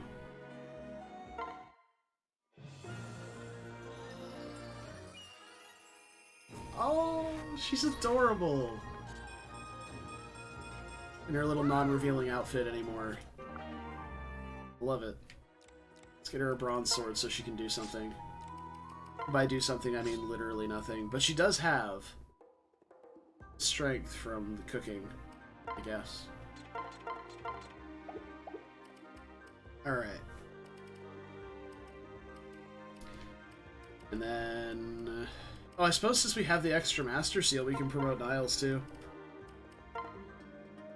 Wait, I had 2 Master Seals laying around?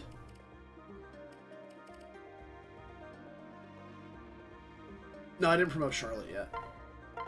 Okay.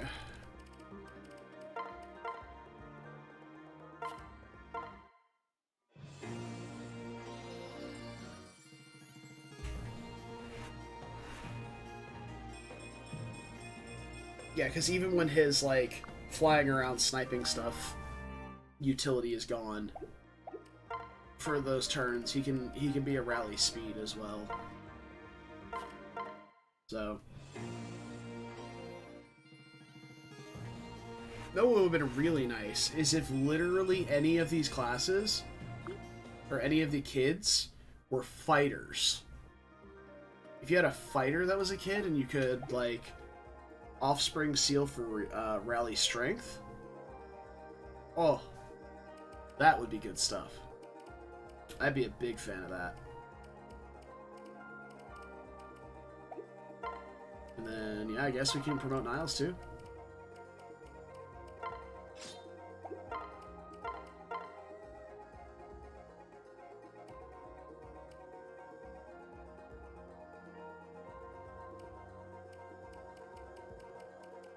See, these both give... I will just go Bow Knight.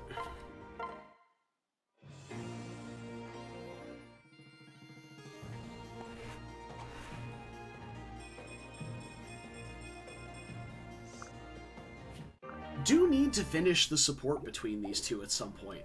Like, Mozu's level 7. It's not super high compared to, like, my Camilla, Xander, and then, like, she's getting up there in level, and these still are only at a B support.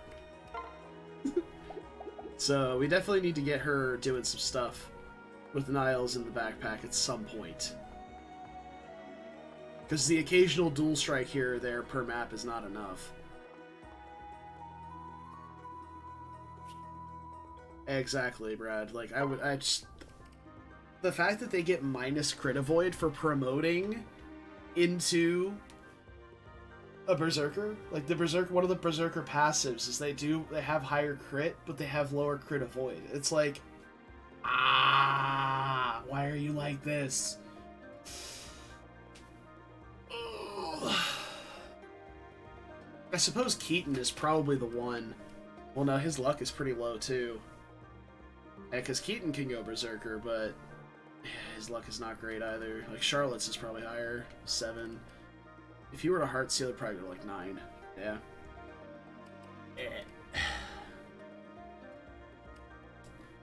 I don't know. Instead of luck baning your character, maybe go with like a Magic Bane, and then take some of your goddess icons and give them to whoever your Berserker is, because you get 2 goddess icons. They both went... Oh, one of them went to my dude. I think the other one went to Camilla. But, yeah. Anyway, let's go take a peek into the Valoria Paralogue. Yeah.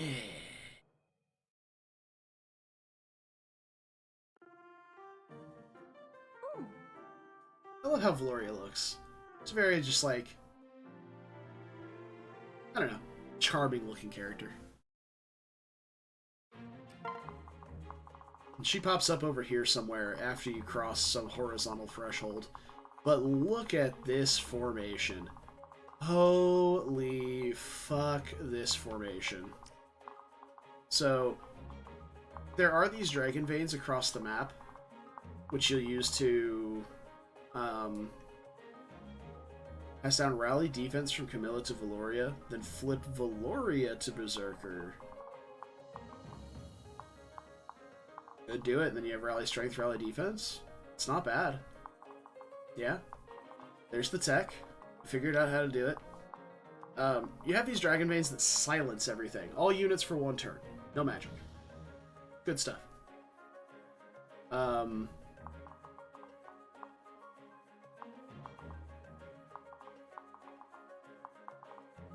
What's up, cat? Beat Ryoma's chapter. Hey, congrats! Fully routed? Yeah, that's... It's a task, let me tell you. It is a challenge.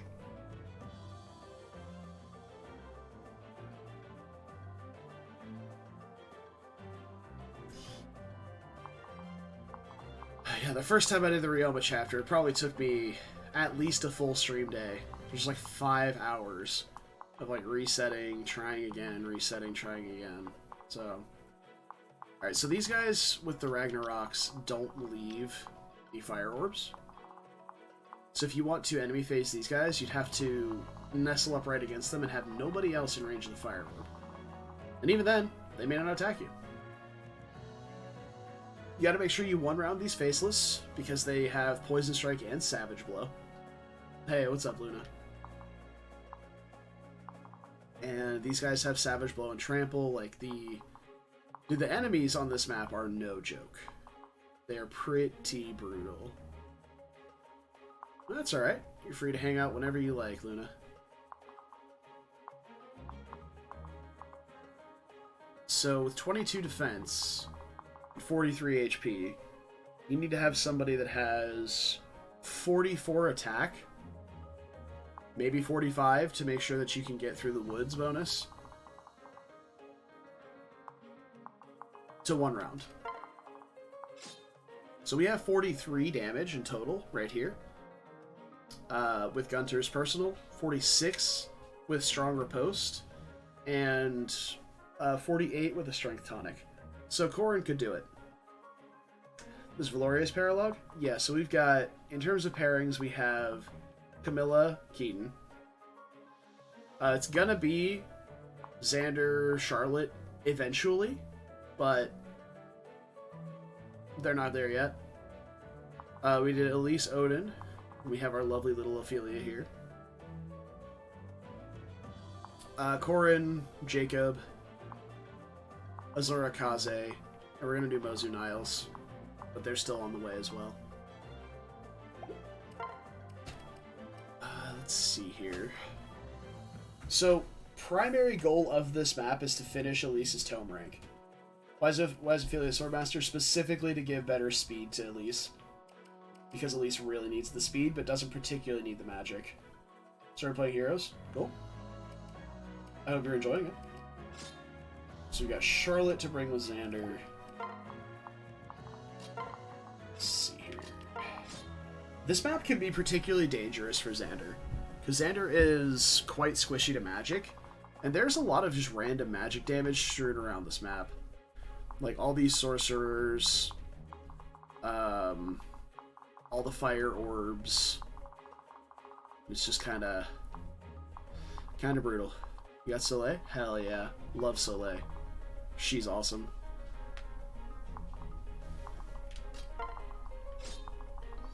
Okay. Another problem is dealing with these two safely. Because if you try and fly up and over, you have to have 2 flyers that can survive getting blasted by a good number of units. There's also a Freeze Staff and an Enfeeble Staff. There's quite a lot going on in this Paralogue. Not to mention these guys have Wary Fighter. So, even better. But, as I was saying here, my dude has high enough attack to 1-round these Faceless. Their Void is not that high, so we'll never miss. The issue is surviving against everything else. But again, like, these guys have, what, 40 attack? That is quite a bit of damage to resistance. With a Res Tonic, it's a little bit less, but it's hard to say. We'll also be at Weapon Triangle advantage. Probably in the woods somewhere. Feeling pretty neat.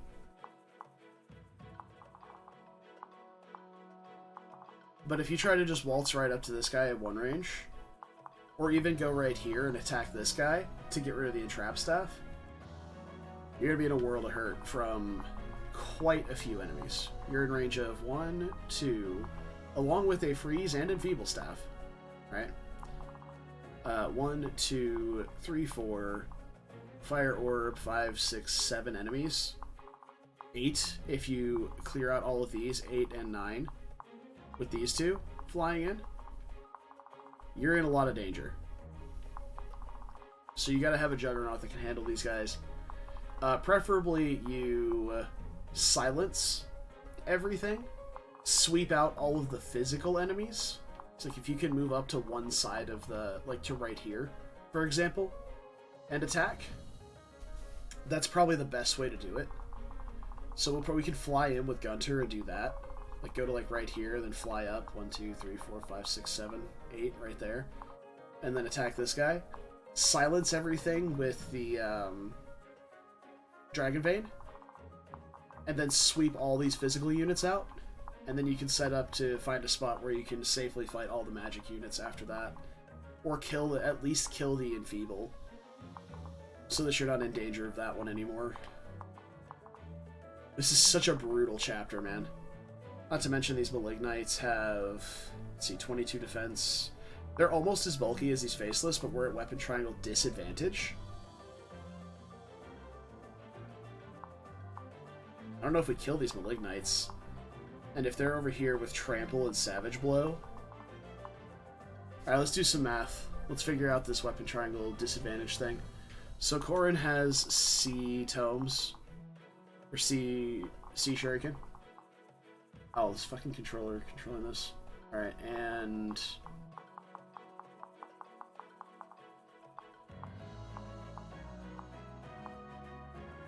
God. These guys have A axes. Alright, so we have...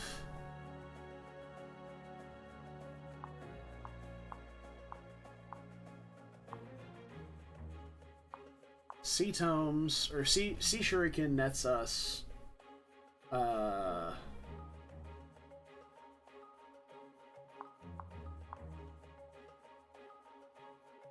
one attack. That's not that bad. So we're losing 1 damage. And A rank axes gives add advantage, plus 15 hit, plus 1 attack, and minus 1 attack, minus 15 hit to the thing. So we're going to be dealing 2 less damage than we would normally against these guys. So with a strength tonic, we're at 45, 48.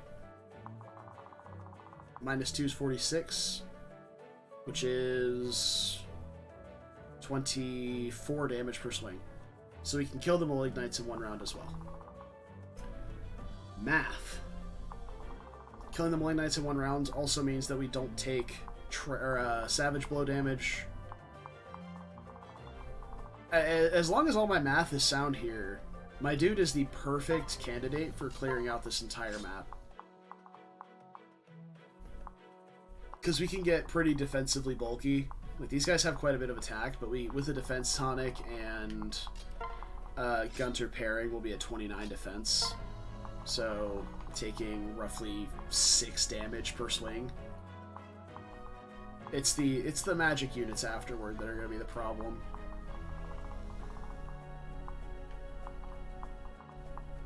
Yeah, we should be able to do all this. But again, one side objective is to make sure that we get at least to C Tomes.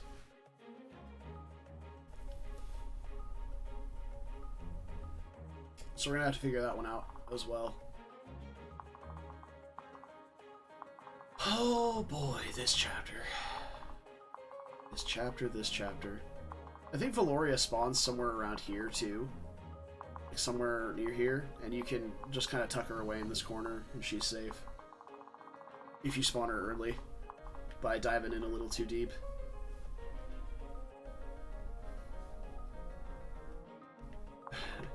Yeah, it's definitely a feat, Cat. It's tough.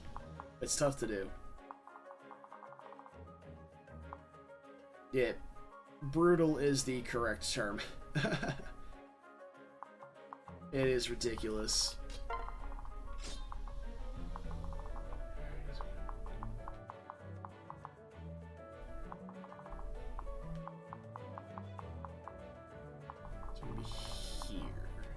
It's going to take us a couple of turns to get in position, but these guys don't move unless you do. Unless you do something, so you can't just bait things out.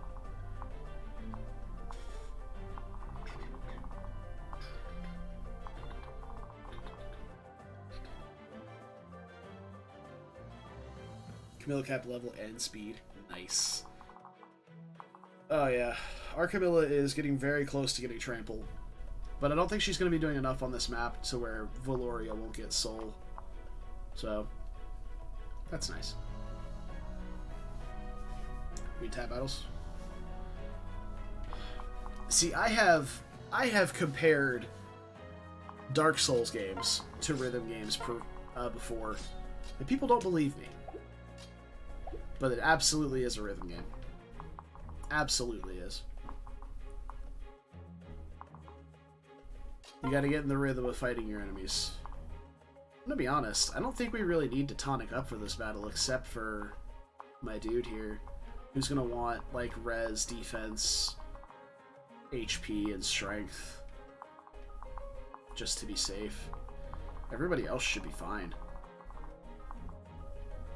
So let's get out of here. Get tonics for my dude. Welcome. Gonna get... How about 1 HP tonic? 1 strength. This skill 2.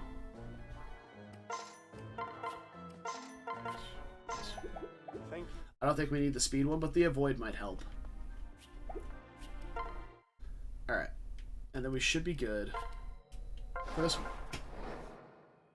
There's a lot of prep to go into these later maps, but it should be relatively quick afterward.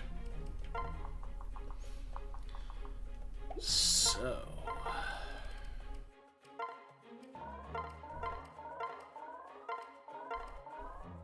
go.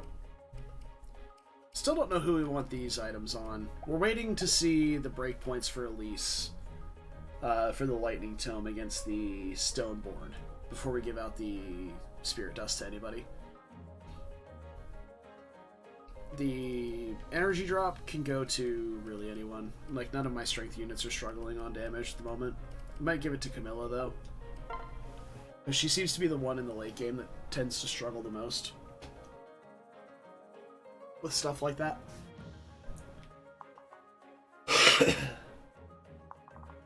Especially when she wants to be one-shotting things with a hand axe. Though I don't think that's going to be possible without getting Axe Fair. And I don't think we're going into Berserker to get Axe Fair. Not at this point, anyway.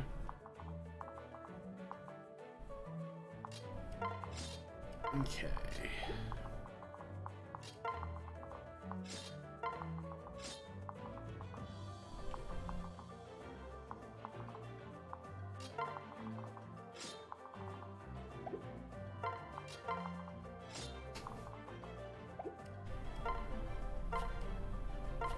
Alright, let's do this.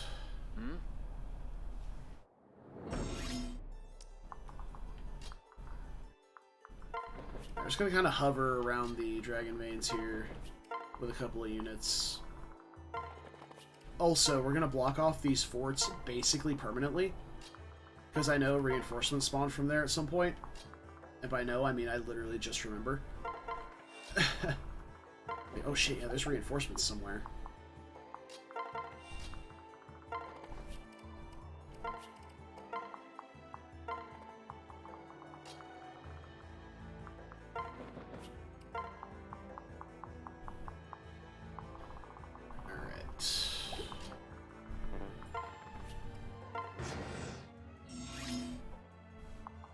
One, two, three, four, five, six, seven, 8,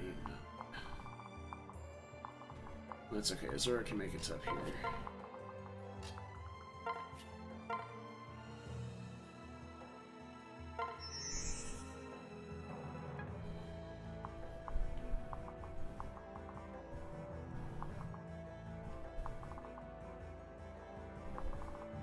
Alright, so we're gonna dive to here. Kill this guy. Activate the Dragon Vein.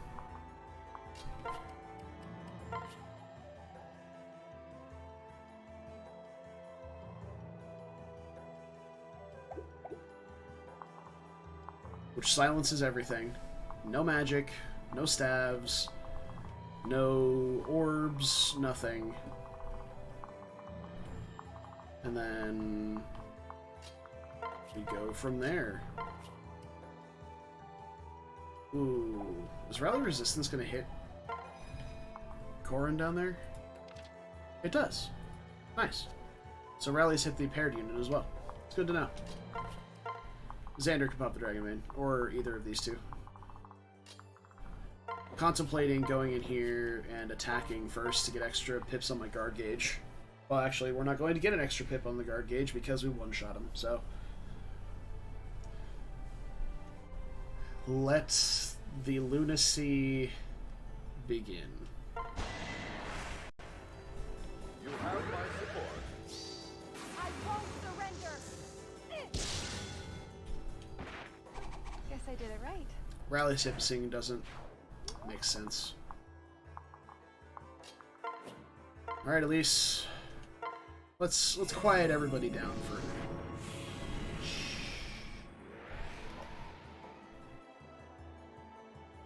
Silence.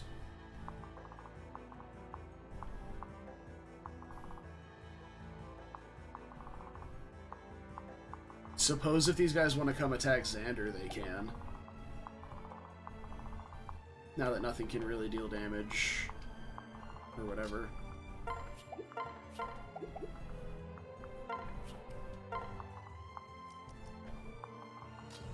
But yeah, Kaze and probably Dwyer are probably never leaving these forts. You know, that's a good point, Kat. That shouldn't be happening.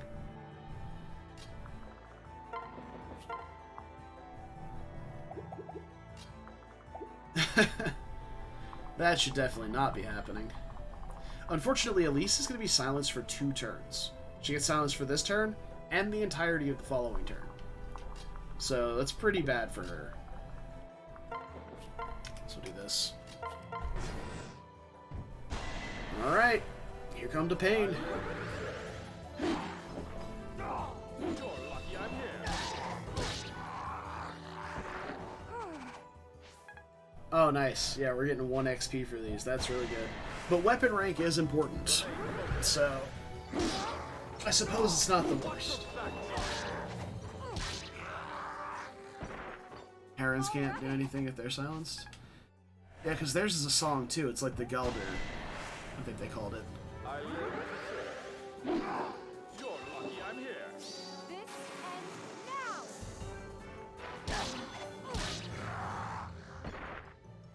Guess I did it right.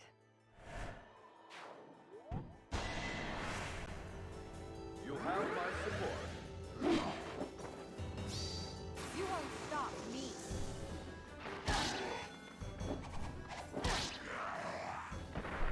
Sorry. Yeah, you're absolutely correct, Kat. Ridiculously broken unit. Not afraid to die. But this is what it's all about. This is the build.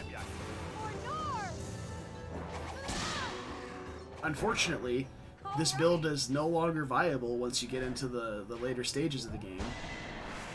Because the developers decided that Inevitable End was an okay skill.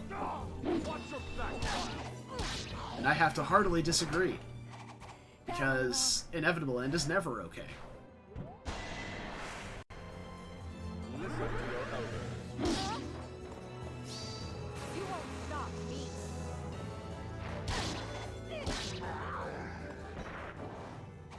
Guess I did it right. So you can't just Juggernaut like this forever. With Inevitable End being a skill. It's not your time yet. because ninjas will also exist in the late game. But with Shuriken Breaker, we do have access to Shuriken Breaker.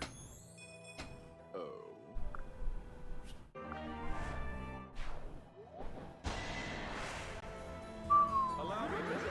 That's a lot of damage. This ends now. Minus 22 defense. Yeah. Oh, it's so brutal. It's ridiculous. I live to serve. You're lucky I'm here. Sorry. Yeah, as soon as Xander gets soul, we're flipping to Bow Knight. He just needs to get soul still. Stand ready. You won't stop me.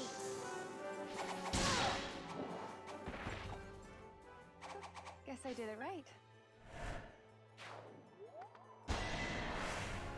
Oh, we even got one of the archers? Hell yeah, dude. This ends now. Oh, here's the big heal. Sorry. All the way back up. Daddy!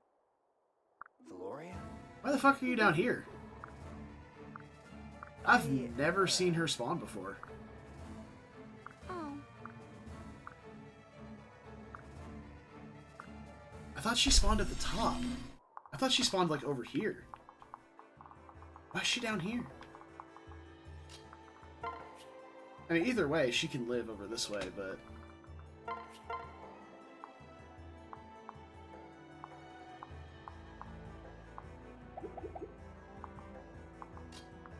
Maybe it's the side that you pull the archer on that she pops up for. But I was always like 99% sure she spawned up here.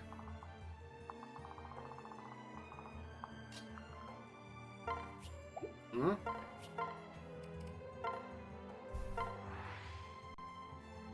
We got an offspring seal, we may as well use it. Oh, she's level 6. Oh, that's good. That means we can do the Shigure Paralogue too. Yeah, because Shigure will pop out at level 6 now. Excellent.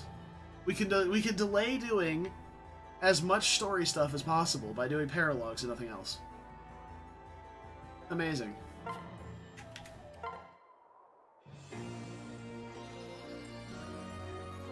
See, Valoria spawning here is a side effect of trust.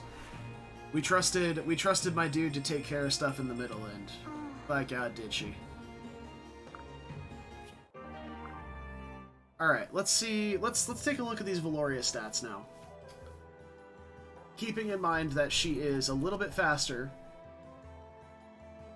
with the Beast Stone on.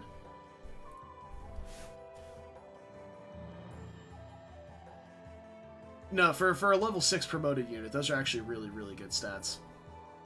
It's almost like Camilla's ridiculous.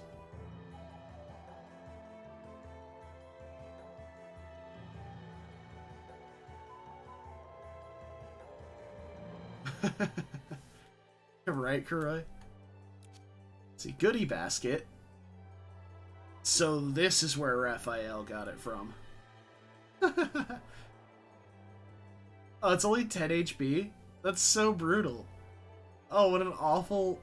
I mean, I get it. They were really leaning into the Little Red Riding Hood aesthetic. Like, really leaning into it, but...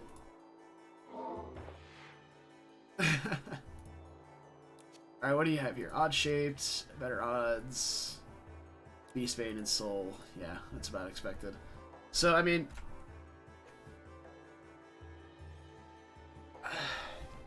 Valoria just has the problem of being a unit that doesn't have good 1-2 range. Like, oh yeah, she's adorable, don't get me wrong. But she just doesn't do anything.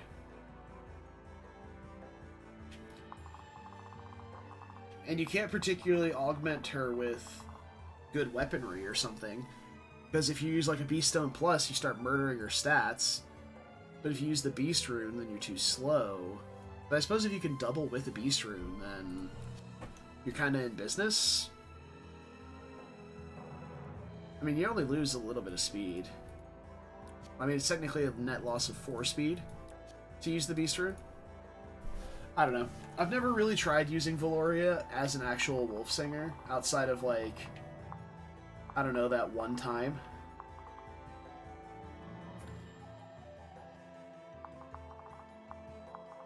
So, if I go here and kill this guy, we can... No problem, donate these rings. Yeah, I mean, it's probably very doable. Like, I'm not saying it's not, but... Oh! You know what we could do? Alright. Okay. Okay. We get Valoria, right? Hear me out here. Valoria paired up with Kana. Okay? Then, when they S support, we can partner seal Valoria into Ninja. And then we can have a second Soul Ninja with busted stats. Huh? Huh? Could be a thing. The problem is, we're at like chapter 21, and we have no time to make that a thing. Like, at all. Because we have like no Paralogues left to do, and we'd have to be forcing them into combat situations over these next really hard chapters just to get supports. It'd be tough. Or we could like try and put Kana on the front, having Kana heart sealed into a ninja, and let like just have Valoria in the backpack just accruing support points. Not even doing anything, just getting support points.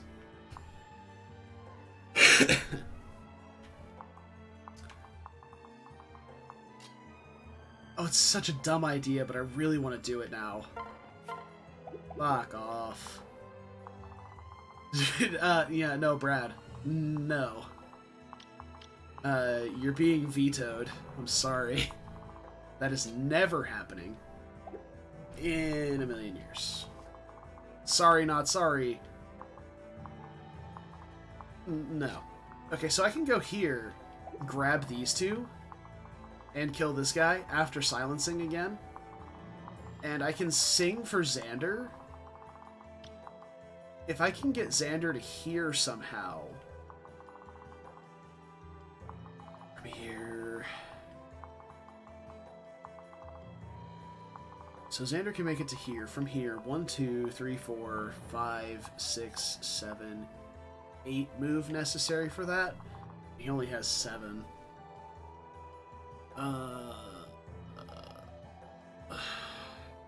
Yeah, if I beat the game, if we finish the run, or if I game over, we can go poke around in like shitty Paralogues and Invasion 3 just to see it. Otherwise, no. Absolutely not. So we can come up in player phase quite a bit here, actually. It's just dealing with, I'd like to get Xander to get both of these archers, but I suppose both is kind of greedy.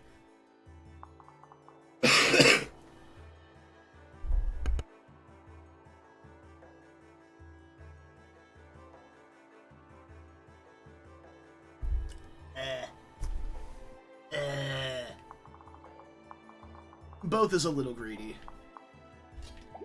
So...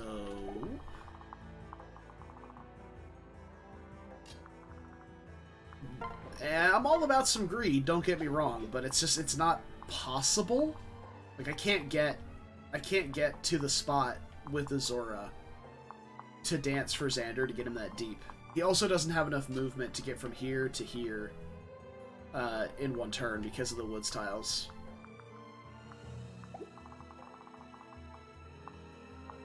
Or here, like, one of these two tiles. He's one point of move short. But maybe we could... Hold on. Having a thought.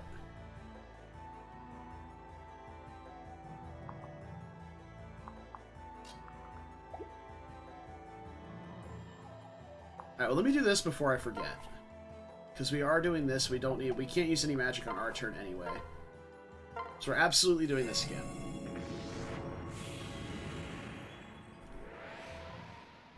Get rid of all the magic. And now...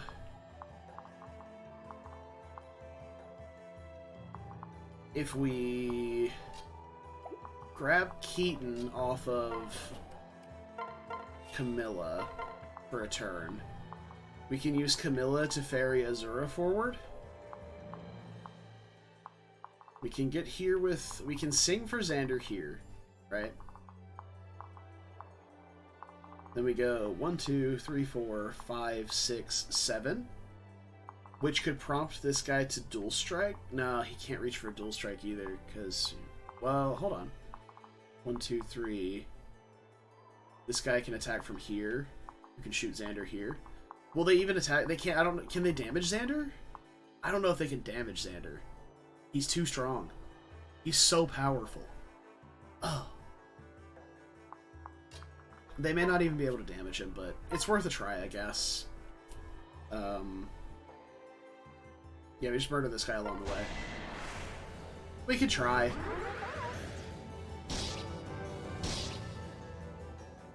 Good. That was a really neat...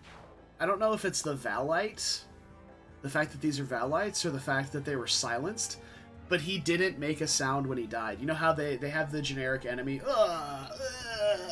when they get hit? I don't know if it's because they're silenced, but they didn't make a sound, and I thought that's a really cute note.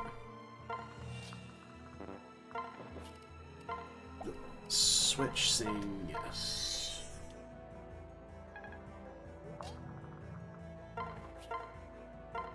Alright, well regardless, we've eliminated all of these status staves. Allies don't scream. Sag. Thought we had something cool going there. We can come down here and get this archer though, and this guy. I'll my dude.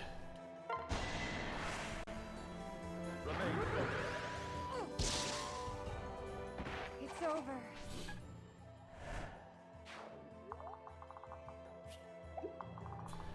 Okay. And oh, I can't quite reach. No. I wanted to separate these two, but I can't get there with either. Ah, pain. Oh well, whatever. I just really need these to be blocked off so that we don't get the reinforcements that spawn back here that force my units forward.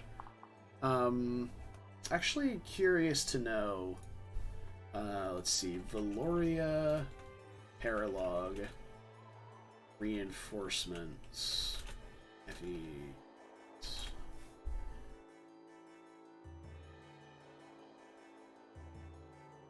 Nutty family, here we go. Chapter data.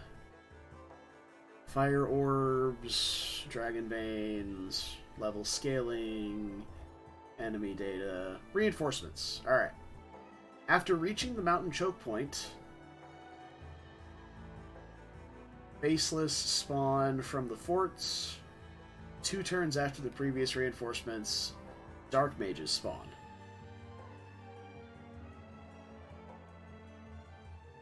Okay. So we reached the mountain choke point turn 1. So if we reach the choke point turn 1, the second set of reinforcements would be set to spawn this turn. So we should be okay to abandon the forts now. At the start of turn 4. Just to be safe. We'll leave him here for one more turn just to be safe, and then start of turn 4 we should be okay to abandon them. In that case, I'm going to move Bozu forward to start killing people.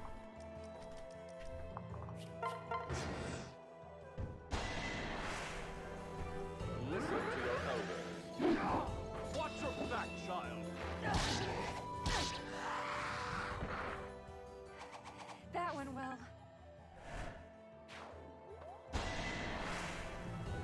Reminds me of the old days. You won't stop me.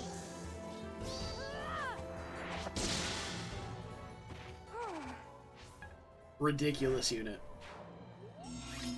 Oh, they don't damage Xander, so they don't move.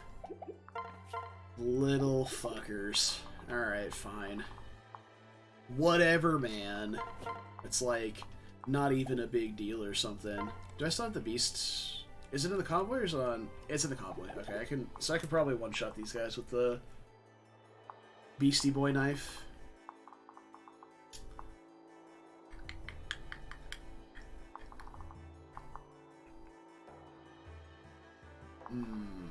Alright, so we are on turn 4. So the reinforcements should no longer exist. If they do, I'm going to be very upset. But we should be able to handle it nonetheless. So... Well, Valoria can just kind of prowl around up here on her own.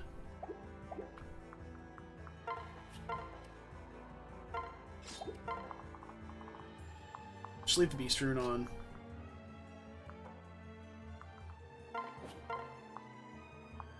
If I hop in the convoy and grab the Hunter's Knife... If that doesn't kill this guy, we can just turn around and kill one of these as well. This isn't a huge deal. And remind ourselves that these guys never move, so they're only going to fire the fire orbs at any point.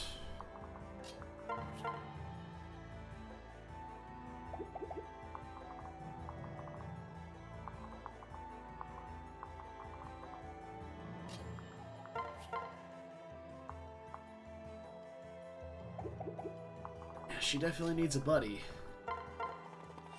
to keep from getting dual struck.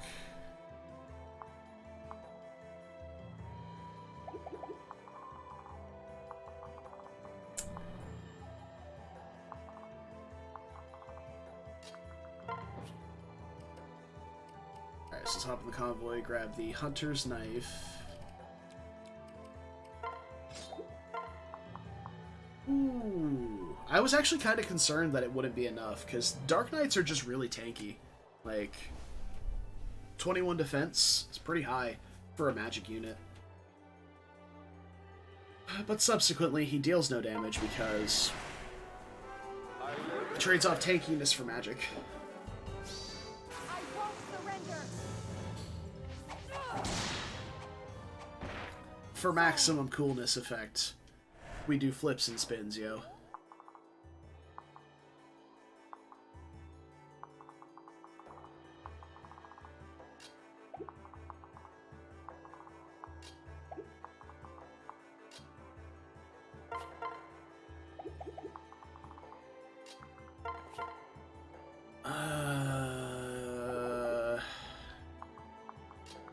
If we dodge the sorcerer here, or crit first hit, we can dance for Mozu and kill the other one. Because you can't die to siege weapon damage in this game. And we kill this guy with Xander. Just go ahead and do that now. Get him out of the way. For the glory of Nor!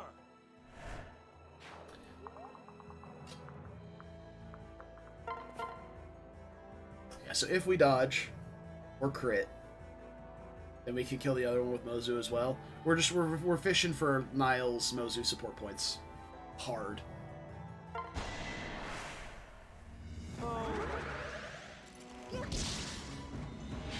Nice. Alright. Mountain Tile was good to us. That went well. I don't think the other guy has 7 more attack. I think it was like 3 more attack. But we can maybe fly Elise in to provide some extra damage reduction if necessary. So we should be able to do this. No problem. Yeah, 25, yeah. So it was a bit more damage, but not that much.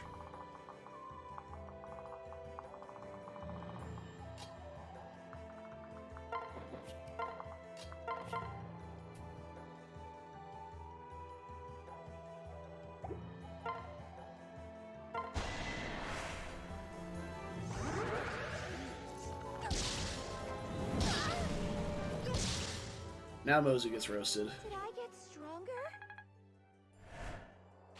Most support points. You up. You up. I'm gonna leave Kaze back here. Just to be safe. We'll see what happens.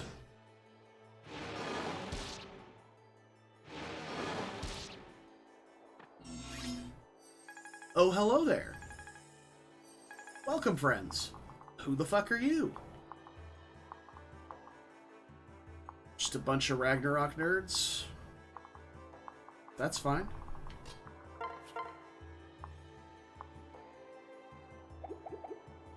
Well, Valoria can kill this guy over 2 turns. If I want to, which I kind of do, like I really want to do this, we can go kill most of these guys on player phase.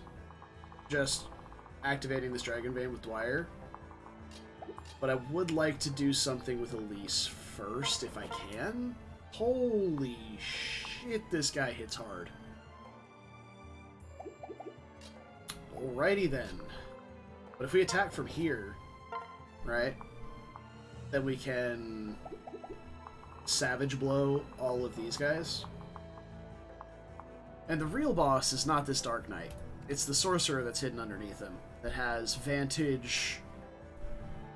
Like, look at this asshole. Like, who decided this was okay? Vantage, Wary Fighter, Vengeance, Sorcerer, on a throne, with a Dark Knight para. Not a throne, it's a fort, but who decided this was okay? And I'll believe you. Disgusting. So we can come down here and kill one of these with Xander. We can come up here and kill one with my dude. We can kill 2 of them with Mozu once they're silenced. We can attack this one, get a dance, and attack the other one.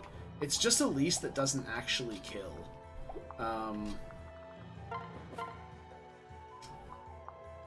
Yeah, she gets close, but she doesn't quite do the trick without the bolt axe. So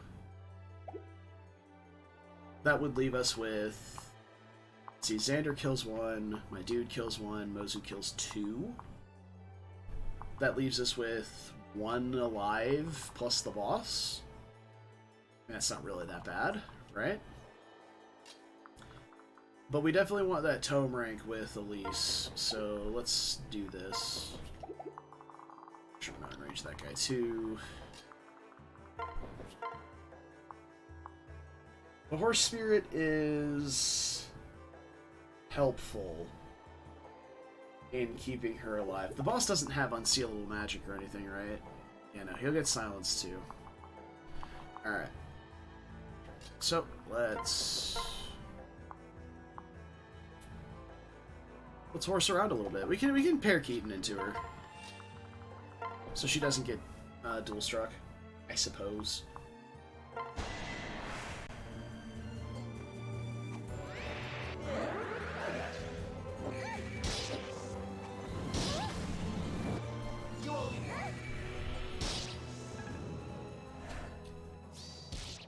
Cool. Big Savage Blow. And then Dwyer can come back here, activate the Dragon Vein. Last one.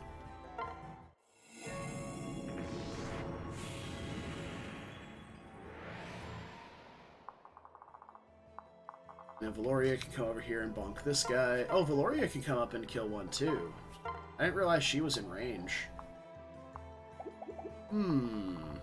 That's the only one. Well, no, Mozu can reach here, but Azura can't reach to sing from anywhere but here, so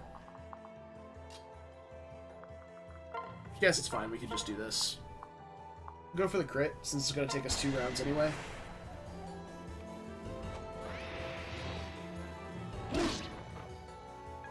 Yeah. Get him. And then... Ooh.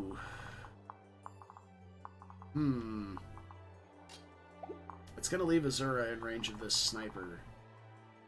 35 attack shouldn't kill her, though. Actually, it will because of weapon triangle, so we can't leave her there. We'll have to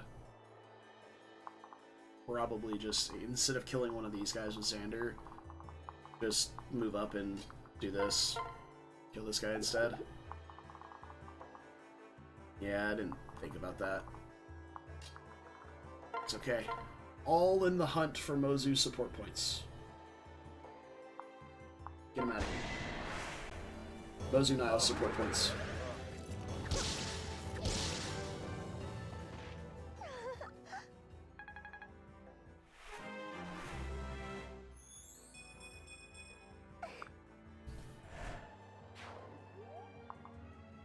Okay, the boss is silenced too. I actually was kind of concerned about that. I started to think about it during the last, during that combat. I was like, hold on.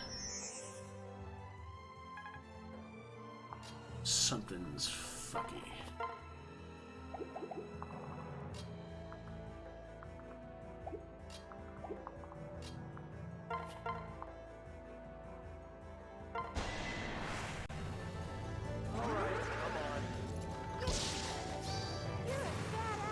Yeah, we got a bad apple. Let's go. I did it! The area is still secure of goats, but we did weed out a bad apple. So we got that going for us.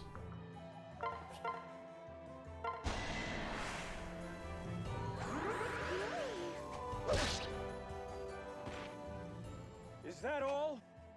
That's right. Bad apples are out of here, boys. We only have good eggs around here.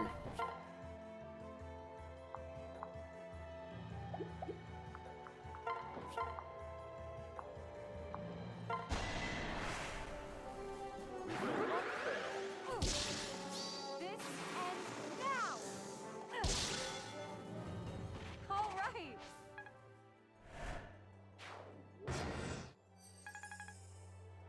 Very, very productive set of enemy phases, or player phases.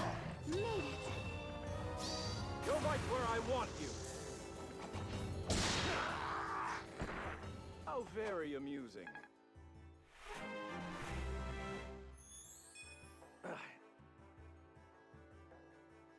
You know what? We're gonna get soul, so that's okay. No better gift than the gift of soul.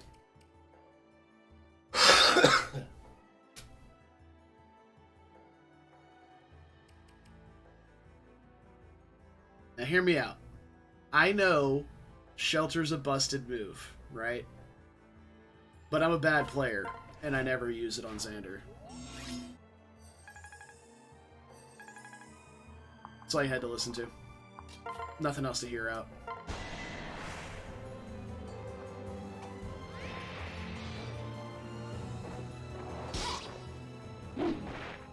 Good fight.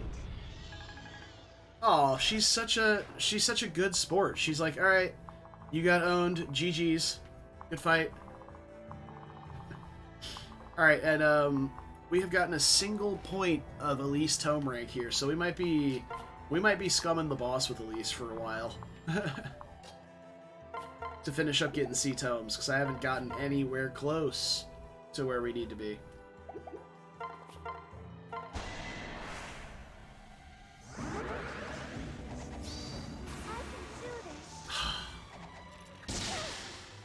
Ah, I can't believe it.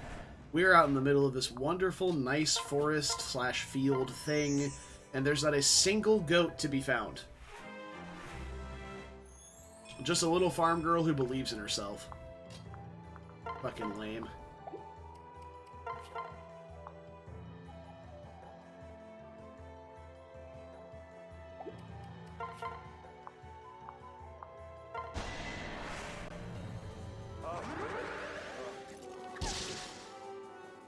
Did I get stronger?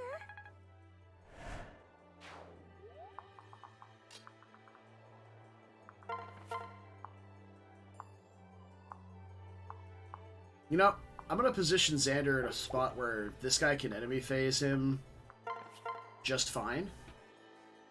If he wants to attack Xander, he can.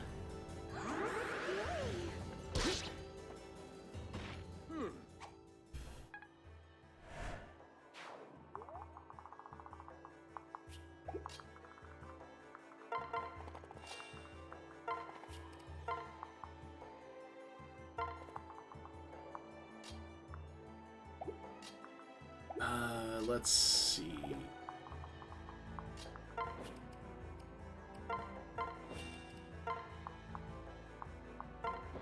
Sure. I guess we can go deal with it with the hunter's knife up here if we want to.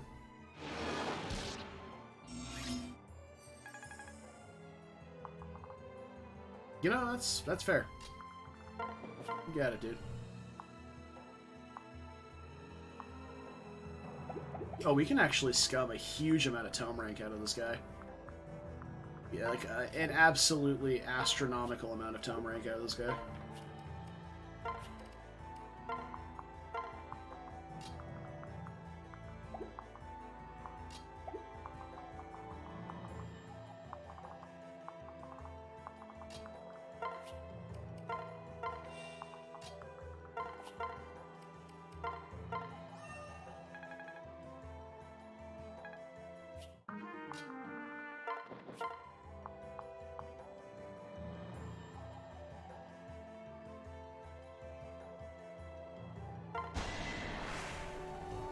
Leave it to me.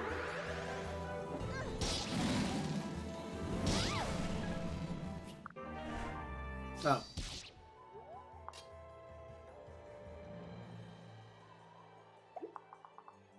Well, I suppose we don't have to scum any tome rank out of him anymore. Huh.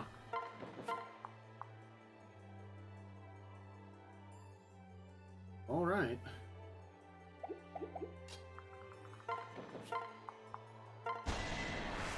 I live. I did it!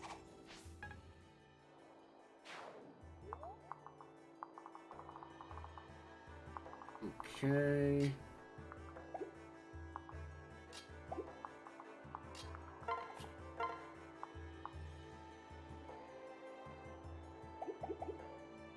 Right, this guy's really annoying.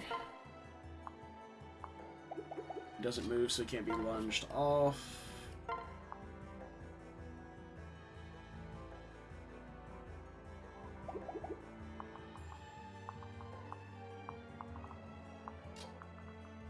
Got 40 HP.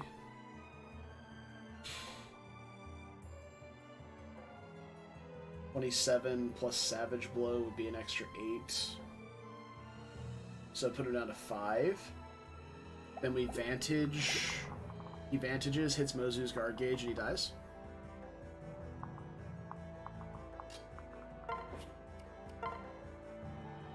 Actually, no, he'll be much higher health because of Nosferatu. I am dumb.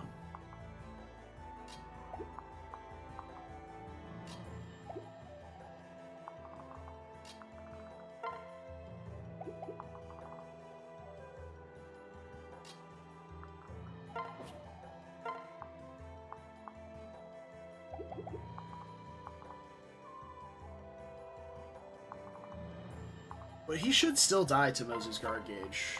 So 15 will be 18, and maybe a little bit higher because we're gonna trade the Iron Dagger to the top. I mean, either way, I don't think anybody's really in danger of dying here. Camilla's gonna get hit for 9. Even with Vengeance, it's not enough to kill. He'd have to be at like no HP for Vengeance to kill there. So yeah, let's trade you, or we could trade the Yato for more damage. It might be similar to the Iron Knife, just because weapon triangle advantage. I'd like the debuff too, so yeah, we'll do this. And then dual club. Hope we don't crit with either. You'll be alright. You, naughty. Hey, QWERTY. How's it going, man? We're not done yet! Okay. Oh, we got B Shuriken too. Nice. And he's at 4 HP. Fantastic. He can Vengeance all he wants. And we're A-okay. Is this a route or kill boss? It's a route. Okay, so the map won't end after this. We could end the map, actually. If we could dance for Xander, I think.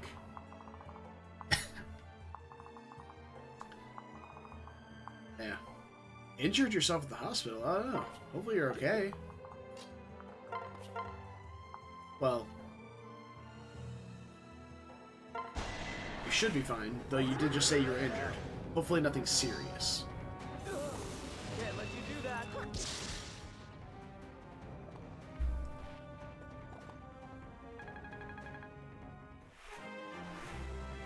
So you injured yourself, and you're at the hospital? Punctuation is key.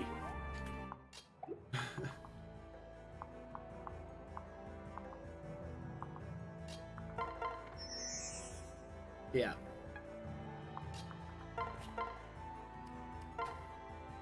Understand now. Well, still. Hopefully nothing too serious. That remains a constant.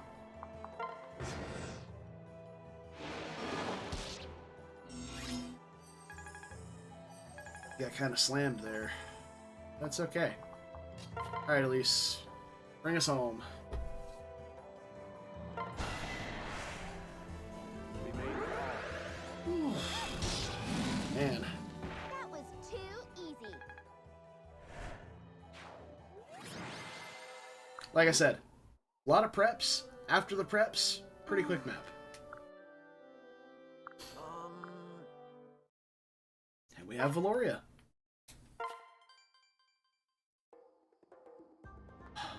Now the question is, do we try to tech Valoria into our team as a second soul ninja? It sounds like such a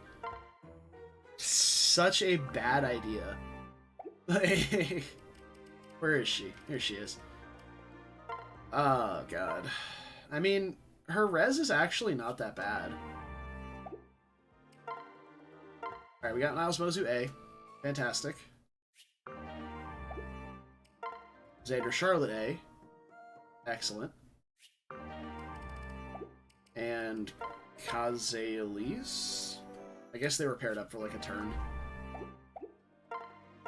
And Elise and my dude. Very cool. Go for Ninja Elise too. Oh! There's your flame shuriken wielder right there, Brad. Ninja Elise. Friendship sealed with female Corin. That's the tech. That sounds awful. That actually sounds truly awful.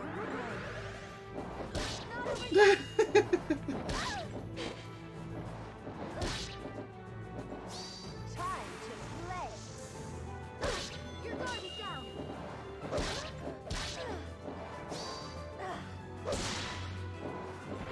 Poor thing. Oh man.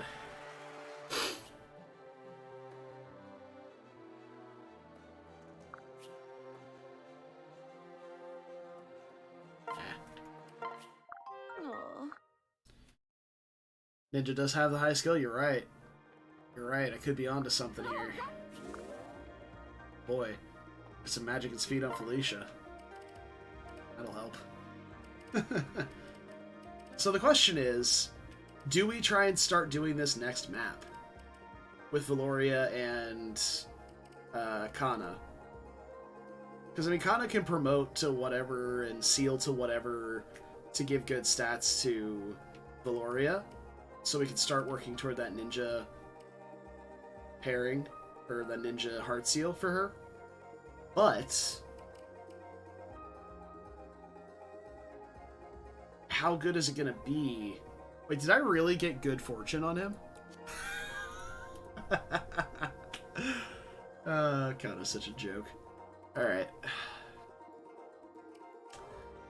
This one, at least.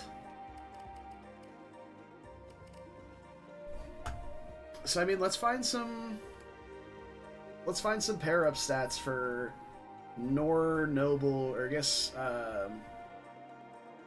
yeah, Nor Noble versus versus, like, Master Ninja.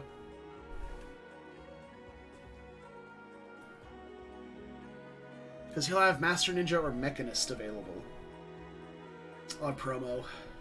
Or Heart Seal, I guess. So, let's go classes, pair-up stats, Hoshidan classes. So, Master Ninja is skill, speed, and move. Obviously, Mechanist is 2 strength, 2 skill, 2 defense, and 2 res. That's interesting. But I think if we want Valoria to be relevant, we could probably go Ninja, and then use the Beast Rune on her while she has that extra speed. You think you can one round Takumi, prioritize getting rally strength? We probably can't one round Takumi. We're just gonna... My plan for the final map is very similar to the first time we played Lunatic, which is to just clear off all the garbage, right? Get rid of all the status staves, all the ninjas, all the bullshit. And then set up a spot where both Camilla and my dude can just infinitely lock down all of the infinite reinforcements. And then I can go back and get my other units to pick up guard gauge pips from those units, or from those infinite reinforcements, and set up guard gauges to fight Takumi with.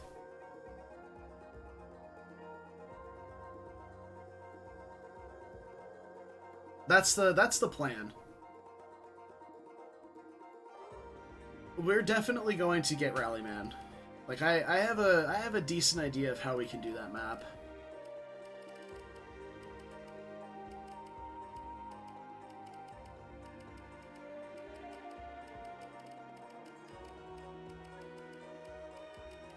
Which is kind of why I've been slowly getting more and more flyers.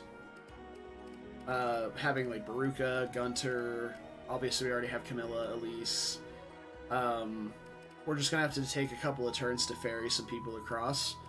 But we can just fly over the gap on the right after we clear out some stuff. In like the first area. And that's it. Nothing special after that.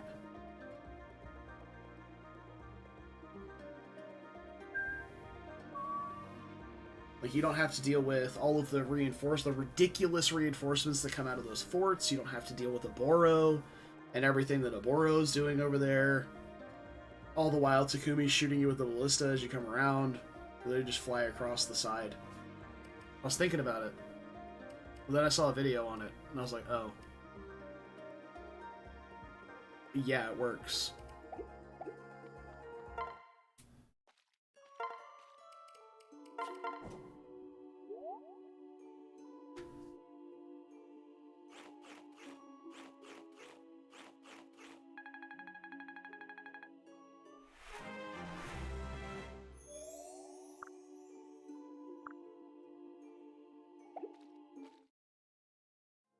Okay.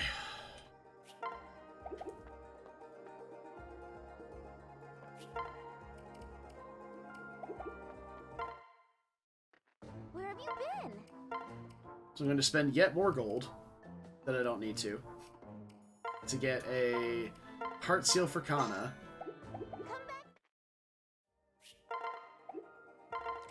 I don't have the master seal anymore, so I'll have to get another master seal as well.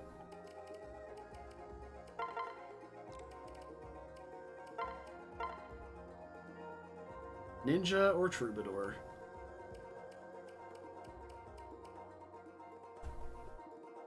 I didn't check what the pair up stats for like Nor Noble and Nor Prince are.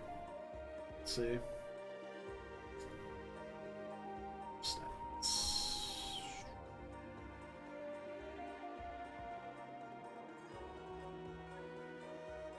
Two strength, 2 magic, 1 skill, 1 speed, and 2 res.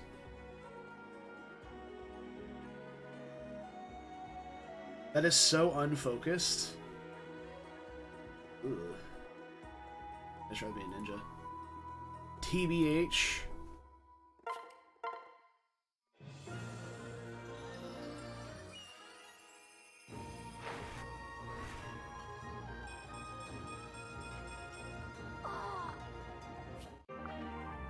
I will say he does look rather precious as a ninja. Where have you been?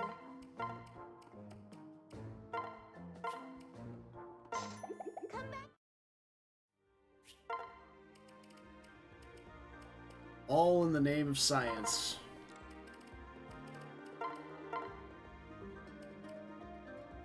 Oh, he'll still maintain his sword rank. That's nice.